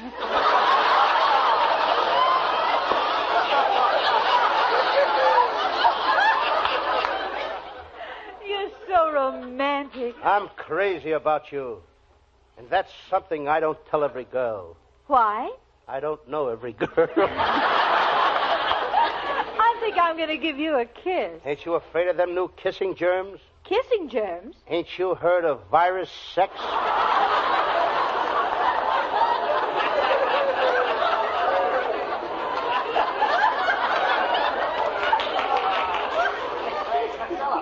Costello, that job on the 7th floor is taken. Come on, we're going to answer the next ad. Oh, before you leave, Chubby, I'm going to kiss you goodbye. Come here. We're off again. How's that? Hey. I'll kiss you again. And again. Meet my friend, she'll knock your head. Costello, I'm getting tired of all this. How do you like that? I'm doing all the work. He's getting tired.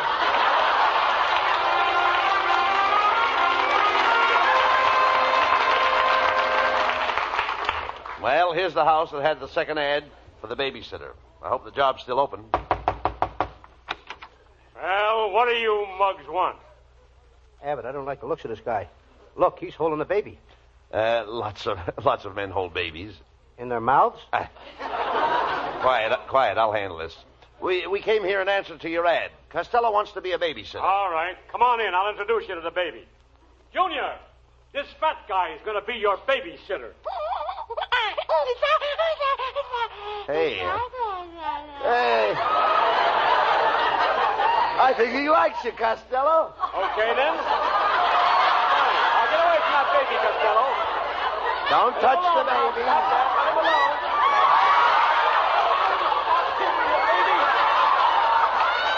Don't touch the baby. Behave yourself. He seems to like you, Costello, so you get the job. Every hour you give the baby a spoonful of cod liver oil like this. Here, Junior, take the oil. How do you like that? Spits it out every time. Junior, here's another spoonful. Take it or I'll give it to Costello. I like to see you do it. Oh, no.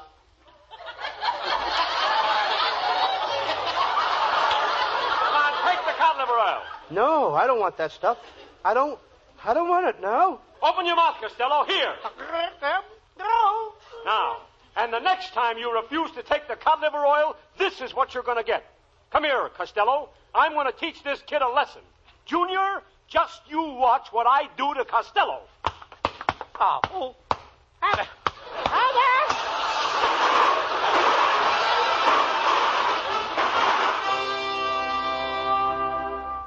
Well, Costello, this farm is the last ad on the list for babysitters. Well, boys, did you come for the job of babysitter? It's still open. Abbott, you take this job. I don't ever want to see another babysitter. No, all right. I'll sit with the baby, mister. Have you got anything Costello can do? Why, sure, Mr. Abbott. You sit with the baby, and Costello can clean out the chicken coops. I'll be back from town in a couple of hours.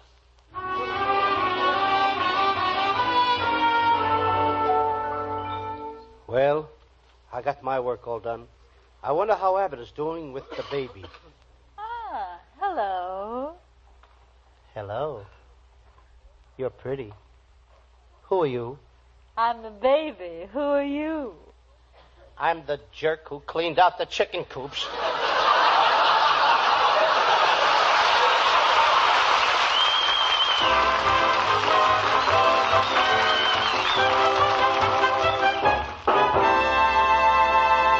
Stick around. The boys aren't quite through with you yet. They'll be back after a final thought on this subject.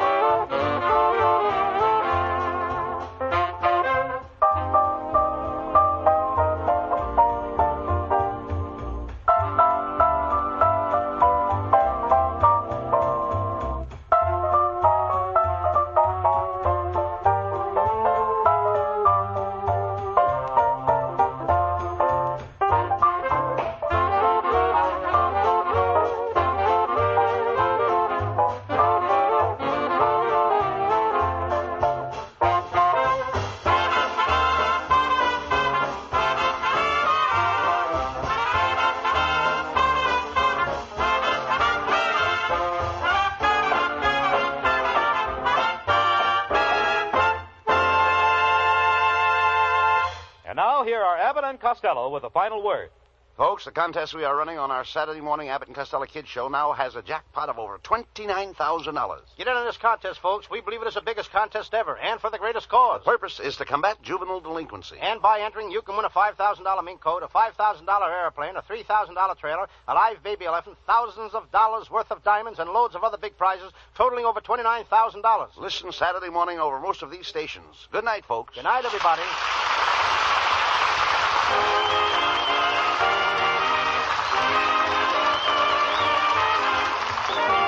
Listen each Wednesday night at this time for another great Abbott and Costello show, produced and transcribed in Hollywood by Charles Vanda and featuring Susan Miller and Matty Malnick's orchestra.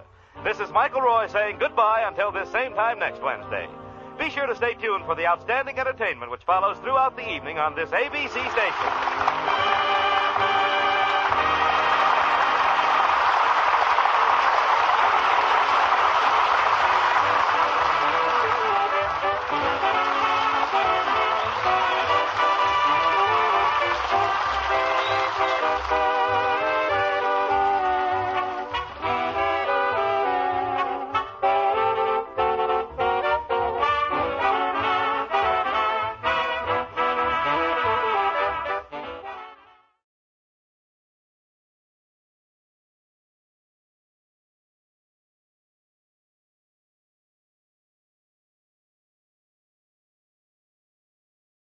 Hey, Abbott, what time is it? It's time for the Abbott and Costello Show. We're on the air for ABC here in Hollywood. Well, what are we waiting for? Let's go with the Abbott and Costello Show.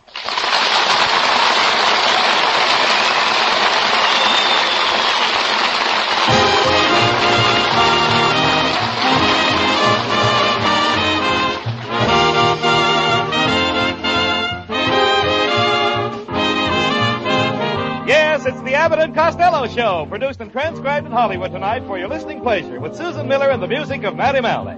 Hold on to your chairs, folks, for here they are, Bud Abbott and Lou Costello.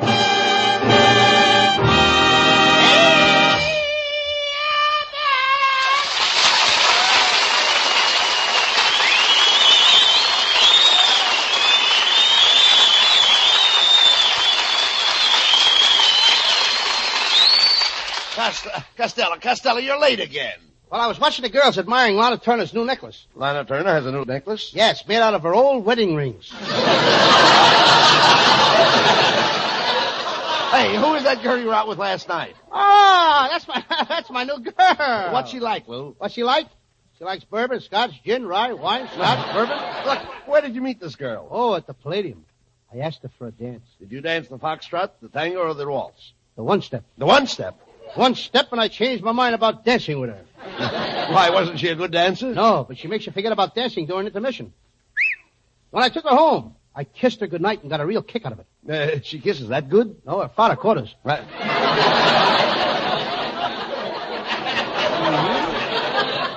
Instead of running around every night with a different girl, why don't you settle down and get married, Lou? Not me, Abbott. Getting married is like going to a cafeteria. Like a cafeteria? Yeah, you grab what you want and pay for it later.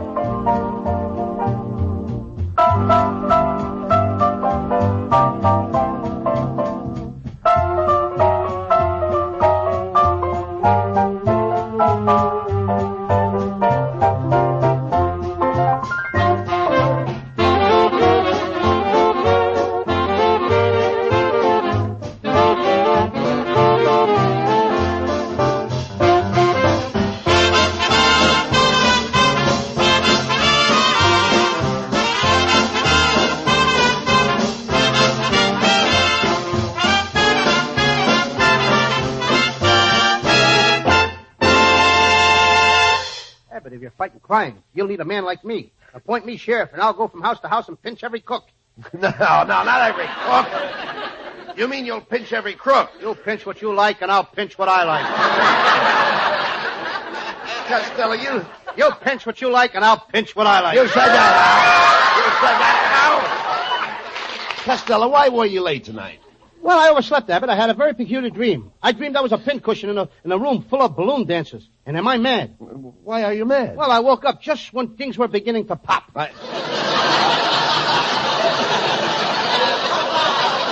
After next week, I'm going to get my own room. I can't sleep with my brother Pat anymore. All night long, he dreams he's Roy Rogers. Well, why should that disturb you? He also dreams I'm Trigger.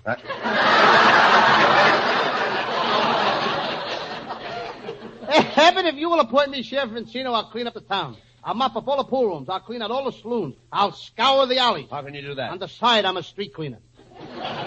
Costello, if I make you the new sheriff, you've got a lot of brave men to follow. Listen to the records of the backgrounds. Sheriff Jones, Redcoats, Northwest Mounted, 1931. Oh, yeah. Sheriff Brown, Redcoats, Northwest Mounted, 1938. Sheriff Costello, Sports Coats, Bullock's Basement, 1975. Look, to do criminal work, you have to know something about the law. For instance, do you know how to put up a defense? Oh, sure. All you have to... Could I have that again? I said, do you know how to put up a defense? Why should I put up a defense? I already put up at the wall around my house.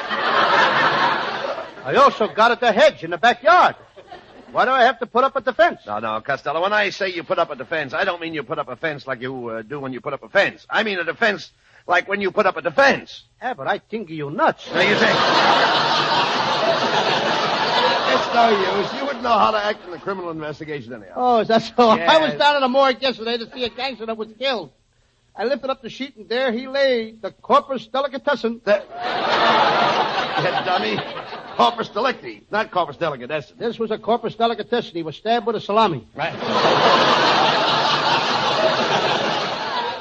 Well, I knew you were cleaning up Encino, but you didn't have to dump that heap of rubbish here on the stage. Rubbish? Oh, pardon me, it's Costello.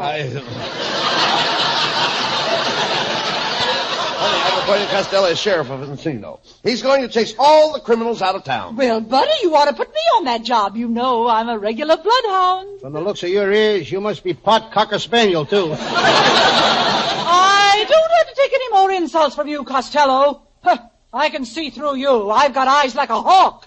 And a beak to match. Costello. How dare you insult my wife? She's beautiful. Why, before I married her, she had men falling at her feet. And why not? She was refereeing fights at the Legion Stadium. Oh, you pigeon puss pop-eyed penguin. When I was a girl living in the country, boys used to court me from 10 miles away. They had to. They were afraid to come any closer. Pay no attention to him, honey.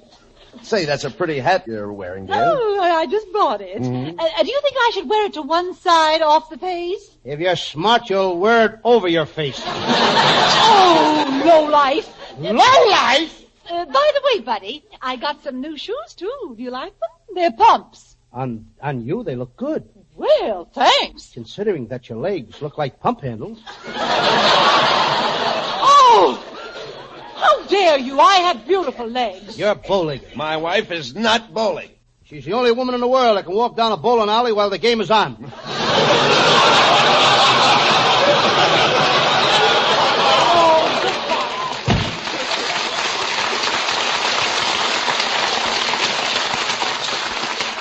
Costello, for insulting my wife, I'm not going to make you sheriff of Encino, and I'm not going to give you this beautiful badge. Oh, please, Abbott, let me be the sheriff. I've always wanted a badge. Everybody's got a badge but me. A cop has a badge, a fireman has a badge, even a little Boy Scout has a badge. Abbott, I've just got to have a badge. But why do you have to have a badge? I'm tired of holding up my pants with my teeth. Oh, all right. I hereby appoint you sheriff of Encino. Step forward and I'll pin this badge on your shirt. Thank you, Abbott. I mean, Your Honor. Costello, hold still. I'm tearing your shirt. I ain't wearing any shirt. Come on, we're going over to the sheriff's office in Encino right now. So you can start to work immediately.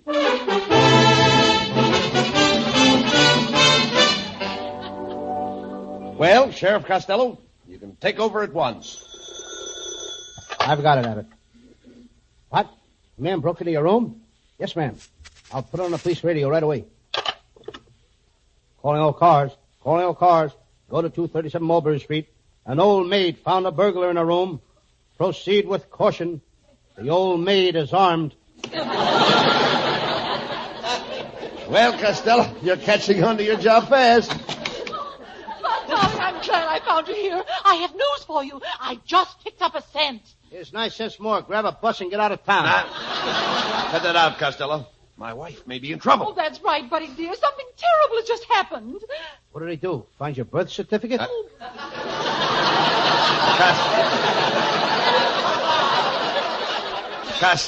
Costello, pay attention to my wife. As the sheriff of Encino, it's your duty to hear her out. Well, if it'll make you happy, I'll throw her out. Never mind him, dear. Let's hear your story. Well, for the last couple of nights, there's been a lot of strange noises. Screams and gunshots coming from that empty house next door to us. Suddenly, at 2 o'clock in the morning, as I was standing by the stove baking fudge... Ah! What happened? What happened? Oh, she burned her fudge. No, I saw a mysterious man peering out of the attic window. He made an ugly face at me like this. No, don't do that. I haven't made the face yet. How can I tell? Quiet, Costello. This may be more serious than you think. I'd like to see the sheriff. Oh, it's him! That's the mysterious man! Costello, look! It's BELA LUGOSI.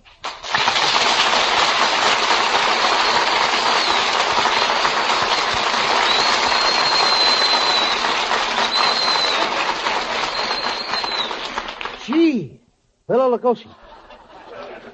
Just a minute, Costello. Mr. Lugosi, I am the chairman of the Committee for Crime Prevention in Encino. Now, just what is the nature of your complaint? Well, I'll put it in a simple language that even a moron can understand. Step aside, Abbott. He's talking to me. Now, listen, Lugosi, I'm the sheriff around here, and I'm going to ask you some questions. Now, what were those screams in your house at midnight? That was my business. And what about those gunshots? That's my business. Ask him about those dead bodies in the basement. It's also my business. This guy is doing a heck of a business. That settles it, Costello. You, as sheriff, will have to investigate and search Lugosi's house tonight at midnight. You will like the house, Costello. It's the only house in Encino where every room has a bat. and a strange man should suddenly appear with a long, sharp knife in his hand and offer to cut your throat, Yes? refuse him. Abbott, take back the badge. I don't want to be sheriff anymore. Get me out of here now, Abbott.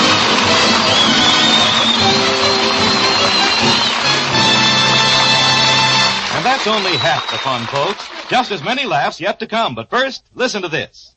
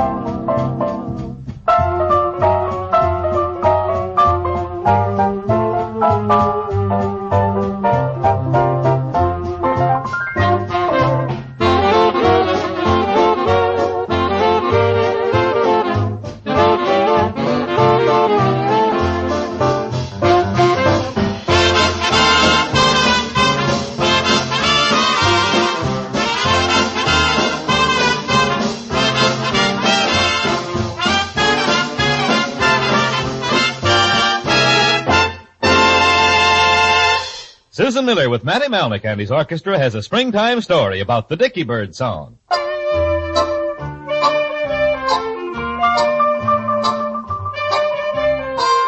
A dicky bird whispered, haven't you heard? Spring is here, spring is here, spring is here.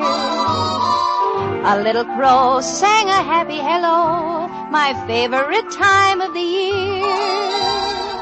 A little frog sang a song on his log, lose your blues, lose your blues, lose your blues. And you and I fell in love in reply on hearing the dicky bird's news. If you have to look around to find the reason for such a wonderful thing, you can blame it on the sentimental season. Falling in love is done in the spring. A bobolink looked at us with a wink, at a boy, at a girl, nothing's wrong. When you're in love, you'll go swinging along, singing a dicky bird song.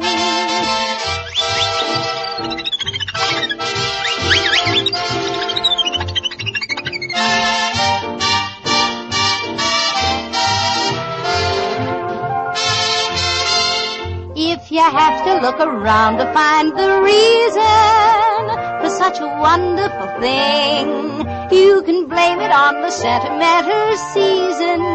Falling in love is done in the spring. The bobolink looked at us with a wink, at a boy, at a girl, nothing's wrong. When you're in love, you'll go swinging along, singing a dicky bird song.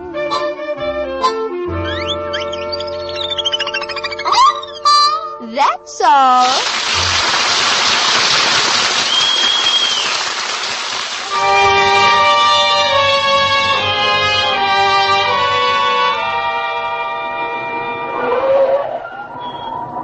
Well, Costello, here we are at Bela Lugosi's house. Abbott, it's awful dark in that house. But you've got to go in there. You're the sheriff. You've got to go in there and look for the trouble. Couldn't I look for it out here? There's more light. Look at me. I'm not scared. Shh, Abbott. I think I hear something. Or is it my imagination? Thank goodness it was only my imagination.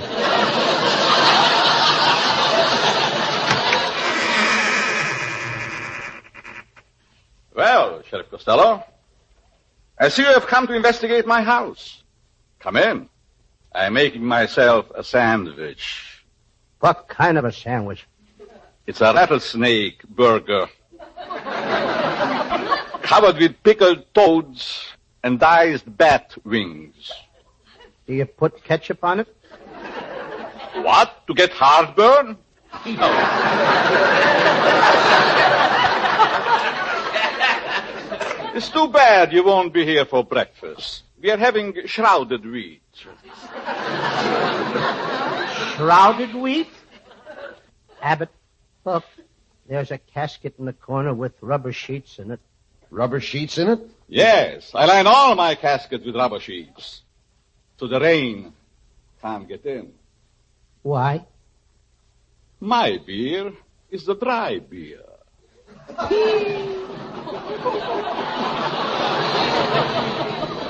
Hey, Costello, look at that funny-looking machine over there in the corner. Now, that's my Sears machine. On that, I manufacture robots.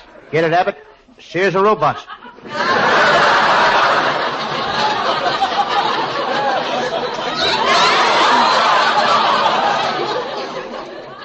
One of you will soon be dead. One of you will soon be dead. Which one? Don't be so choosy. Abbott, I'm getting out of here. I don't like the looks of this place.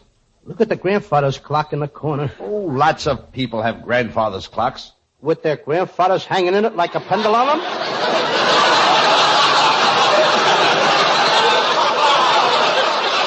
Never mind that, Costello. Question Lugosi about the house. Mr. Lugosi, where is the former owner of this house? Do you see that pile of freshly dug dirt in the corner? Yes, sir. Well, that's not a vegetable garden. That's strange. I thought I felt a draft on my neck. What's strange about that? I have no neck.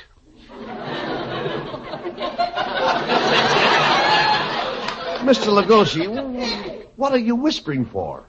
I was born in a library. I had to stay there 6 months. How come? My father lost his card. Hey, look, Costello. There's a skeleton in this room.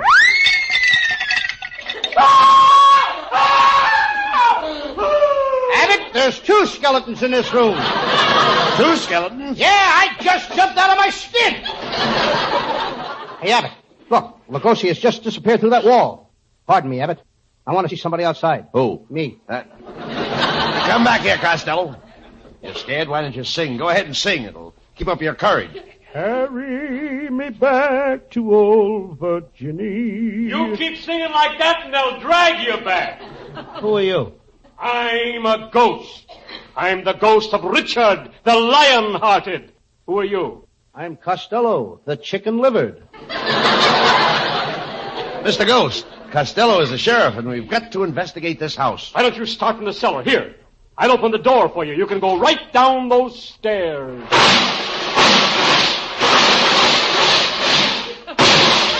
Costello, where are you? I'm down in the cellar, Abbott, but look out for that first step. It's a Lulu.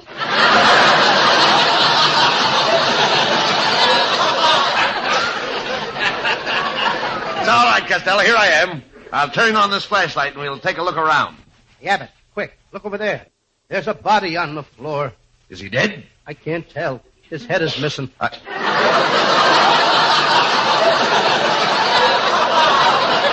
I'm getting out of here, Abbott. Costello, what are we? Mice or men? I don't know about you, but I'm glad there's no cat around.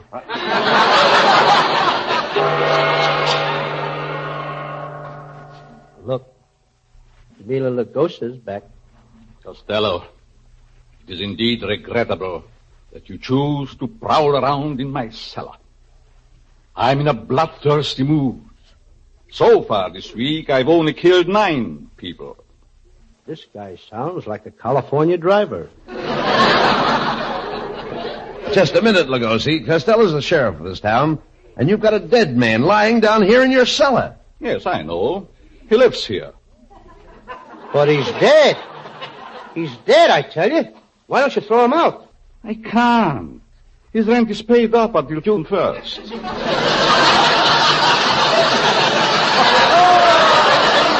Come on, Costello. We've got to continue with the search. Well, go ahead with your search. If you want me, I'm in the morgue, lying on my slab. That's where I'm happiest. I'm lying on my slab. Don't look now, Abbott, but I think he's a little slab happy.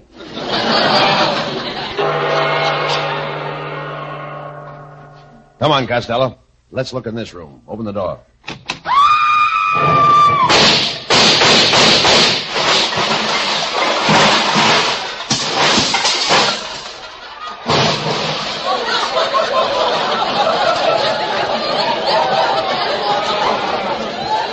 Costello!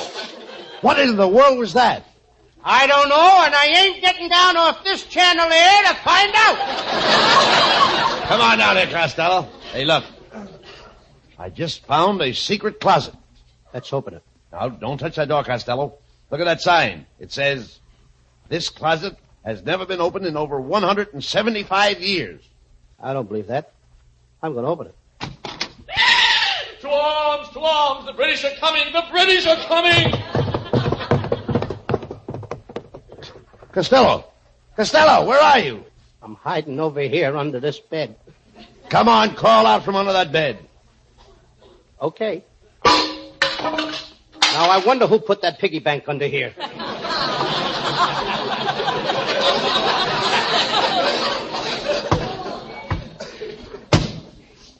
Hey, look, Costello. There's a panel sliding open in that wall.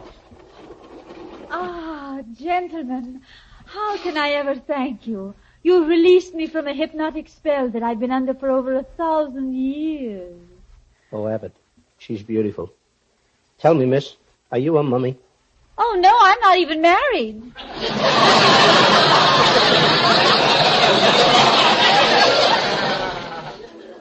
Gee, you're lovely.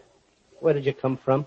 I remember coming here on Noah's Ark with all the animals. They all came in pairs. The birds came in pairs. The rabbits came in pairs. Did everything come in pairs? Everything but the worms. They come in apples.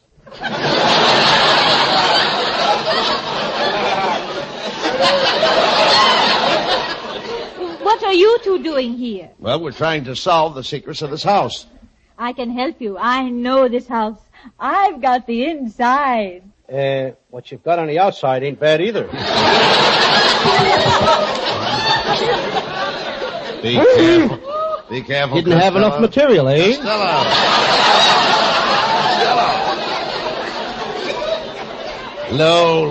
Lou, be careful. This girl is a vampire. She may be dangerous. And besides, she's 1,000 years old. You ought to be able to handle a rabbit. She's the same age as your wife. Which one of you gallant gentlemen opened that panel and released me? I did. Ah, I'm going to reward you. Come, put your arms around me. I'm going to kiss you.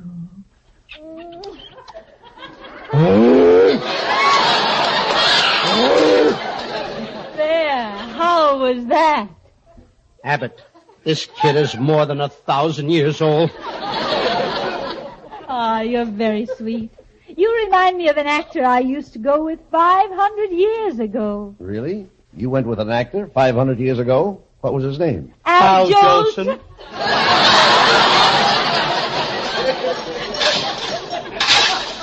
Hey, what's that? Oh, it's Lugosi coming back. He mustn't find me here. I've got to get back behind my panel. But before I go, you may take my hand and kiss it. Thank you. Thank you. Costello, what are you doing? I'm kissing her hand. But Costello, the girl is gone. She's gone back behind that panel. Now, wasn't she sweet? She gave me her hand a kiss. I've got her hand and I'm holding it in mine and she's gone. Now, wasn't that? She's gone. Mom, I still got her hand out. Quiet! What are you trying to do? Wake up the living?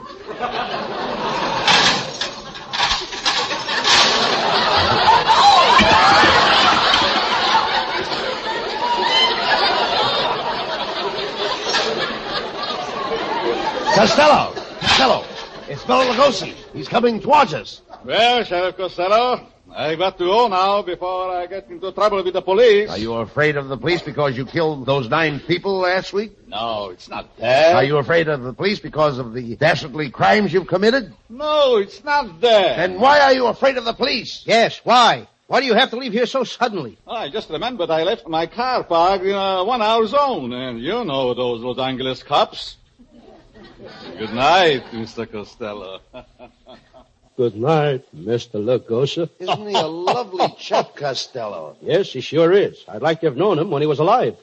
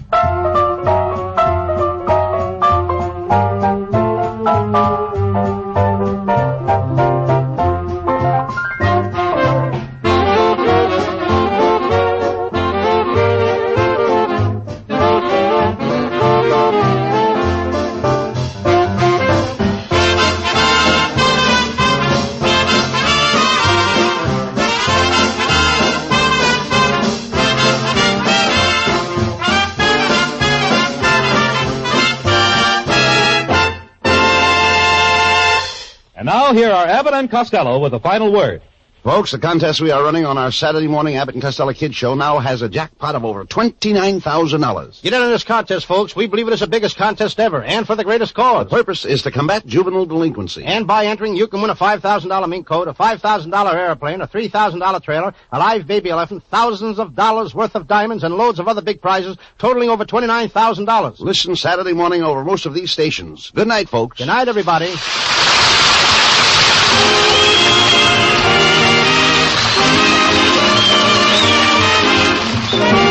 Listen each Wednesday night at this time for another great Abbott and Costello show, produced and transcribed in Hollywood by Charles Vanda and featuring Susan Miller and Matty Malnick's orchestra. This is Michael Roy saying goodbye until this same time next Wednesday. Be sure to stay tuned for the outstanding entertainment which follows throughout the evening on this ABC station.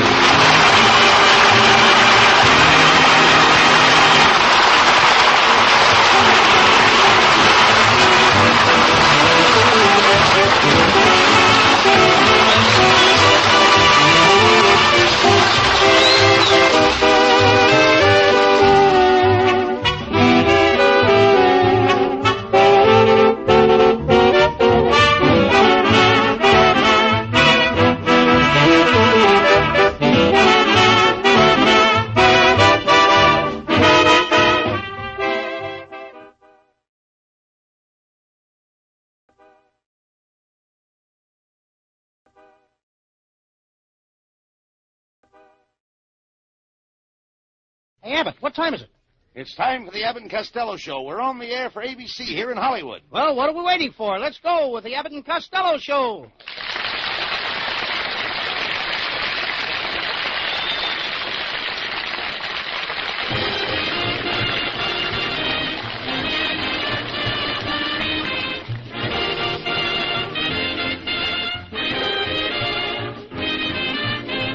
Yes, it's the Abbott and Costello Show, produced and transcribed in Hollywood tonight for your listening pleasure with Susan Miller and the music of Matty Malnick. Hold on to your chairs, folks, for here they are, Bud Abbott and Lou Costello.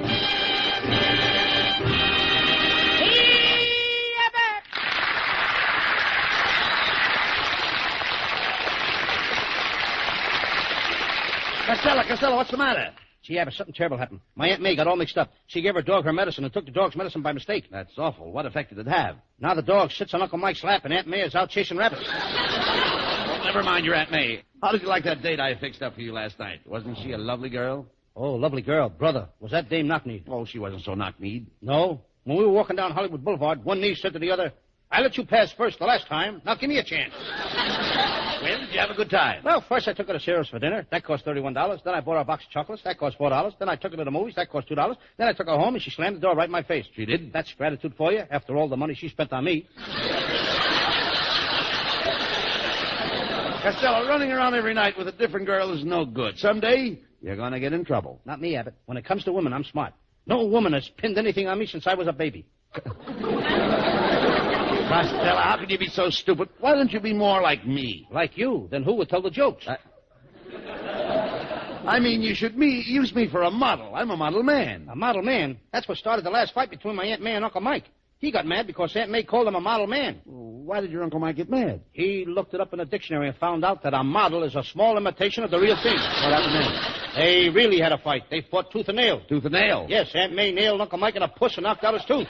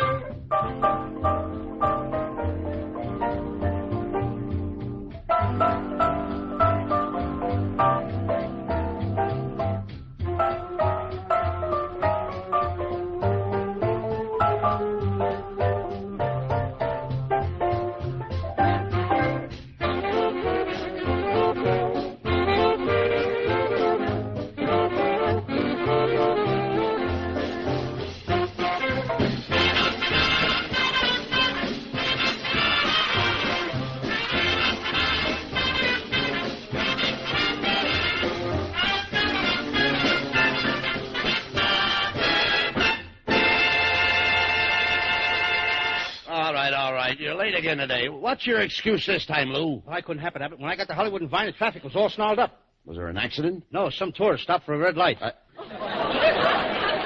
see you got another traffic ticket, eh? Yep. Costello, that's 6 traffic tickets you've got this week alone. How do you account for that? Well, Sunday I couldn't get the car out of the garage. Well, what is the ticket for this time? Double parking my car, and it's a $200 fine. It can't be. It's only $2 fine. Lots of people double park their cars. On top of other cars? You enter your car in the midget race. Well, that wouldn't be fair. Why not? How would it look, a big guy like me racing against those little midgets? You know, your brother Pat borrowed my car Saturday. There's really a fast car. Yeah, Pat, let me drive your car. I turned off the road and cut right through the farm. I was driving so fast that I went past the beans and corn. It looked like succotash. How fast were you going? 80 miles a minute. You mean 80 miles an hour? I mean minute. That car of yours won't go an hour. You idiot. You had no right to drive my car through a farm. I had to have it. If I drive it down the road, I'd pass a junkyard, and every time I do that, the car would stop. Why? It gets homesick. Now, look, that car is in great shape, Costello. If you drove that car into a race, you'd go like thunder across the finish line. Thunder is right. Every time I start the motor, the windows fall out of the house across the street. No, that's ridiculous. That car's in fine shape. Why, I haven't paid a dime on that car for repairs in 10 months. Yeah, that's what the repairman told me. He said you were a deadbeat.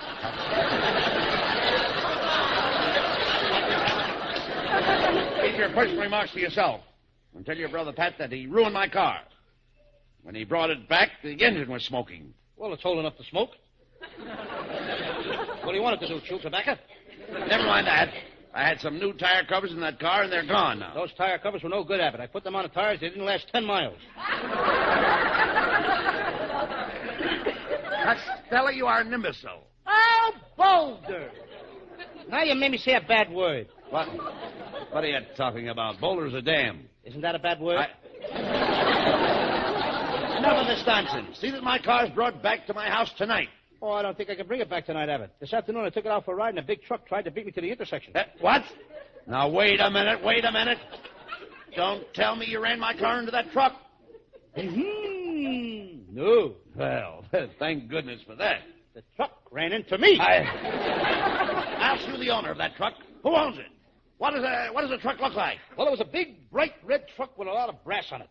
There was a long ladder on it, and there were 6 fishermen in it.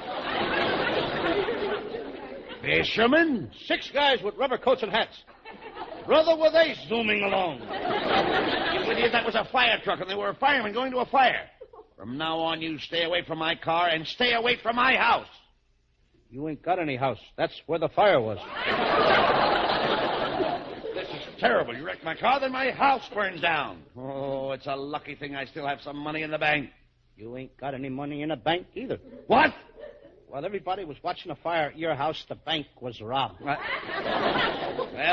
There goes everything but my wife's car. Got to tell you, Abbott, the guy that robbed the bank took your wife's car to make their getaway. Well, this is awful. My car's wrecked. My house is burned down. My money's been stolen. The only thing I have left in the world is my darling little wife. That's the part I forgot to tell you about. The guys that robbed the bank kidnapped your wife, and if you want her back, you'll have to pay them $20,000 ransom. Yep. Hey, which one of you guys is Bud Abbott? I am. Well, I'm the guy that kidnapped your wife. Now, look, mister, I haven't got $20,000. You want your wife back, don't you? Oh, yes, I do, but I haven't got $20,000. Well, you have now. What do you mean? Listen, me and my partners talked it over, and we're willing to pay you $20,000 to take her off our hands. Don't do it, Abbott. What do you mean? Abbott, do you realize how bad these guys are stuck? They got your wife. They'll pay more than $20,000 to get rid of that old turkey. Now, let me handle this. Look, mister, Abbott is willing to take his wife back, but it's going to cost you $30,000. You drive a hard bargain, Fatso. Well, here's the $30,000. Hey, Charlie, bring her in. Oh, hello, buddy. I've just had the most exciting experience. These two charming boys have been driving me around all over town. Come on, Charlie, before this jerk changes his mind. You're a sucker, Abbott. We could have got $40,000. Quiet, Costello. Betty, darling, do you realize who those two men were? They were bandits. They were bad men. Oh, I thought they were pretty good. Oh, the little one kissed me.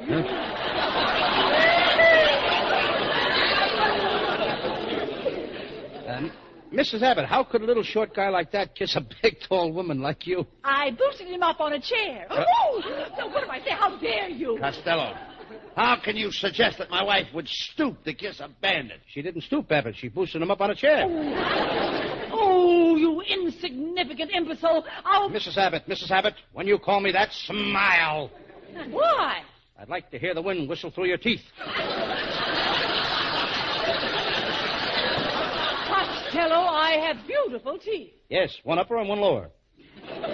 They ought to get together someday for lunch. Now, cut that out, Costello. My wife has had a very tough day. Our house burned down, and she was kidnapped by bandits, and you're picking on her. Why? Why do you continually insult my wife? Oh, I'm a bad boy. I'll say you are a bad boy, and it's all because you wasted your time in school. I didn't waste my time in school, Abbott. We were so poor we went to school without any shoes. And the kid that sat next to me, his father was a millionaire. I worked hard, and he didn't. I graduated, and he failed and was expelled. I never saw him again until last week. Do you know what he is today? A bum, huh? No, a millionaire. His father died and left him all that money. Costello, I don't know what the future holds for you. Oh, maybe I can help him, Bud. Here, Costello, let me see your hand. I'll tell your fortune. Okay. My. What an interesting hand. Oh, this line tells me that you have 6 children. I ain't even married. You'd better get that line fixed. Oh, now let's see. Oh, yes, this is your lifeline. Oh, my. You'll live to be 28 years old. But I'm 33 now. Oh, how do you like that, Bud? He's been dead for 5 years and doesn't even know it.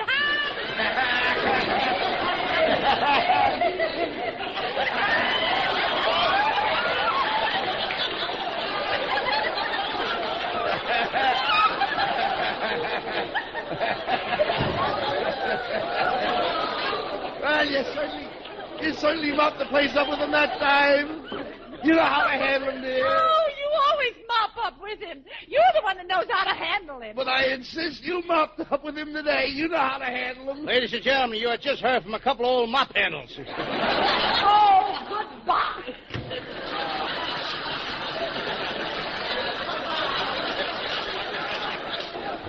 My wife is a wonderful girl, Costello. She's the picture of health. Did you notice her rosy red cheeks? Red cheeks are the sign of good health? Certainly. Well, tonight she was healthier on one side than she was on the other.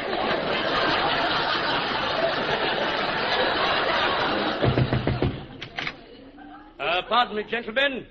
Which one of you is Costello? I am Lou Costello. The boys of the Legion have been listening to your program, Costello, and we have decided to make you a member of the Legion. Costello, do you realize what an honor this is? Ah, then you accept? You will join the Legion? Oh, sure. I'll be very, very happy to join the Legion. Good. Be at this address in an hour, and we will make you members. Goodbye. Abbott, you ought to be proud of me. Think of it. I'm going to be a member of the Legion. Someday I may be head of the Legion. I may even get to be a big politician. I can see myself now at the meeting at the Big Four. Me, Lana Turner, Hedy Lamarr, and Betty Grable. Wait a minute. What about Attlee, de Gaulle, and Stalin? Let them get their own girls.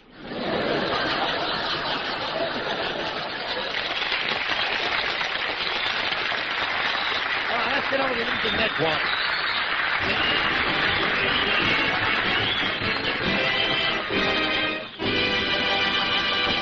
We'll return after these messages on Radio Theater.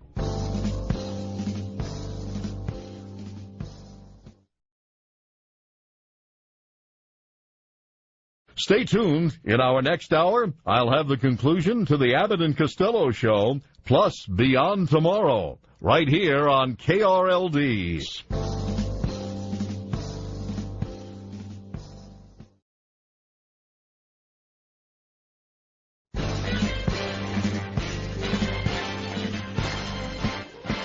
Welcome back to the KRLD Radio Theater. I'm your host, Bob Gibson. Time now for the conclusion to the Abbott and Costello show. I may be wrong, but I think it's time for our singing star, Susan Miller, to sing the lyrics to I May Be Wrong.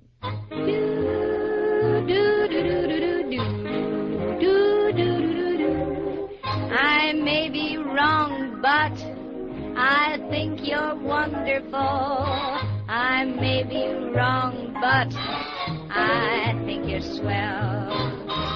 I like your style, say, I think it's marvelous. I'm always wrong, so how can I tell? All of my clothes are unsightly. All of my hats are a crime. It's dear in you I picked rightly. It's the very first time you came along, say, I think you're wonderful. I think you're grand, but I may be wrong. Deuces to me are all aces. Life to me just isn't mellow. Faces are all open spaces. You might be Lou Costello. You came along, say, I think you're wonderful. I think you're grand, but I may be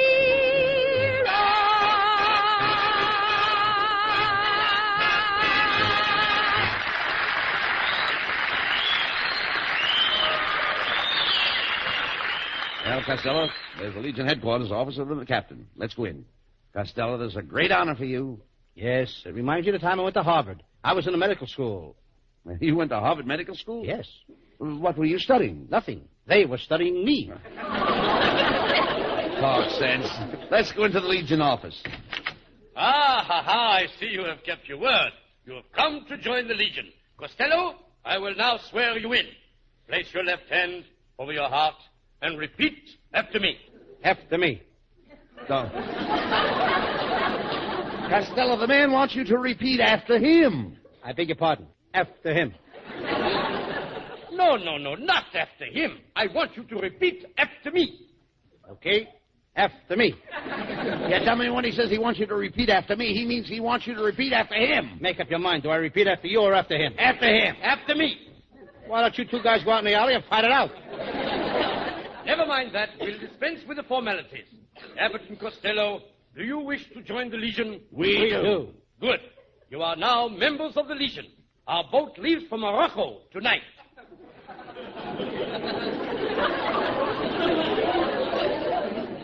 I didn't know the American Legion was having a convention in Morocco. What American Legion? You just joined the Foreign Legion. Get going.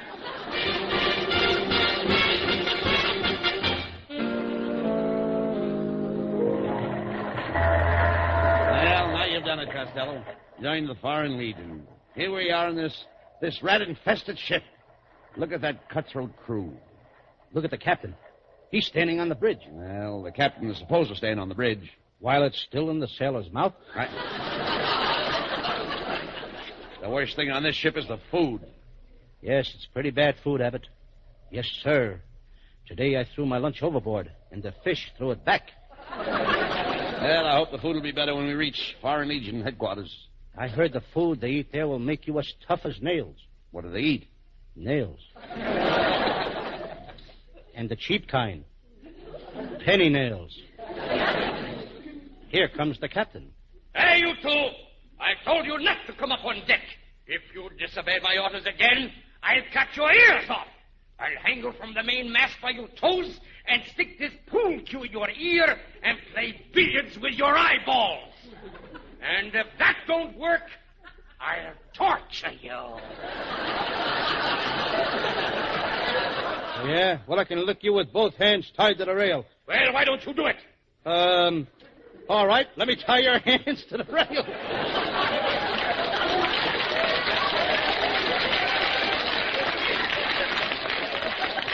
Costello, are you afraid of this guy? Nah. Then go ahead and fight him. Suppose he does kill you. What's better than dying like a hero? Living like a coward. Costello, you are lucky you didn't start anything with me, Costello. Why, I'd jam my fist in your mouth, jar your teeth loose, and beat you to a jelly. Jam, jarred jelly. Heaven preserve us. I remember, I'll be keeping my eye on you.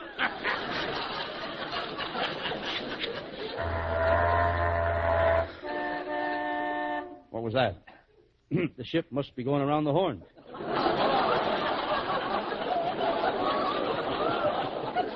Look, we're coming into shore.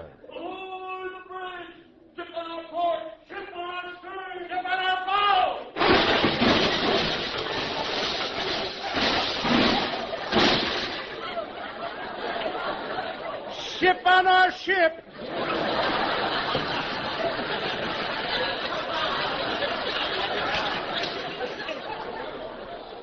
Come on, Costello.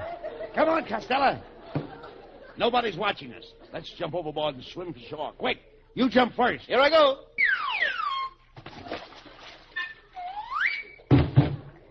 Costello, you just jumped into the water. How'd you get back on deck here again? Abbott, did you ever back into a swordfish? Oh, come on.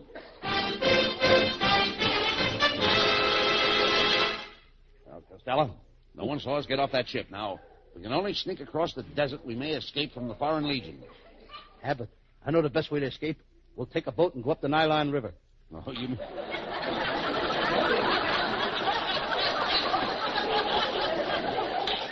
Now, you mean we'll go up the Nile River? Nylon is something that goes on a girl's leg. Well, you go your way and I'll go mine.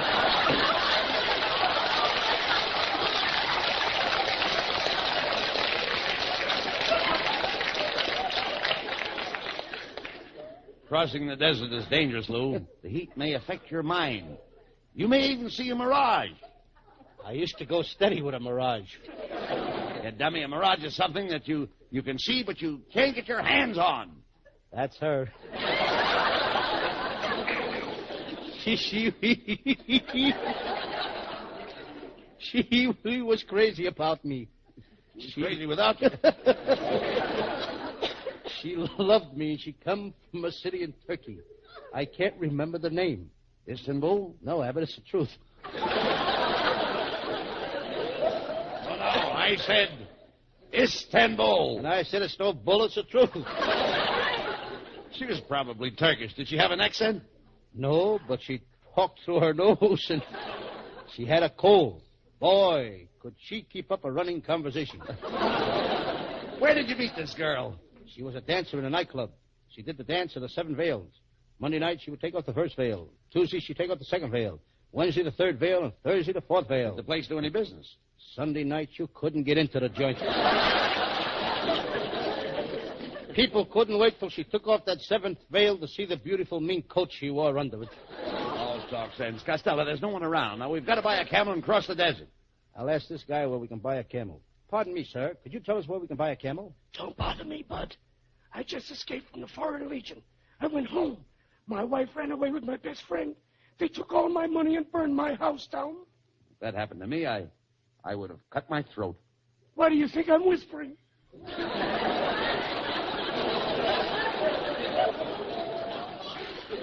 Abbott, there's the place we're looking for. See that sign? Honest Hassan, used camel dealer. Come on. 900,665, 900,666, 900,667, Look, 900... Abbott, he's counting his money. 900,668, 900,600... Mr. Hassan. Huh? Mr. What Hassan. is it? What is it? What? Oh, you made me lose count. I got to start over. 1, 2, 3, 4... Look, count that money later. We want to buy a camel. Oh, customers. Oh, well, there's a bunch of dandy camels over there. Do you mind if I carry a couple of them? What do you want to carry a camel? Why not? Camels carried us for 5 years.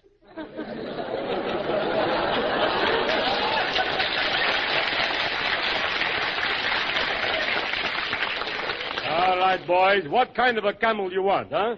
Would you like one hump or two? One hump with lemon, please. Mr. Hassan, what is that camel over there? The one with the 6 humps. Oh, that's our station wagon model.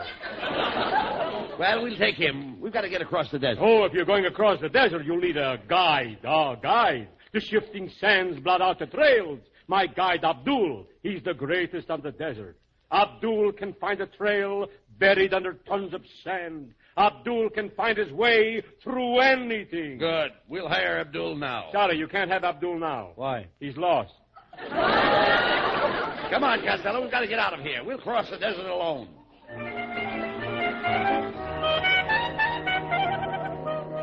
Abbott, we've been on this desert for 5 days. I can't stand it any longer. It's so hot. You go on without me. I'm only holding you back. My life is worthless anyway. We both can't make it. You have more to live for than I. Abbott, my beloved friend. Go on without me. I'll stay here and die. No, don't say it, Abbott. Don't say it. I'm going to stay here and die. Nothing you can say will make me change my mind. But, all right, you talk me into it. I'll go with you.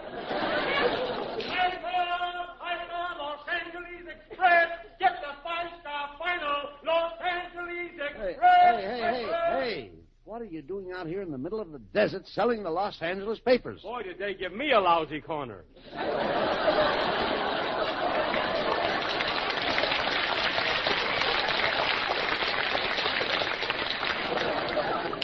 Costello, we only had some towels to put over our heads to protect us from the heat.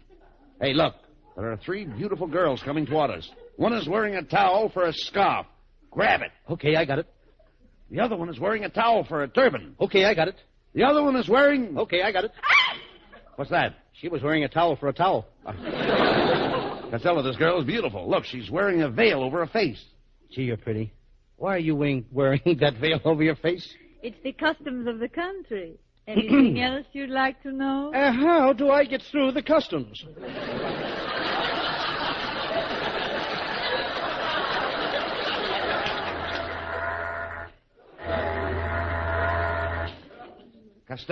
Costello, we did it. We've crossed the desert. Look, there's a boat. We're going back to America. We've escaped from the Foreign Legion. Come on.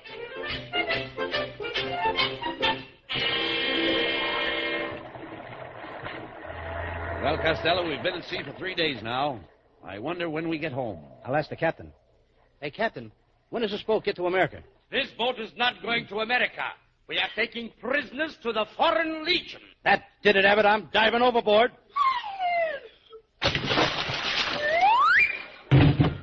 Costello, you just jumped into the water. How'd you get back on deck? Did you ever back into a swordfish? You did that joke before. So what? I like the joke. I'll do it again. Did you ever... Come on!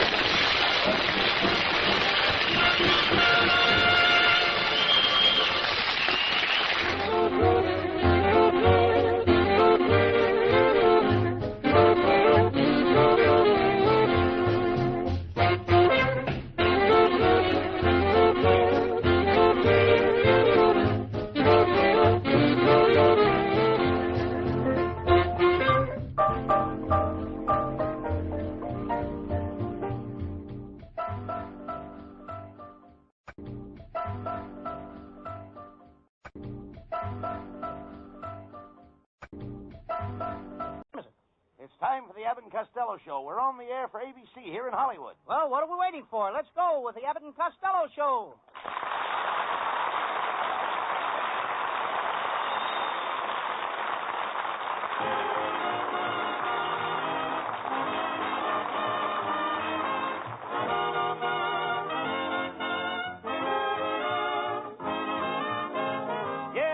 Abbott and Costello Show, produced and transcribed in Hollywood tonight for your listening pleasure with Susan Miller and the music of Matty Malnick.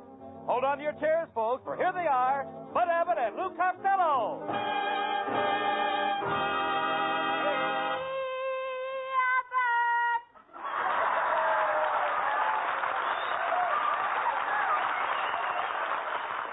Here I am, Costello. Tell me, where have you been? I went over to see Uncle Mike. He's been in the hospital for the last 10 days. And Abbott, he's got a nurse with beautiful blonde hair, blue eyes, and the most gorgeous figure. I've been to the hospital every day. How is Uncle Mike? I don't know. I'm going to see him tomorrow. How can you be such a colossal idiot? On this show, we only want the best. My grandfather's in the hospital, too, Abbott. He's 105 years old. He is? Yes, the nurse feeds him bourbon for breakfast, bourbon for lunch, and bourbon for dinner. Chaser? Yes, but at his age, he's too old to catch her. Costello, when are you going to stop being an idiot and start amounting to something? Oh, I think starting tomorrow, I'm going to train to fight Joe Walcott. Joe Walcott. Don't make me laugh. Joe Walcott has muscles. I got muscles. Walcott's got stamina. I got stamina. Walcott's got 6 kids. I got muscles. Talk, then. Why don't you save your money and get into the stock market? Did you ever buy grain in New York or sell barley in Chicago? No, but I sowed some wild oats in Glendale. Costello, I think you'll be a loafer all your life. Nobody would hire you. Oh, I had a job last week at Republic, working for Gene Autry, but I got fired. Why? I forgot to tune his guitar, and the Indians killed him.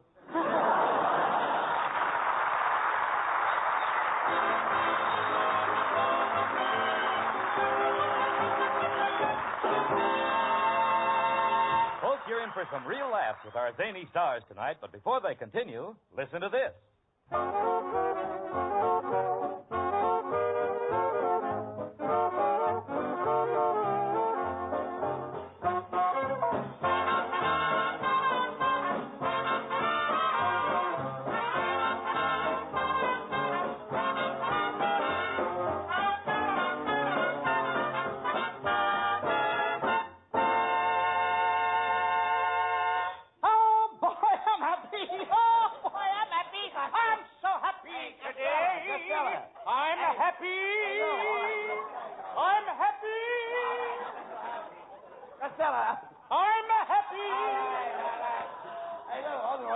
How do you feel tonight? Lousy. Well, you were just singing you were happy.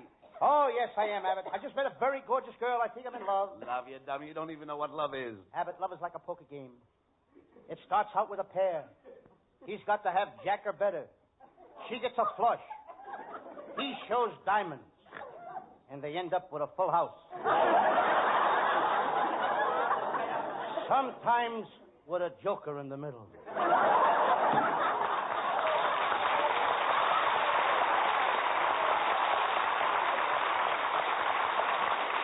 Costello, I don't believe you've got a new girl. No girl would have anything to do with you. Oh, but I got plenty of girls. My trouble is getting rid of them. When I get rid of one, another one pops up. When I get rid of her, another one pops up. It's like jumping from the frying pan into the arms of Jane Russell. That's jumping from the frying pan into the fire, my friend. You jump where you like, and I'll jump where I like.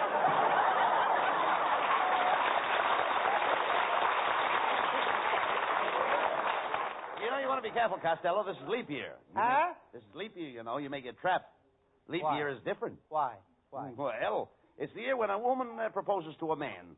The woman makes up the man's mind for him. That's different. Now, wait. Costello, June is a month for marriages. But you don't have to worry. Very few girls would marry you. Very few would be enough. One at a time. In parentheses, mad. How many girls do you think I need, Abbott? Do you want me to get arrested for trigonometry? No, not trigonometry. When a man has several wives, it's polygamy. When he has 2 wives, that's bigamy. Do you know what it is when a man has 1 wife? That's monotony. No.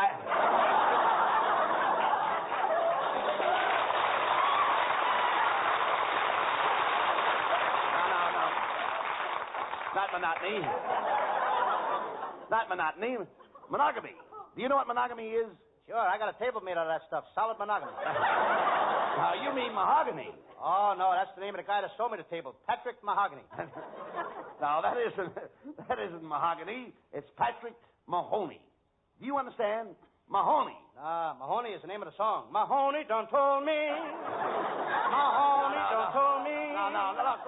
Mahoney done told me. Wait a minute, Lou, let's talk sense, please. That's not Mahoney. That's the new line. Let's talk sense. That's not Mahoney. That's my mammy. Oh, I've been there, Abbott. You've been where? My mammy, Florida. No. My mammy, Florida. That's Miami. That's what I clean my sink with. You mean Banami. Who? Banami. Now you're back to the songs again. What songs? Banami lies over the ocean. Banami lies over the ocean. Costello, you must have had a tough life. Oh, yes, Abbott. We lived next to the YWCA, and every wash day my mother would blindfold me. What's tough about that? You know, I was 25 years old before I found out that horses weren't the only ones that wore halters. Halters. Speaking of horses, Abbott, how was your wife? I heard that remark. Oh, I said it for you to hear. One more crack like that, and I'll lower your bicycle seat till your rompers get caught in the sprocket. How dare you insult my wife, Costello? Why, she's beautiful. Just look at her. I am looking at her.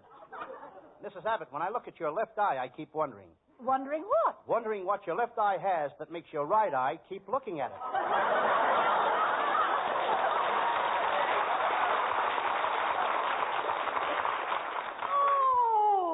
My bunny lies Oh, you bloated magpie. You should talk about my eyes. I'm afraid to look at your eyes. Why are you afraid? I'm afraid a baby kangaroo might jump out of one of those pouches. I told him.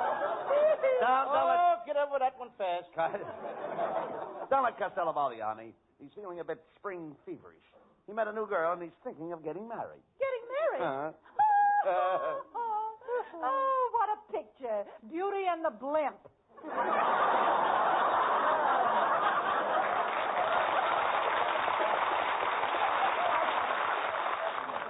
Oh, goodbye. Oh, goodbye. And goodbye to you, Mrs. Abbott, and 33 skidoo.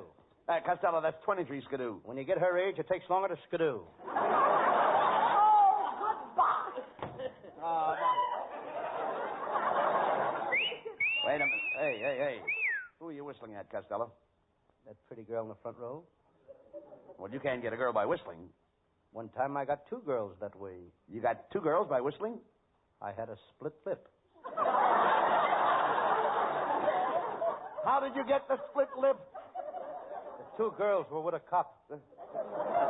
I'm surprised at your actions, Lou. I always thought you were bashful. Well, I used to be bashful, Abbott. When I was born, I stayed in bed for a whole year. I didn't even talk to my mother. Costello, why do you always act so stupid? Well, I have to, because to make you look good.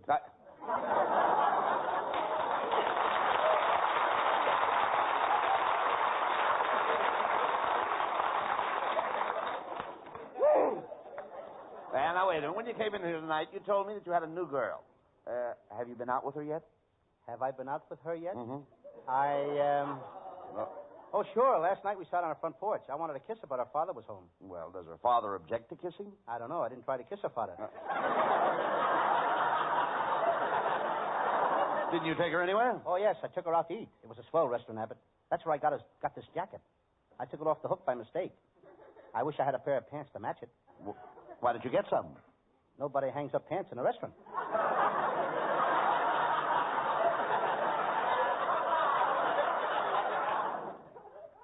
Well, hello there. How are you all? Hey, Abbott, get a load of this beautiful girl.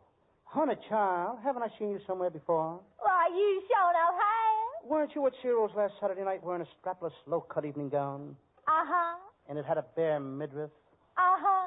And the dress didn't have no back to it? Uh-huh. I knew I'd seen your face someplace before.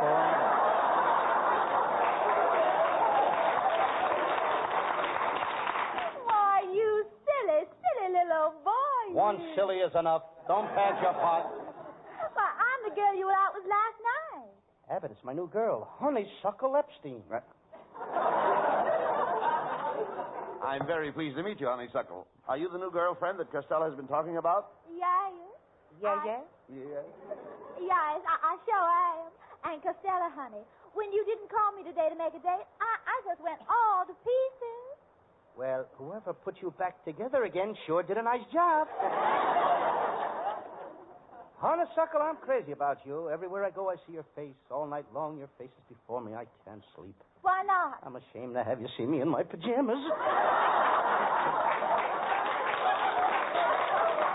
Oh, you all are so cute. I'm going to kiss you. Come here. Oh, kiss me again. All right.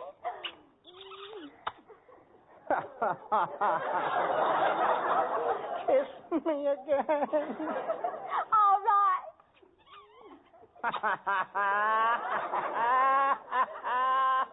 Why are you crying when I kiss you? You're standing on my foot.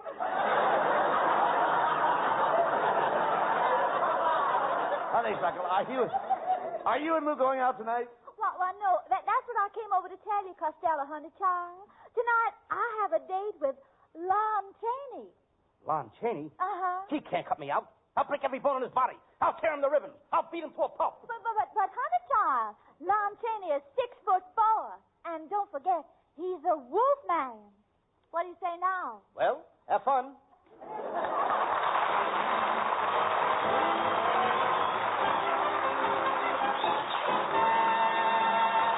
And there's a lot more mad stuff still to come. But right now, a change of pace to let you hear this.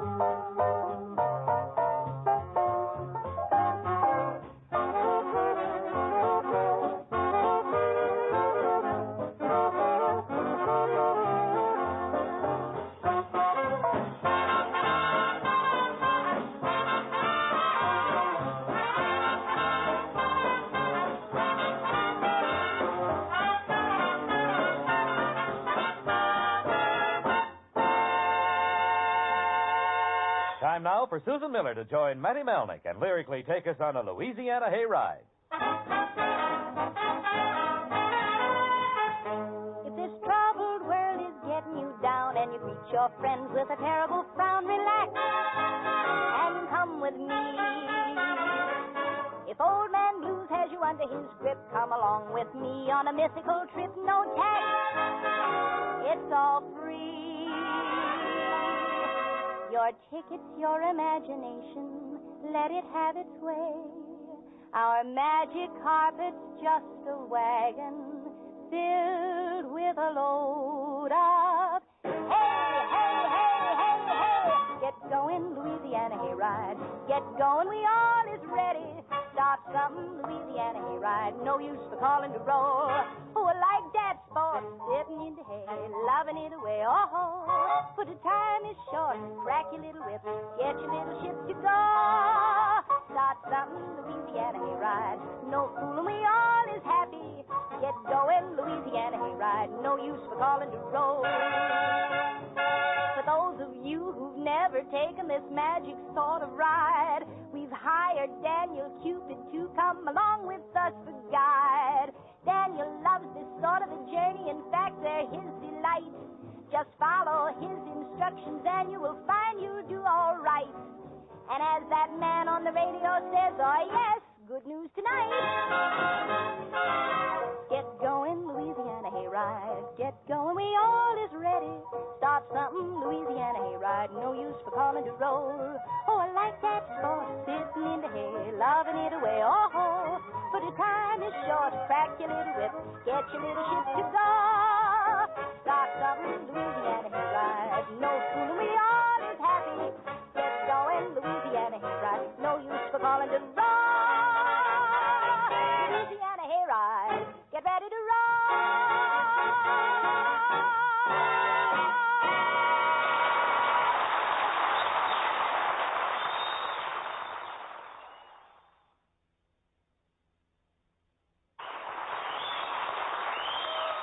Well, Costello, it looks like you're going to lose your new girlfriend, Honeysuckle, to Lon Chaney. She's stepping out with him tonight, you know. I'll fix that Lon Chaney. Stealing my girl. I'll tell that guy where to head in. Oh, you're getting awful tough all of a sudden. Well, Abbott, I've been taking those physical culture lessons from Charles Atlas by mail. You have? Yes. Let me see your muscles. Huh? Let me see your muscles. I don't get the muscles until next week. But I'm plenty tough. That Lon Chaney don't scare me. I'd like to see that Lon Chaney walk through that door right now. I'd tell him where to get off. Hello, fella. I'm Lon Chaney.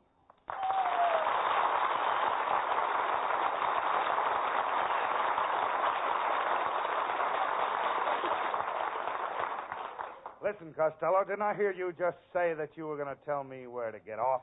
Yes, Chaney. I'm going to tell you where to get off. Where do you live? Right here in Hollywood. Well, you get off at Hollywood and Vine.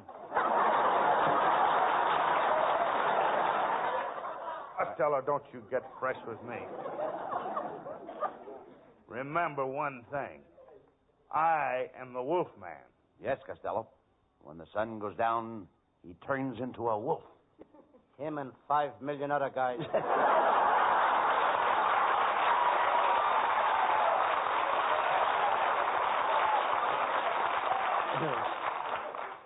Him and 5,000,001 other guys.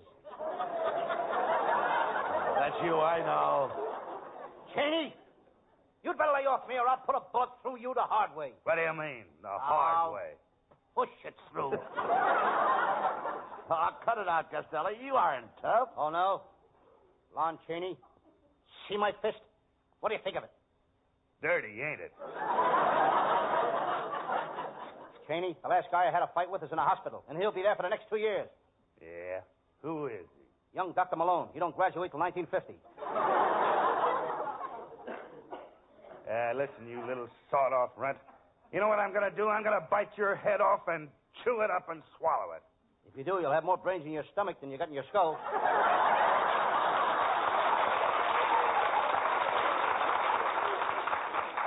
I got brains I haven't used yet. Well, don't let him go to your head, Lou.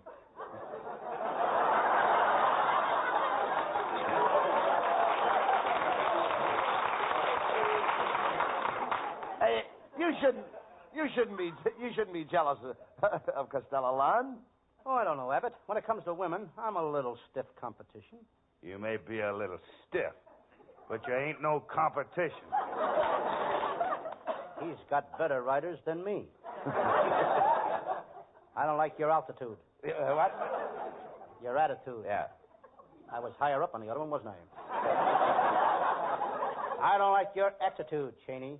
You keep away from Honeysuckle Epstein. I'm warning you to withdraw. Yeah, and suppose I don't want to withdraw. Then I withdraw my warning.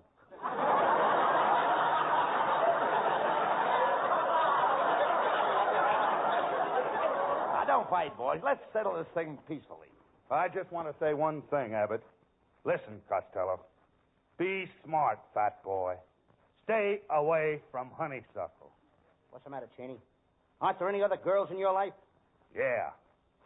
But there ain't any life in my other girls.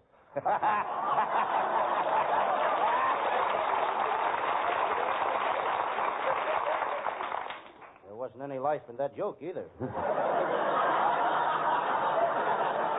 I can't stand any more of you. Mr. Abbott, will you do me a favor? Certainly, Lon. Anything for you, Mr. Chaney. Well, drop by Honeysuckle's house. Here's her address. Tell her that I won't be able to keep my dates tonight. I've got to work at the studio. You bet I will, Chaney.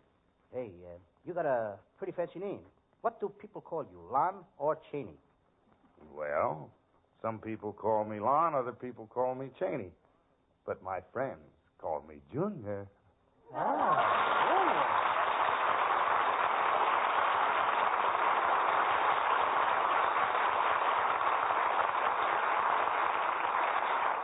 Out of my way, Abbott. I'm off to see Honeysuckle Epstein. You idiot. You can't go on that date tonight. You've got no money. Well, I'll stop at my Uncle Mike's house and borrow some. He's loaded. He just sold his invention. What did he invent? A cake of soap, 8 feet long and 6 feet wide. A cake of soap? 8 feet long and 6 feet wide? Yes. How can you pick it up to lather yourself? You don't pick it up. You just sit on it and slide up and down. Well, I've got her address, and as long as you insist on seeing her, let's go over to the house. Let's. Got here fast, didn't we? Come on, Costello. Here's Honeysuckle's apartment. My name is right on the door. honey-child boyfriend, Costello. Won't you all come in? Honeysuckle, honey-child, little old, you look lovely tonight. That's a gorgeous dress you're wearing. Oh, it's just an old Mother Hubbard. Mother Hubbard. Yes. Don't look now, but your cupboard is bare. Honey-child, Costello, you all has got to leave now. I got a date with Lon Chaney, and he's very, very jealous of me. If he catches you here, he's going to be awful mad. Oh, no, honeysuckle. Mr. Cheney stopped off at the studio and asked me to come over and tell you that he can't keep his date. He has to work tonight. Oh, well, in that case, what do you think we ought to do this evening? Let's neck. Wait a minute, Costello. You forget that I'm here. Yeah, but I only neck with girls. Oh, there's someone at the door. Who is it? It's me, honeysuckle, darling. It's me. I didn't have to work tonight.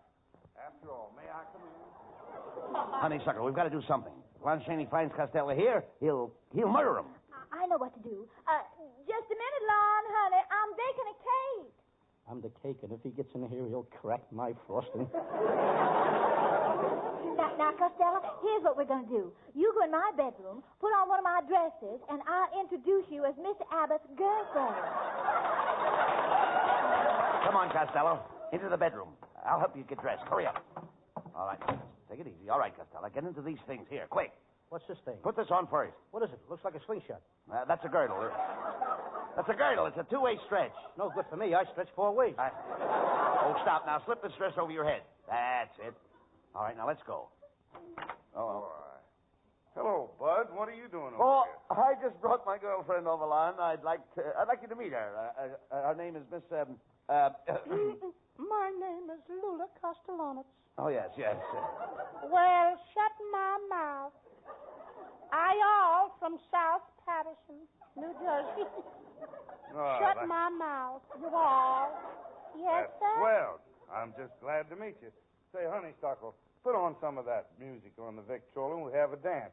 Get out some of that romantic stuff like Hold That Tiger.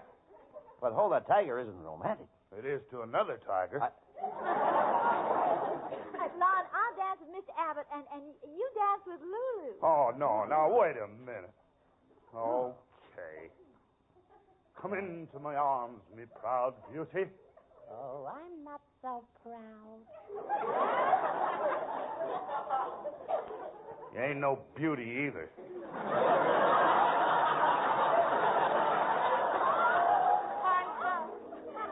Go ahead, Lon, honey. Now you just dance with Lulu, and I'll go out and see how my cake is coming along. But I think I'd better dance with Mr. Abbott. He's the man that brought me. Oh, tush. That's all right, Lulu. I'm not jealous. Go ahead and dance with Mr. Chaney. Go ahead. It's all right. You rat, Abbott. Rat. Come on, Lulu. Let's cut a rug, huh? Lulu, dear, what was that noise? That was my garters. It's a long pull from my girdle to my bobby top.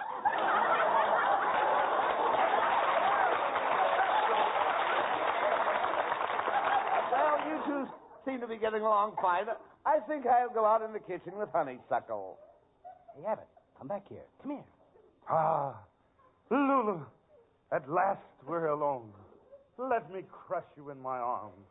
Mother told me there'd be nights like this. What is the matter with you, Lulu? Have you no warmth? What do you think this is? Puppy love? It must be your nose is cold.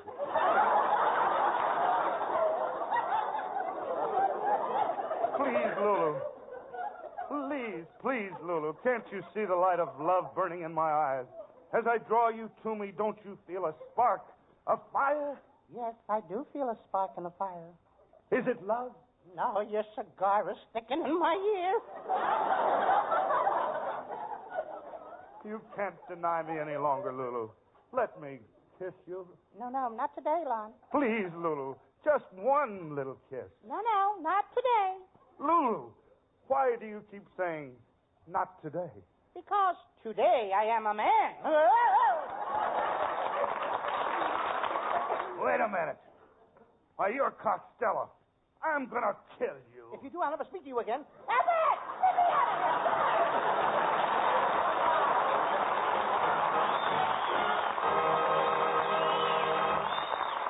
boys will be back for a curtain call in just a few seconds. The time it takes to tell you this.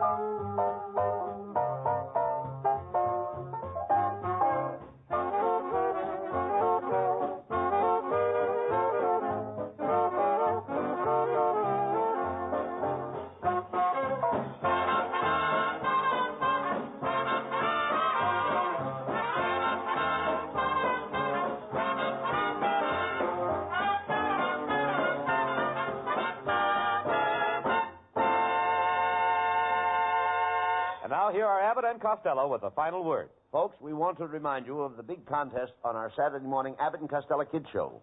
You can win over $20,000 in prizes, including a $5,000 airplane, a $3,000 automobile, a live baby elephant, a $3,000 house trailer, and thousands of dollars more in big prizes. You can win them all by entering this contest, folks, and at the same time, you'll be doing your part to fight juvenile delinquency. It's really a worthwhile project, folks, so remember to tune in Saturday morning. That's over ABC Saturday morning, the Abbott and Costello Kids Show. You can hear it over most of these same ABC stations. See you Saturday. See you next Wednesday night, too. Good night, folks. Good night, folks. Good night, everybody in Patterson.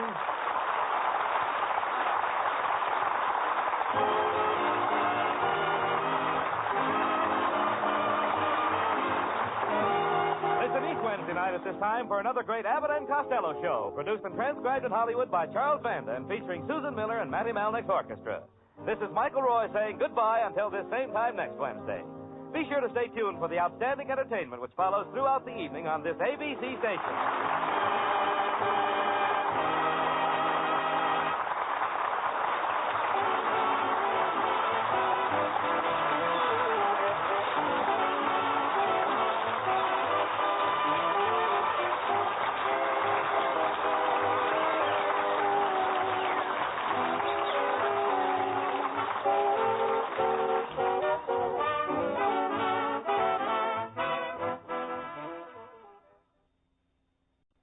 Abbott, what time is it? It's time for the Abbott and Costello Show. We're on the air for ABC here in Hollywood. Well, what are we waiting for? Let's go with the Abbott and Costello Show.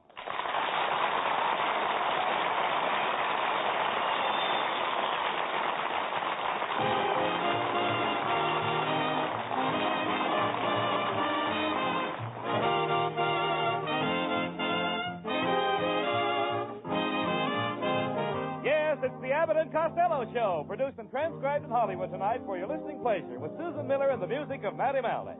Hold on to your chairs, folks, for here they are, Bud Abbott and Lou Costello.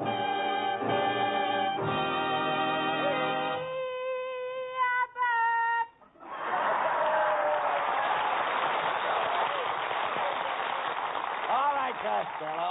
All right. Stop the yelling. Say, where did you get that black eye? A girl. What happened? I popped the question, and she popped me back. Why did she pop you back? Wrong question. Costello, you've got to have more backbone with girls. When you're with a girl, assert yourself. What do you mean? Well, just say, look, babe, either you do what I want you to do or go jump in the lake. I tried that. And what happened? Last week, they pulled 6 girls out of the lake. Now, take me, for instance. I'm very popular with the girls. Oh, yeah? Certainly. Remember the girls at the Glendale Laundry? Yes, they voted you the guy they would most like to mangle. That was mingle, not mangle. But remember, Costello, back in Patterson, when the girls got us to join the Patterson Bowling and Necking Society. Yes, we ought to go back there sometime and do a little bowling. Well, I got to leave you now, Abbott. I'm running for dog catcher in Glendale. I've got to write out a speech. You running for public office. What do you know about politics? Why, back in New Jersey, I ran for state senator once, but my opponent made a wonderful speech and promised every voter $60 a month. And he was elected 3,000 to nothing. 3,000 to nothing? Didn't you even vote for yourself? Heck no. I wanted that $60 too. Ah, shut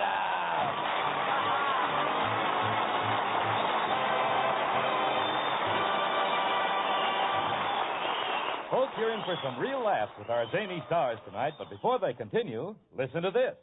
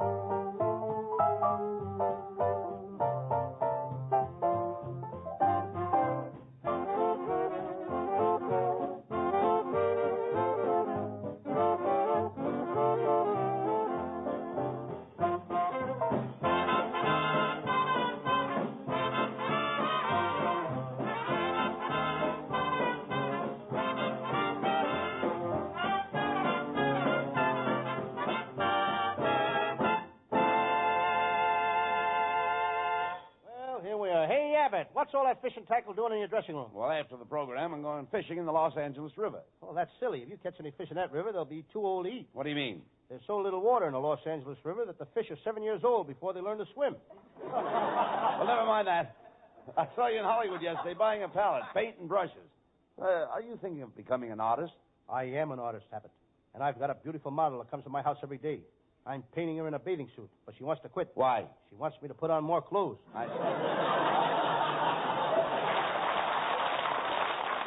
How long has this model been posing for you?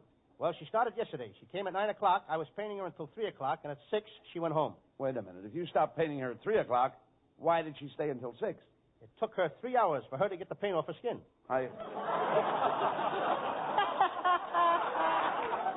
And boy, is she a beautiful girl, Abbott. She's 6'5", and last night when she left, I kissed her goodbye. Now, wait a minute. How could a little short guy like you kiss a girl 6'5"? My brother put me up to it.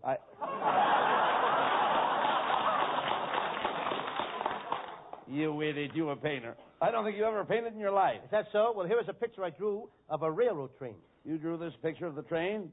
All I see is the engine. Where's the train? The engine draws the train. Yeah! Here's another sample of my work. It's a painting of my Uncle Mike drinking a bottle of gin. Wait a minute. All I see is an empty bottle. Where's your Uncle Mike? How do you like that? He passed out of the picture. Who's your art teacher, Lou? I'm studying with Rembrandt. You dope. Rembrandt has been dead for 200 years. I was wondering why he never charged me for any lessons. Are there any other artists in your family? Well, my Uncle Jim Cully is a very unusual painter. He paints men and women. Well, what's unusual about that? Lots of artists paint men and women. On doors? Well,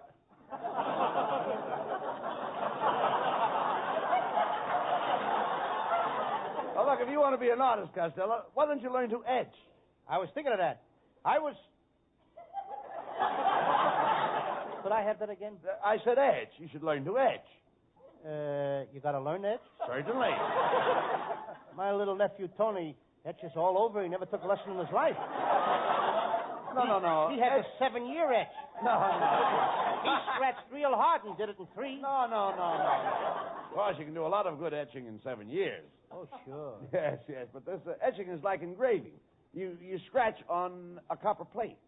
I have to scratch on a copper plate? Yes, certainly. Why can't I scratch where it etches? Forget about etching. Have you ever done any commercial painting? Oh, sure. I'm painting a calendar now. Here, take a look at it. No, that's a calendar. All I see is an unfinished picture of a beautiful girl. Where are the dates? I'll make those when I know the girl better. You love to paint girls. Why don't you try bathing beauties? I tried that, Abbott. Those beauties won't let you bathe them. Well, I gotta go now, Abbott. I gotta deal with my new girlfriend. She's a lady wrestler. I think she's in love with me. What makes you think that lady wrestler's in love with you? Last night, she bent me into the shape of a heart. Run for your life, run for your life. Quick, boys, run for your life. Well, what's the matter? Why should we run for our life? I just deliver them to the newsstand, and they'll be sold out in a minute. Right. That was Abbott's nephew, folks. Why don't you take him down to the brewery, Abbott, and see if they can't put a head on him? Now, don't worry about Norman. He's a very talented boy. He's studying singing, and when he finishes his course, he'll be another Carmen Lombardo. Must we have another Carmen Lombardo? Lombardo? Oh, lay off him, Costello. Remember, this is a free country. Right, Abbott. I always say that a man is entitled to life, liberty, and the pursuit of women. You're right. No. That's pursuit of happiness. You pursue what you like, and I'll pursue what I like. Speaking of Pursusan, here is our singing star, Pursusan Miller. Hey, Abbott, who writes this stuff? Our writers. They work very hard. They spend 12 hours a day in their office over a typewriter. Then why is this script written in pool chalk? And that's no way to introduce Susan Miller. Well, how would you introduce her? Abbott, I would give it plenty of class. For instance? Well, here, listen to this. Ladies and gentlemen, we are very fortunate in having with us tonight a great singing star, Miss Susan Miller. Miss Miller comes here to this program direct from a 40-week engagement in New York City on the Astor roof, where she was laying tar paper.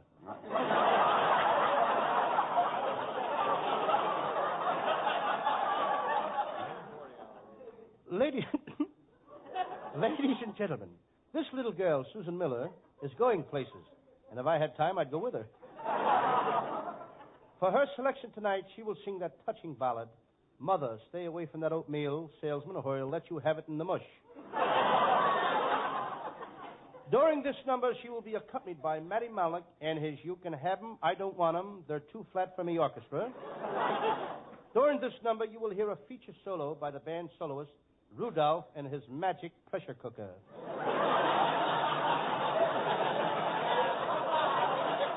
Just a minute. Pardon me. Hey, Abbott, what's this dame doing out here? Costello, that's Susan Miller. Oh, yeah, come on, folks. Give her a nice hand.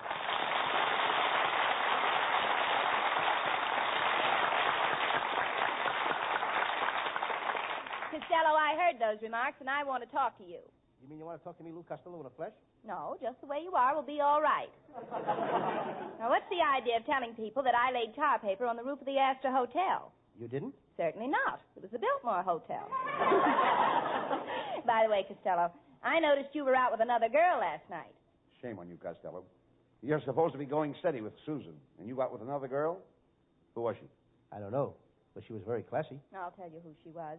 She's the girl that washes cars in the filling station across the street. I wondered why she wore those rubber gloves with her evening gown.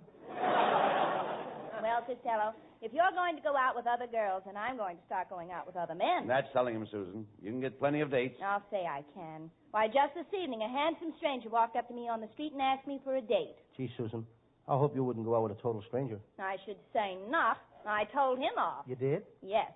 I said, sir, how dare you talk to a beautiful single girl that lives alone at 1537 Vine Street on the second floor in apartment 6 and is always home evenings after 9 o'clock.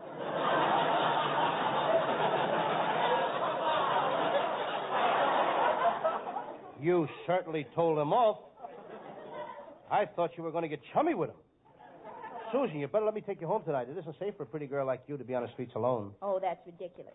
I carry a revolver in my bag, and I'm an expert pistol shot. I've studied jiu-jitsu, and I also carry a dagger, and I'm a pretty good knife thrower. Susan, will you do me a favor? What? You take me home. And if you'll promise never to go out with another guy, any other guy but me, I'll get you in pictures. How dare you? Are you trying to bribe me? What nerve? What gall? What studio? Hey, you. What a joke. Yes. And you quit worrying about getting girls in pictures and start worrying about this radio show. Costello, I've got an idea that would really help this radio show. What is it? Well, have Jack Benny on every week.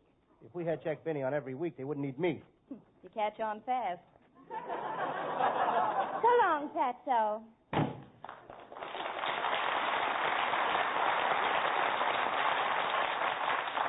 He had a good idea. All comedians need help on the radio. Bob Hope's got Kelowna. Eddie Canna has the Mad Russian. Edgar Bergen's got Charlie McCarthy. And then there's Harry James. Well, Harry James isn't a comedian. No, but look what he's got. You idiot. You're lucky you've got me. Where would you be without me? And where would you be without me? Where would you be without me? Well, we came out even on that one. We can't have a joke after every line. We've got to get some new ideas for this program. Hey, fellows, I got a new idea. Matty Malnick, you keep out of this. Your job is to take care of the band. What's the matter with the band? I didn't say anything about the band. I like the band. You've got one of the finest bands in the lower-priced field. Quiet, Costello. Matty, what's the idea you have? Why don't you let me do some of my recitations? Like, for instance, Hey Diddle Diddle, the cat and the fiddle, and the cow jumped over the moon. That's Mother Goose. Rub-a-dub-dub, 3 men in a tub. What's that? That's unsanitary.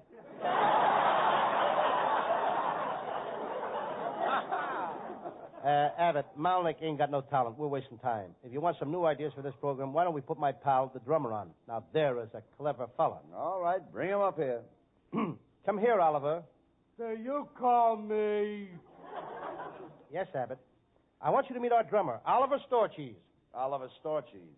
That's a very odd name. Well, that's only his stage name. What's his real name? Victor Storcheese. Well, what is he going to do? Sing? Dance? Are you kidding? This guy is a real novelty. He can drink a 5-gallon jug of hard cider in one continuous drink without taking the jug away from his lips. Oliver, you must be very fond of cider. Yeah. Well, every time I see an apple, I want to squeeze it. With me, it's a peach. Oh, you kid. Just a second. Is this cider really hard? Hard. Go ahead, Oliver. Show him. That hard enough, Abbott? Now, go ahead, Oliver. Pull the cork. Okay, I'm ready now. I will drink the 5 gallons without taking even one breath. 1 gallon. 2 gallons.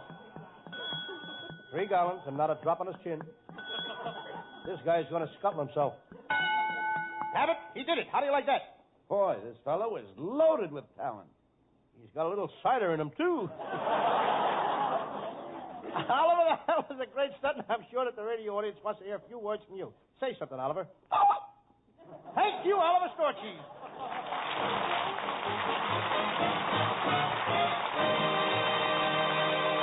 And there's a lot more mad stuff still to come. But right now, a change of pace to let you hear this.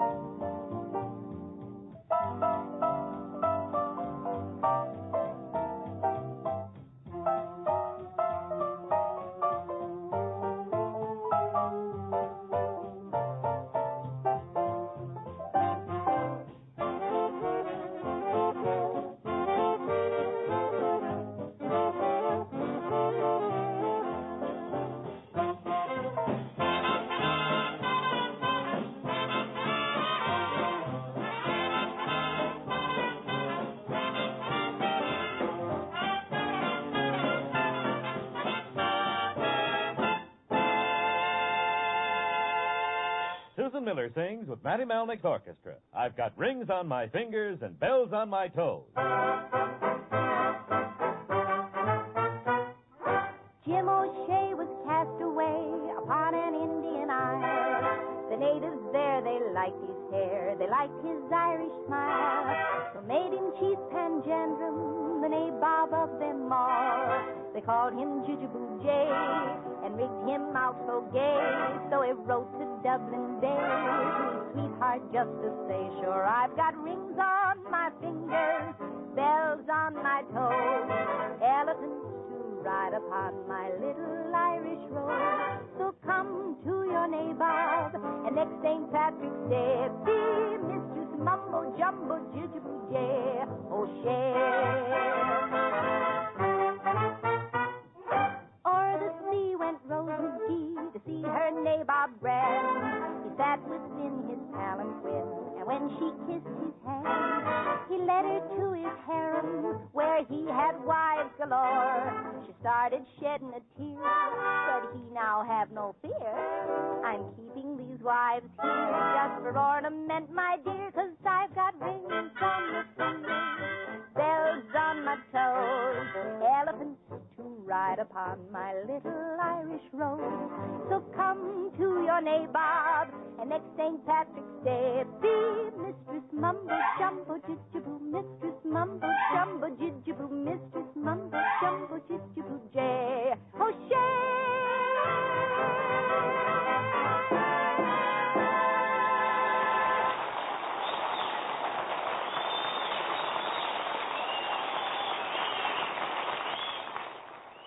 Costello, we've simply got to dig up some new ideas for this program. I'm not worried about it, Abbott. If the radio goes on a blink, I can always go back to my old racket. You know, I used to be a sculptor. A sculptor? Yes, I used to make marble toupees for bald-headed statues.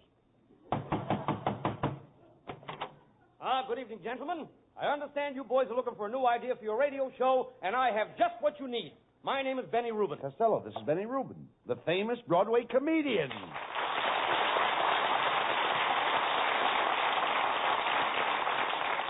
What are you doing out here in California, Benny? I came out here for my liver. What was your liver doing out here? Oh, never mind him, Benny. Did you have a good trip from New York? Yeah, I came in by plane. Though we nearly had an accident, we ran into a skyrider. Oh, my goodness. Did you hurt the skyrider? No, we missed him, but we knocked the H out of Honest John.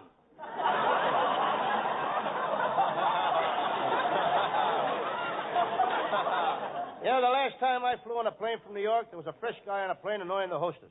When the plane landed in Kansas City, they kicked them off. Was the rest of the trip pleasant? I don't know. I took a bus in from Kansas City. Oh, stop this and pay attention, Costello. Mr. Rubin is a great actor. He was in that picture of the Naked City, that's right. I saw that picture in Boston, Reuben, and I didn't see you in it. In Boston, they made us change the title. They called it the Bathrobe City. By the way, Reuben, I'm quite an actor myself. Did you see my last picture? I hope so. It was a great picture, and I'll prove it to you. Did anyone out there in the audience see The Noose Hangs High? I did. And I want to say that it was the finest picture that was ever shown in a theater in this country. It was a great picture. It was a grand picture. And your acting was superb. Thank you, sir. Is there anything else you'd like to say? Yeah, Louie. Mom said on the way home to buy some meat. Get out of here! Aha! You see that? You're not so popular. You even have to bring your relatives in here for your radio show. That's not so. These people love me. They come in here because they want to see me. I'll prove it to you. Is there anybody that don't want to see me act and wants to go home? I do. Anybody else? Oh, stop this nonsense, Costello. Benny, what would you suggest that we do to build up this radio show? Well, the best way to do it is to let the audience participate in the show. Well, I was thinking that if we... What did you say? You should allow the audience to come up on the stage and participate. They wouldn't dare. They haven't got the nerve. That's a good idea that Benny has. How would you suggest we do this and go about this, Benny? Well, I'll tell you. We'll invite some people up from the audience. We'll get them to do some cute little stunts, and then Costello gives the money and prizes, and everybody will be happy. Now, that sounds good, Costello. People like to win things. Oh, yes, I remember my Aunt May was the first person to win prizes on a radio show. She won mink coats, diamond rings, washing machines, sets of dishes, radios, and everything, and then she put all those things in her hope chest. That was 30 years ago. Did she get married? She never married, but that was the start of the Make Company.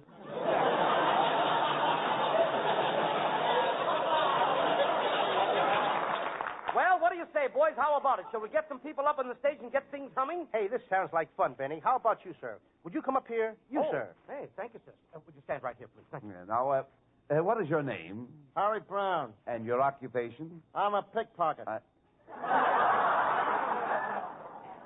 Don't you know it's wrong to take money dishonestly? That's dishonest?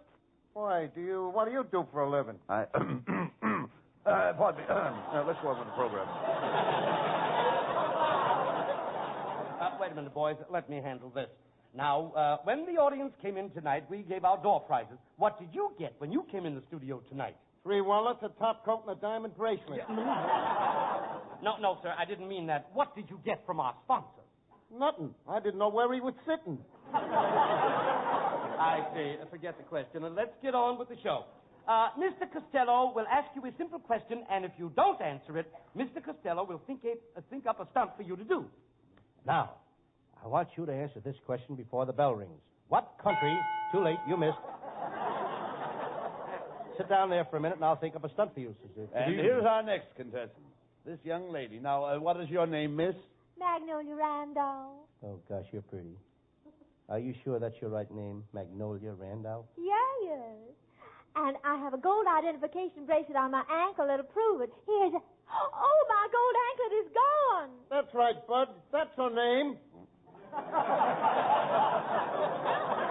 Hey, you give her back that bracelet. And have I thought up a stunt for you, Mr. Brown? Mr. Rubin, will you take... Mr. Rubin, come over here. You take Mr. Brown out on Hollywood Boulevard. Now, here is a big basket of bricks. Your stunt will be to break as many store windows as you can and get back here before the program is over. Now, in the bottom of the basket, you'll find a bomb. You throw that through the window of the Bank of America. Aren't we devils? Well, there goes Mr. Brown with Benny Rubin. Have fun, boys. Have fun. And now let's get back to this young lady. What do you do for a living? Well, I'm a dancing teacher. Oh, that's funny. My Aunt Alma's a dancing teacher. She teaches the rumba, but she's not working this week. Why not? She caught a cold in her hips and can't shake it off. Oh, you're the cutest man. Oh, thank you. Miss Costello, back home in New Orleans, all us girls listen to you. I'm a Southern belle. You're a what? I'm a Southern Belle. Let's you and me go out tonight and kick the gong around. Oh, that's a lovely dress you're wearing. Oh, it's not much. That's what I like about it. Brings out your eyes. Mine, too. Is that a Southern dress? Sure enough. It certainly does. How do you like Hollywood, miss? Oh, it must be just wonderful to live here in Hollywood among all the big movie stars. Sure is. I live right next door to Betty Grable. That must be wonderful. Mm-hmm. Every morning, Betty Grable sings in her bathtub, and this morning I sneaked right over close to her house. Yes? Brother, can she sing? Enough of this nonsense, Costello. Now, miss, I am going to ask you a question. If you answer it, your stunt will be to kiss Costello. Now, how many... Kiss me, honey. Wait a minute, Costello. I didn't ask her the question I yet. know, but why wait till the last minute? Wait a minute. Here's your question. The tomb of the Egyptian King Tut was built 5,642 years ago. What was the name of the foreman of the bricklayers? Very, very simple. Now think hard. Day or night shift? A night shift. Patrick McGonagall? No, wrong. He was on the day shift. And you have to kiss Costello. All right. And now for our next contestant. Wait a minute, Abbott. Look, Costello, here comes Mr. Brown, the man whose stunt was to throw the bricks through the windows on Hollywood Boulevard. Hey, and don't forget the bomb in the Bank of America. Bet he had fun. Hey, look, he's got a cop with him. Yeah. Hey, I caught this fella doing the funniest thing. He was throwing bricks through all the windows on Hollywood Boulevard. He says he came from this show. Yes, officer. We did it for a stunt. He couldn't answer the question we gave him. Serves him right. Uh-huh. You should have seen him. He didn't miss breaking one window in 6 blocks. I'd have loved to have seen it. It must have been a riot. It was a panic. How do you think he broke the window in the May Company? How do you think? How? Throwing lefty. That must have been a funny sight. How did you happen to see him all? I don't know. I guess I was just lucky. I was sitting in my sport car. He threw a brick through the windshield. And he hit me in the head.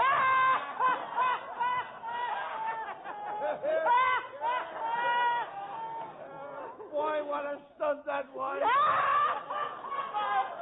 Who thinks up those stunts? Well, we both think up. No! I just did it! Who did I it? thought of it! Was that you, Costello? Myself! All by yourself? Yeah. Say goodbye to Bud Abbott. Why? Because you ain't going to see him for 6 months.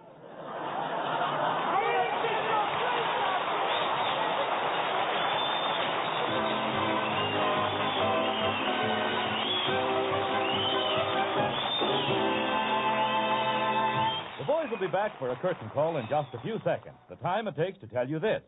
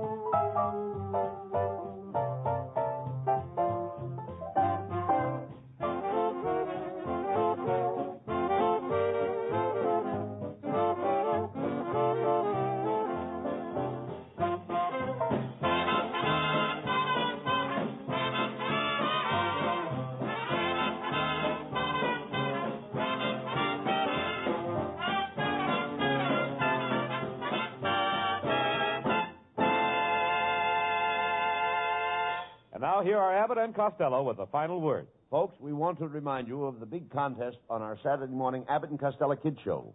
You can win over $20,000 in prizes, including a $5,000 airplane, a $3,000 automobile, a live baby elephant, a $3,000 house trailer, and thousands of dollars more in big prizes. You can win them all by entering this contest, folks, and at the same time, you'll be doing your part to fight juvenile delinquency. It's really a worthwhile project, folks, so remember to tune in Saturday morning. That's over ABC Saturday morning, the Abbott and Costello Kid Show. You can hear it over most of these same ABC stations. See you Saturday. See you next Wednesday night, too. Good night, folks. Good night, folks. Good night, everybody in Patterson.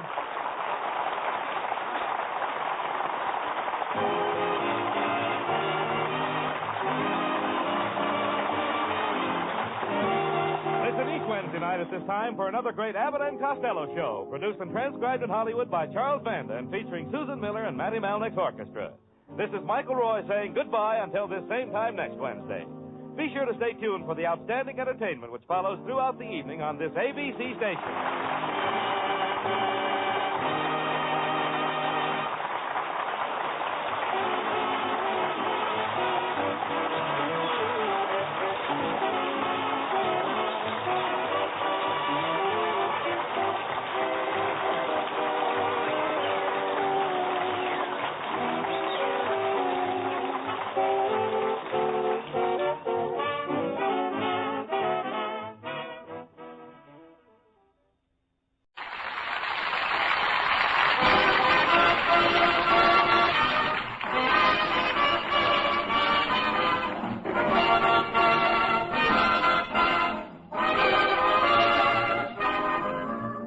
Yes, it's the Abbott and Costello Show, produced and transcribed in Hollywood tonight for your listening pleasure with Susan Miller and Matty Malnick's orchestra.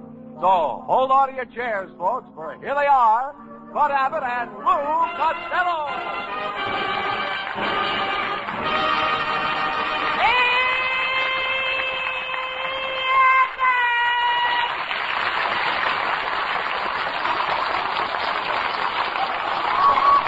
All right, Costello. Hey, wait a minute. Where have you been? Where have you been? Well, I went to the movies to see our latest picture. Yes? The noose hangs high. Yes? Yeah, and I tried to make a guy give me a seat, and he called the usher. What happened? Well, I told the usher, I said, no, look, I own the theater. And he took me out of the seat, punched me in the nose. He threw me out in the alley. Boy, was I lucky. Lucky? Yeah, if he did that to the owner of the theater, what would he have done to me? Why don't you settle down and get yourself a job, Lou? Huh? Why don't you settle down and get a job? You know, some of the stuff was on the stuff I threw away. I know.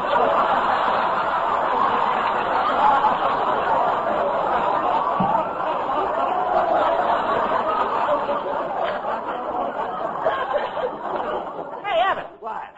I had a job, but I got fired. I installed an electric dishwasher in a garbage disposal in a lady's house. But something must have got mixed up. Why? It disposed of all her dishes, and she's got the cleanest garbage in town.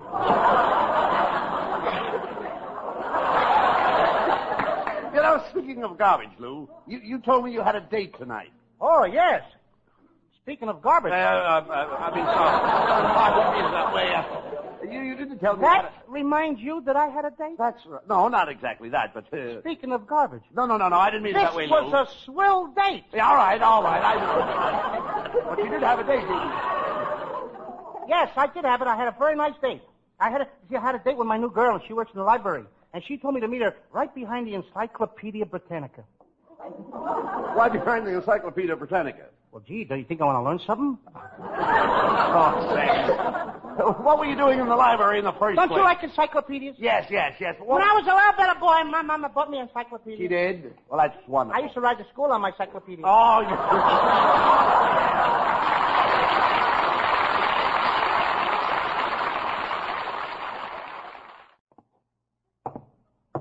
Costello, will you stop that walking up and down? What's the matter with you? What are you worried about? Saturday night, they arrested my uncle, Jim Kelly. He broke into a grocery store and he stole $390. Well, why did he do it? The poor guy was hungry. Well, if he was hungry, why didn't he steal all his money, Lou? Why didn't he steal some groceries or something? He's a proud man, Abbott. He likes to pay for everything he gets. And besides, he needs the money to buy a new car. Oh, wait a minute. He'd be better off without a car. Costello, it's very dangerous driving in California. You're telling me? In Los Angeles, you have to drive for 5 people. The one in front of you, the one in back of you, and the ones on each side of you. Oh, wait a minute. That's only 4 cars. Where's the 5th? She'll pull out in front of you any minute.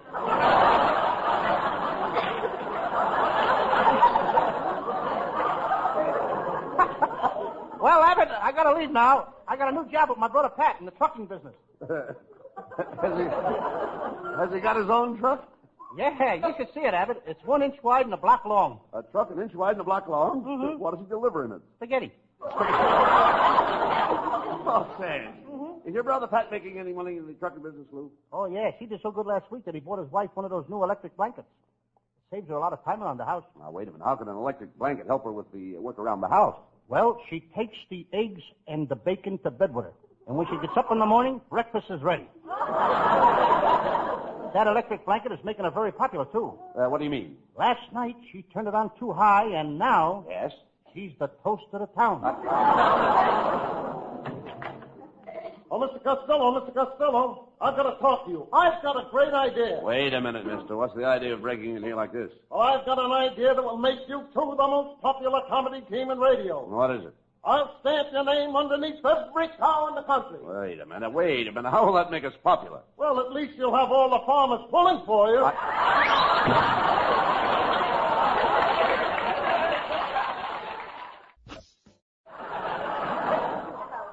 Well, look, Costello, it's our singing star, Susan Miller.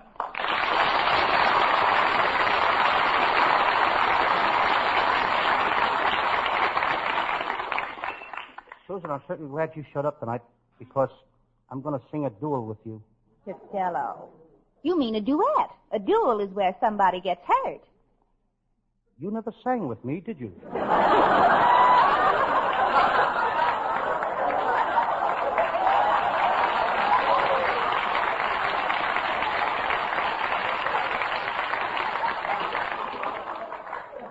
Now, when did you become a singer, Costello? Well, I don't like to brag, but would you believe that I taught Bing Crosby how to sing? No, I wouldn't. You're right, but once in a while I catch a sucker. Costello, you don't know the first thing about music. Well, I'll have you know what I studied music. I went to a singing school. I used to study until I was blue in the face, and then the teacher presented me with a medal. For being the best singer in the class? No, for having the bluest face.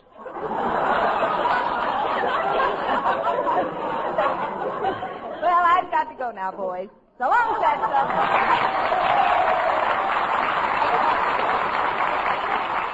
You know, there goes a nice kid, Abbott. The only thing is she's money mad. Money mad? Yeah, she's mad because I ain't got no money. So what? Remember, Costello, money isn't everything. You know, you can't take it with you. It's nice to have it here so you can say goodbye to it. You know, my family's always had money. In fact, my Uncle Rudolph was one of the first gold miners in California. One day when he was in the mine digging for gold, he was killed by a falling spade. A falling spade killed my Uncle Tom. Was he a gold miner? No, he was killed by the ace of spades that fell out of his sleeve in a poker game. Well, Costello, you'll never have to worry about money as long as I got it. We're pals. Share and share alike. Well, I feel the same way about you, Abbott. That's swell. You mean you'd share everything you have with me? If you had 2 cars, you'd give me one? Sure. If you had 2 houses, you'd give one of them to me? I certainly would. And if you had 2 department stores, you'd give me one? Yes, sir. We're pals. Share and share alike. Swell. If you had $2, would you give me one? No. Why? Because I've got $2.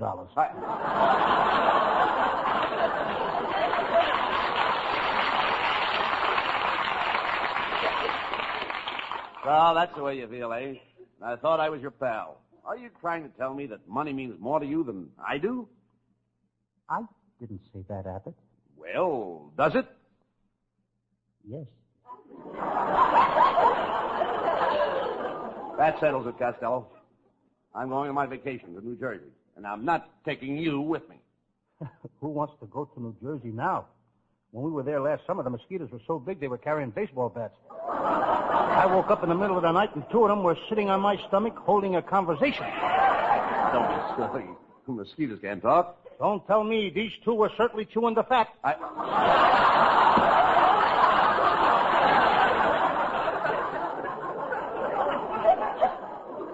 Well, Costello, on second thought, I don't think I'll go to New Jersey either. I need a complete rest where nobody will bother me, where the name Bud Abbott means nothing. Oh, you're staying in town, eh?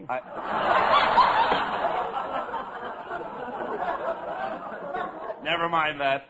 Where are you going? Well, I think I'll go to Honolulu. Last time I was there, I met a beautiful native girl.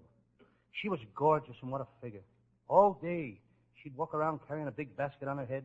Then at night, she'd sneak off, and she'd meet me. Ah, brother, she taught me plenty. She did? Yes. You should see me carry a basket on my head. You idiot. Girls are making a nervous wreck out of you. You got something there. I know it. I know it, too. I've been buttoning my suspenders to my socks, and it saves me a lot of money. How? It pulls my socks up so far I don't have to wear pants. Never mind that. Have you been getting plenty of rest? No. And I've been having a lot of trouble going to sleep. Last night I didn't fall asleep till 11 o'clock. What time did you go to bed? 5 minutes to 11. Costello, you need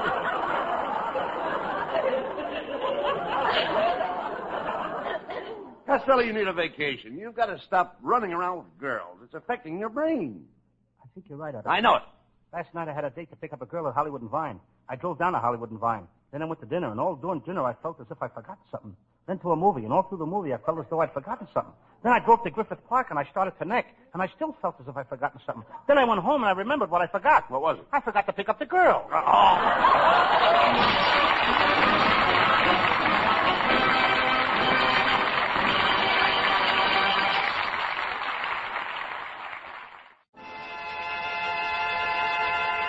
Here's the singing star of the Abbott and Costello Show, Susan Miller, with Matty Malnick's orchestra singing On the Sunny Side of the Street.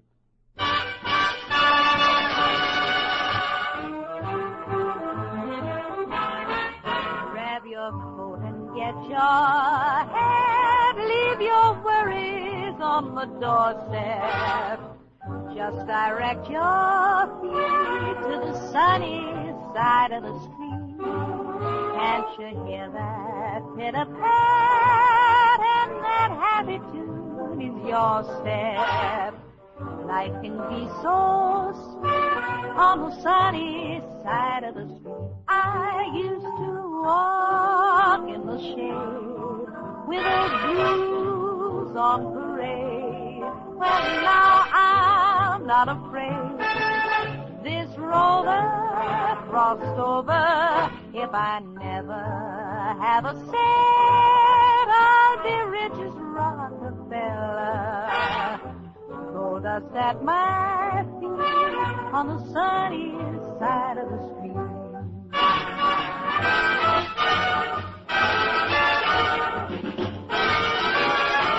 I used to walk in the shade with those blues on parade. Well, now I'm not afraid. This rover crossed over. If I never have a cent, I'll be rich as Rockefeller. Gold dust at my feet on the sunny, sunny, sunny, sunny, sunny, sunny, sunny side of the street.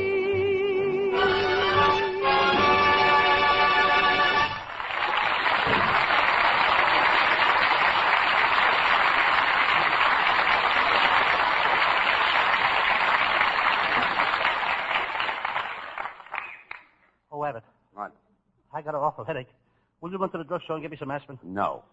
Hey, Matty, will you run to the drugstore and get me some aspirin? No. Will anybody here run for some aspirin? No! Oh, thanks, kid.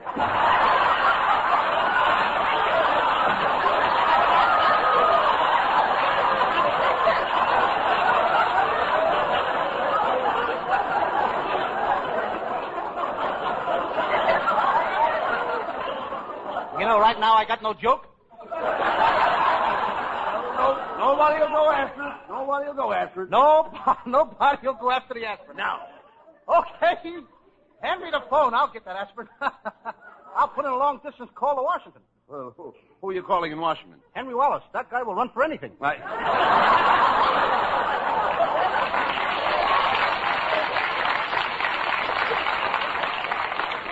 Dog sense. Look, what gave you the headache? Well, I've been helping my Uncle Mike on his job, and it's hard, steady work. What does he do? Well, he fills cracks in the walls of veterans' houses. Well, I thought your Uncle Mike was a dairy farmer. He was, but his cow got hit on the head and lost her memory. The cow lost her memory? Yes, and now she gives milk of amnesia. You want to run for that, kid? Your Uncle Mike must feel pretty bad about it. Yes, he gave him a nervous breakdown. Is he very nervous? Well, he's not so nervous, but he's slightly nuts. He thinks he thinks he's a maraschino cherry. And it's very expensive. Why? The only place he can sleep is in a bathtub full of whipped cream. Costello, your whole family's always getting into trouble. Well, I guess you're right. I know it. Last night, my brother Pat went to a burlesque show and got a handful of popcorn in his eye. Now, wait a minute. How could he get a handful of popcorn in his eye at a burlesque theater? His eye was open so wide he thought it was his mouth.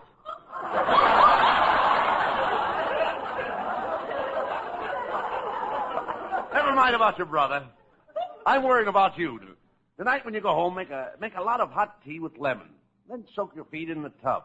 I did that last night and I didn't like it. Why? The lemon kept tickling my feet. I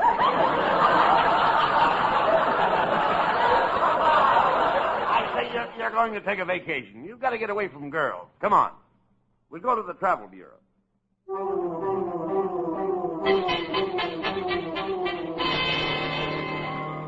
There it is. Stone's Travel Bureau. Let's go in. Come right in, gentlemen. I'll be with you just as soon as I finish this phone call. Yes? Oh, your wife don't like the trip you've arranged? Well, call me again when she makes up her mind. Goodbye. Who was that? Mr. and Mrs. Stern. They're going on their honeymoon and they can't make up their mind. He wants to take a trip around the world and she wants to go someplace else.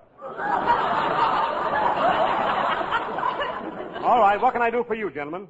We're Abbott and Costello. We're thinking of leaving the country. Mm-hmm. Well, I saw your last picture. The news hangs high, and if I were you, I wouldn't even stop to think.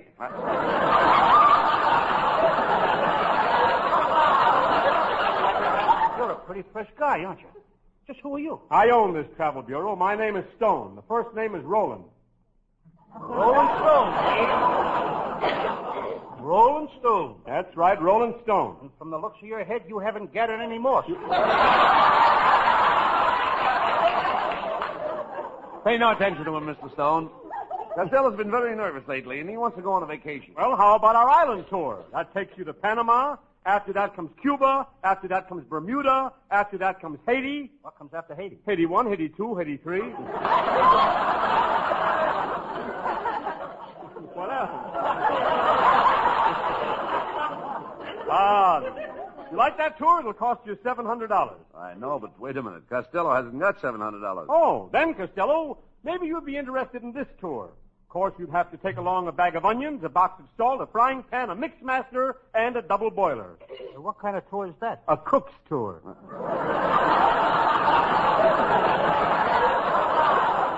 Costello, why don't you go to Yellowstone Park and see Old Faithful, huh? Yes. I used to go out on dates with Old Faithful. She was quite a girl. Costello, Old Faithful is a big, jagged mess of old fossil that spouts steam every hour. That's her. Yeah. Never mind your girl. Costello, if you don't mind traveling with a group, here's a trip that takes in most of Europe. It takes in Bulgaria, it takes in Czechoslovakia, it takes in Yugoslavia. What group do I have to travel with? The Russian Army.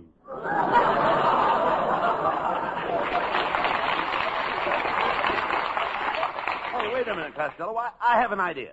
Why don't you take a trip to Italy? Italy, of course. In Italy, you know, they have a town where the streets are filled with water. Nothing but water. They call it Venice. When it rains, there's a town like that right here in California. We call it Burbank. Mr. Stone, I think Costello should go to some healthful climate. How about Sweden? Yes, of course, Sweden. Sweden, the match country. You know something? Sweden makes more matches than anyone else in the world. More than Lana Turner? Costello, maybe you'd like to see one of the 7 wonders of the world. How'd you like that? The Leaning Tower of Pisa. You know, it leans way over to one side. There's nothing like it in the world. Have you seen some of the houses they're building for the veterans here?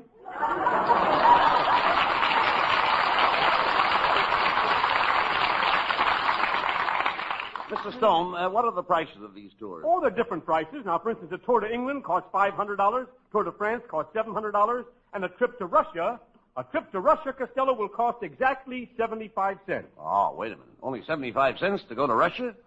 How can you afford to make such an offer? Who's going to go?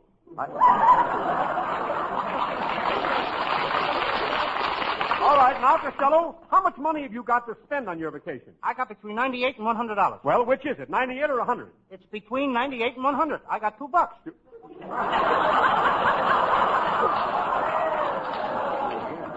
Well, Mr. Stone, do you have any kind of a tour for $2? Oh, yes. We have a wonderful $2 vacation for sports like Costello. I'll take it.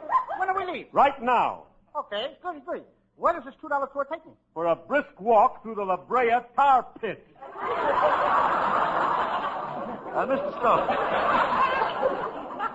Mr. Stone, haven't you some place where we could go where it's nice and quiet? Yes. Why don't we just stay here? It's been mighty quiet since the beginning of the program. Say, by George, I've got it. Just the place for peace and quiet. It's a desert island, 2,000 miles offshore. Well, what will it cost us to get there? To get there, nothing. I'll take you there myself in my own boat. I can't go on a boat. I get seasick. Does seasickness affect you very much? Mr. Stone, the last time I was on a ship, I looked so green that when I walked into a billiard room, the steward racked up my eyeballs and shot them into the side pocket. Come on, Costello. We're going on that boat.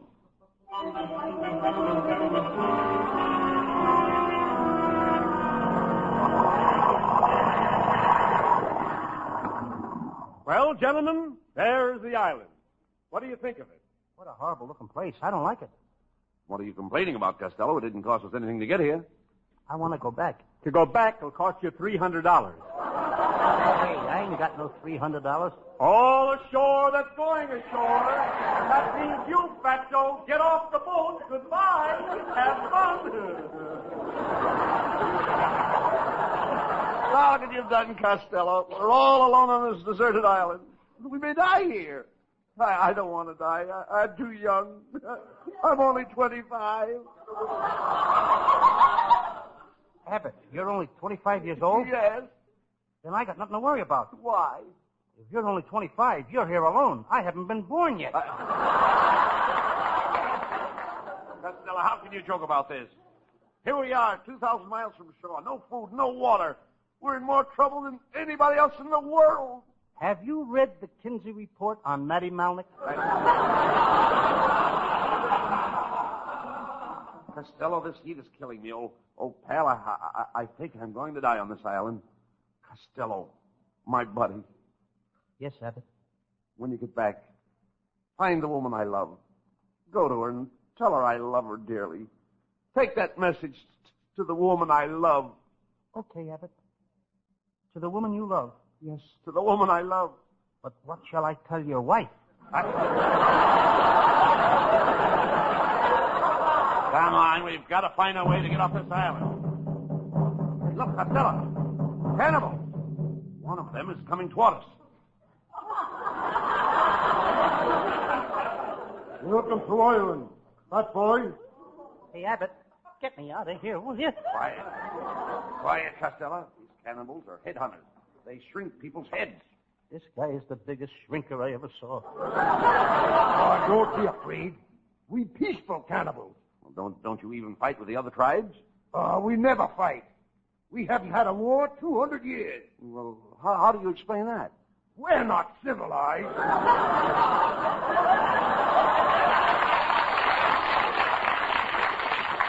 Where you boys from? California. Never heard of it. You know, California. Oranges. Never heard of it. California. You know, Lana Turner. Oh, yes. How's Bob Popping?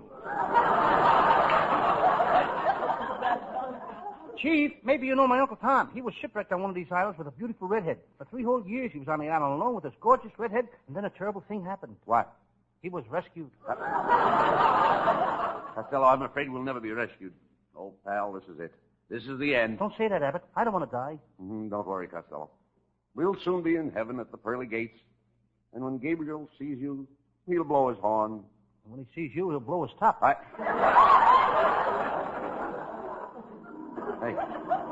Hey, look.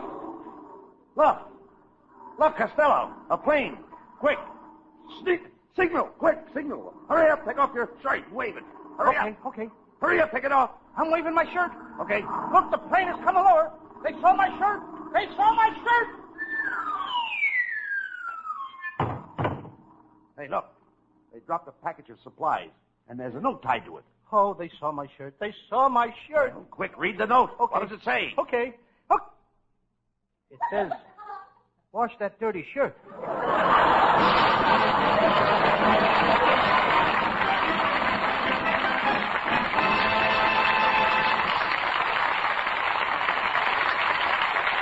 Keep the house lights down, boys. We'll have a curtain call by Abbott and Costello after a final reminder on this subject.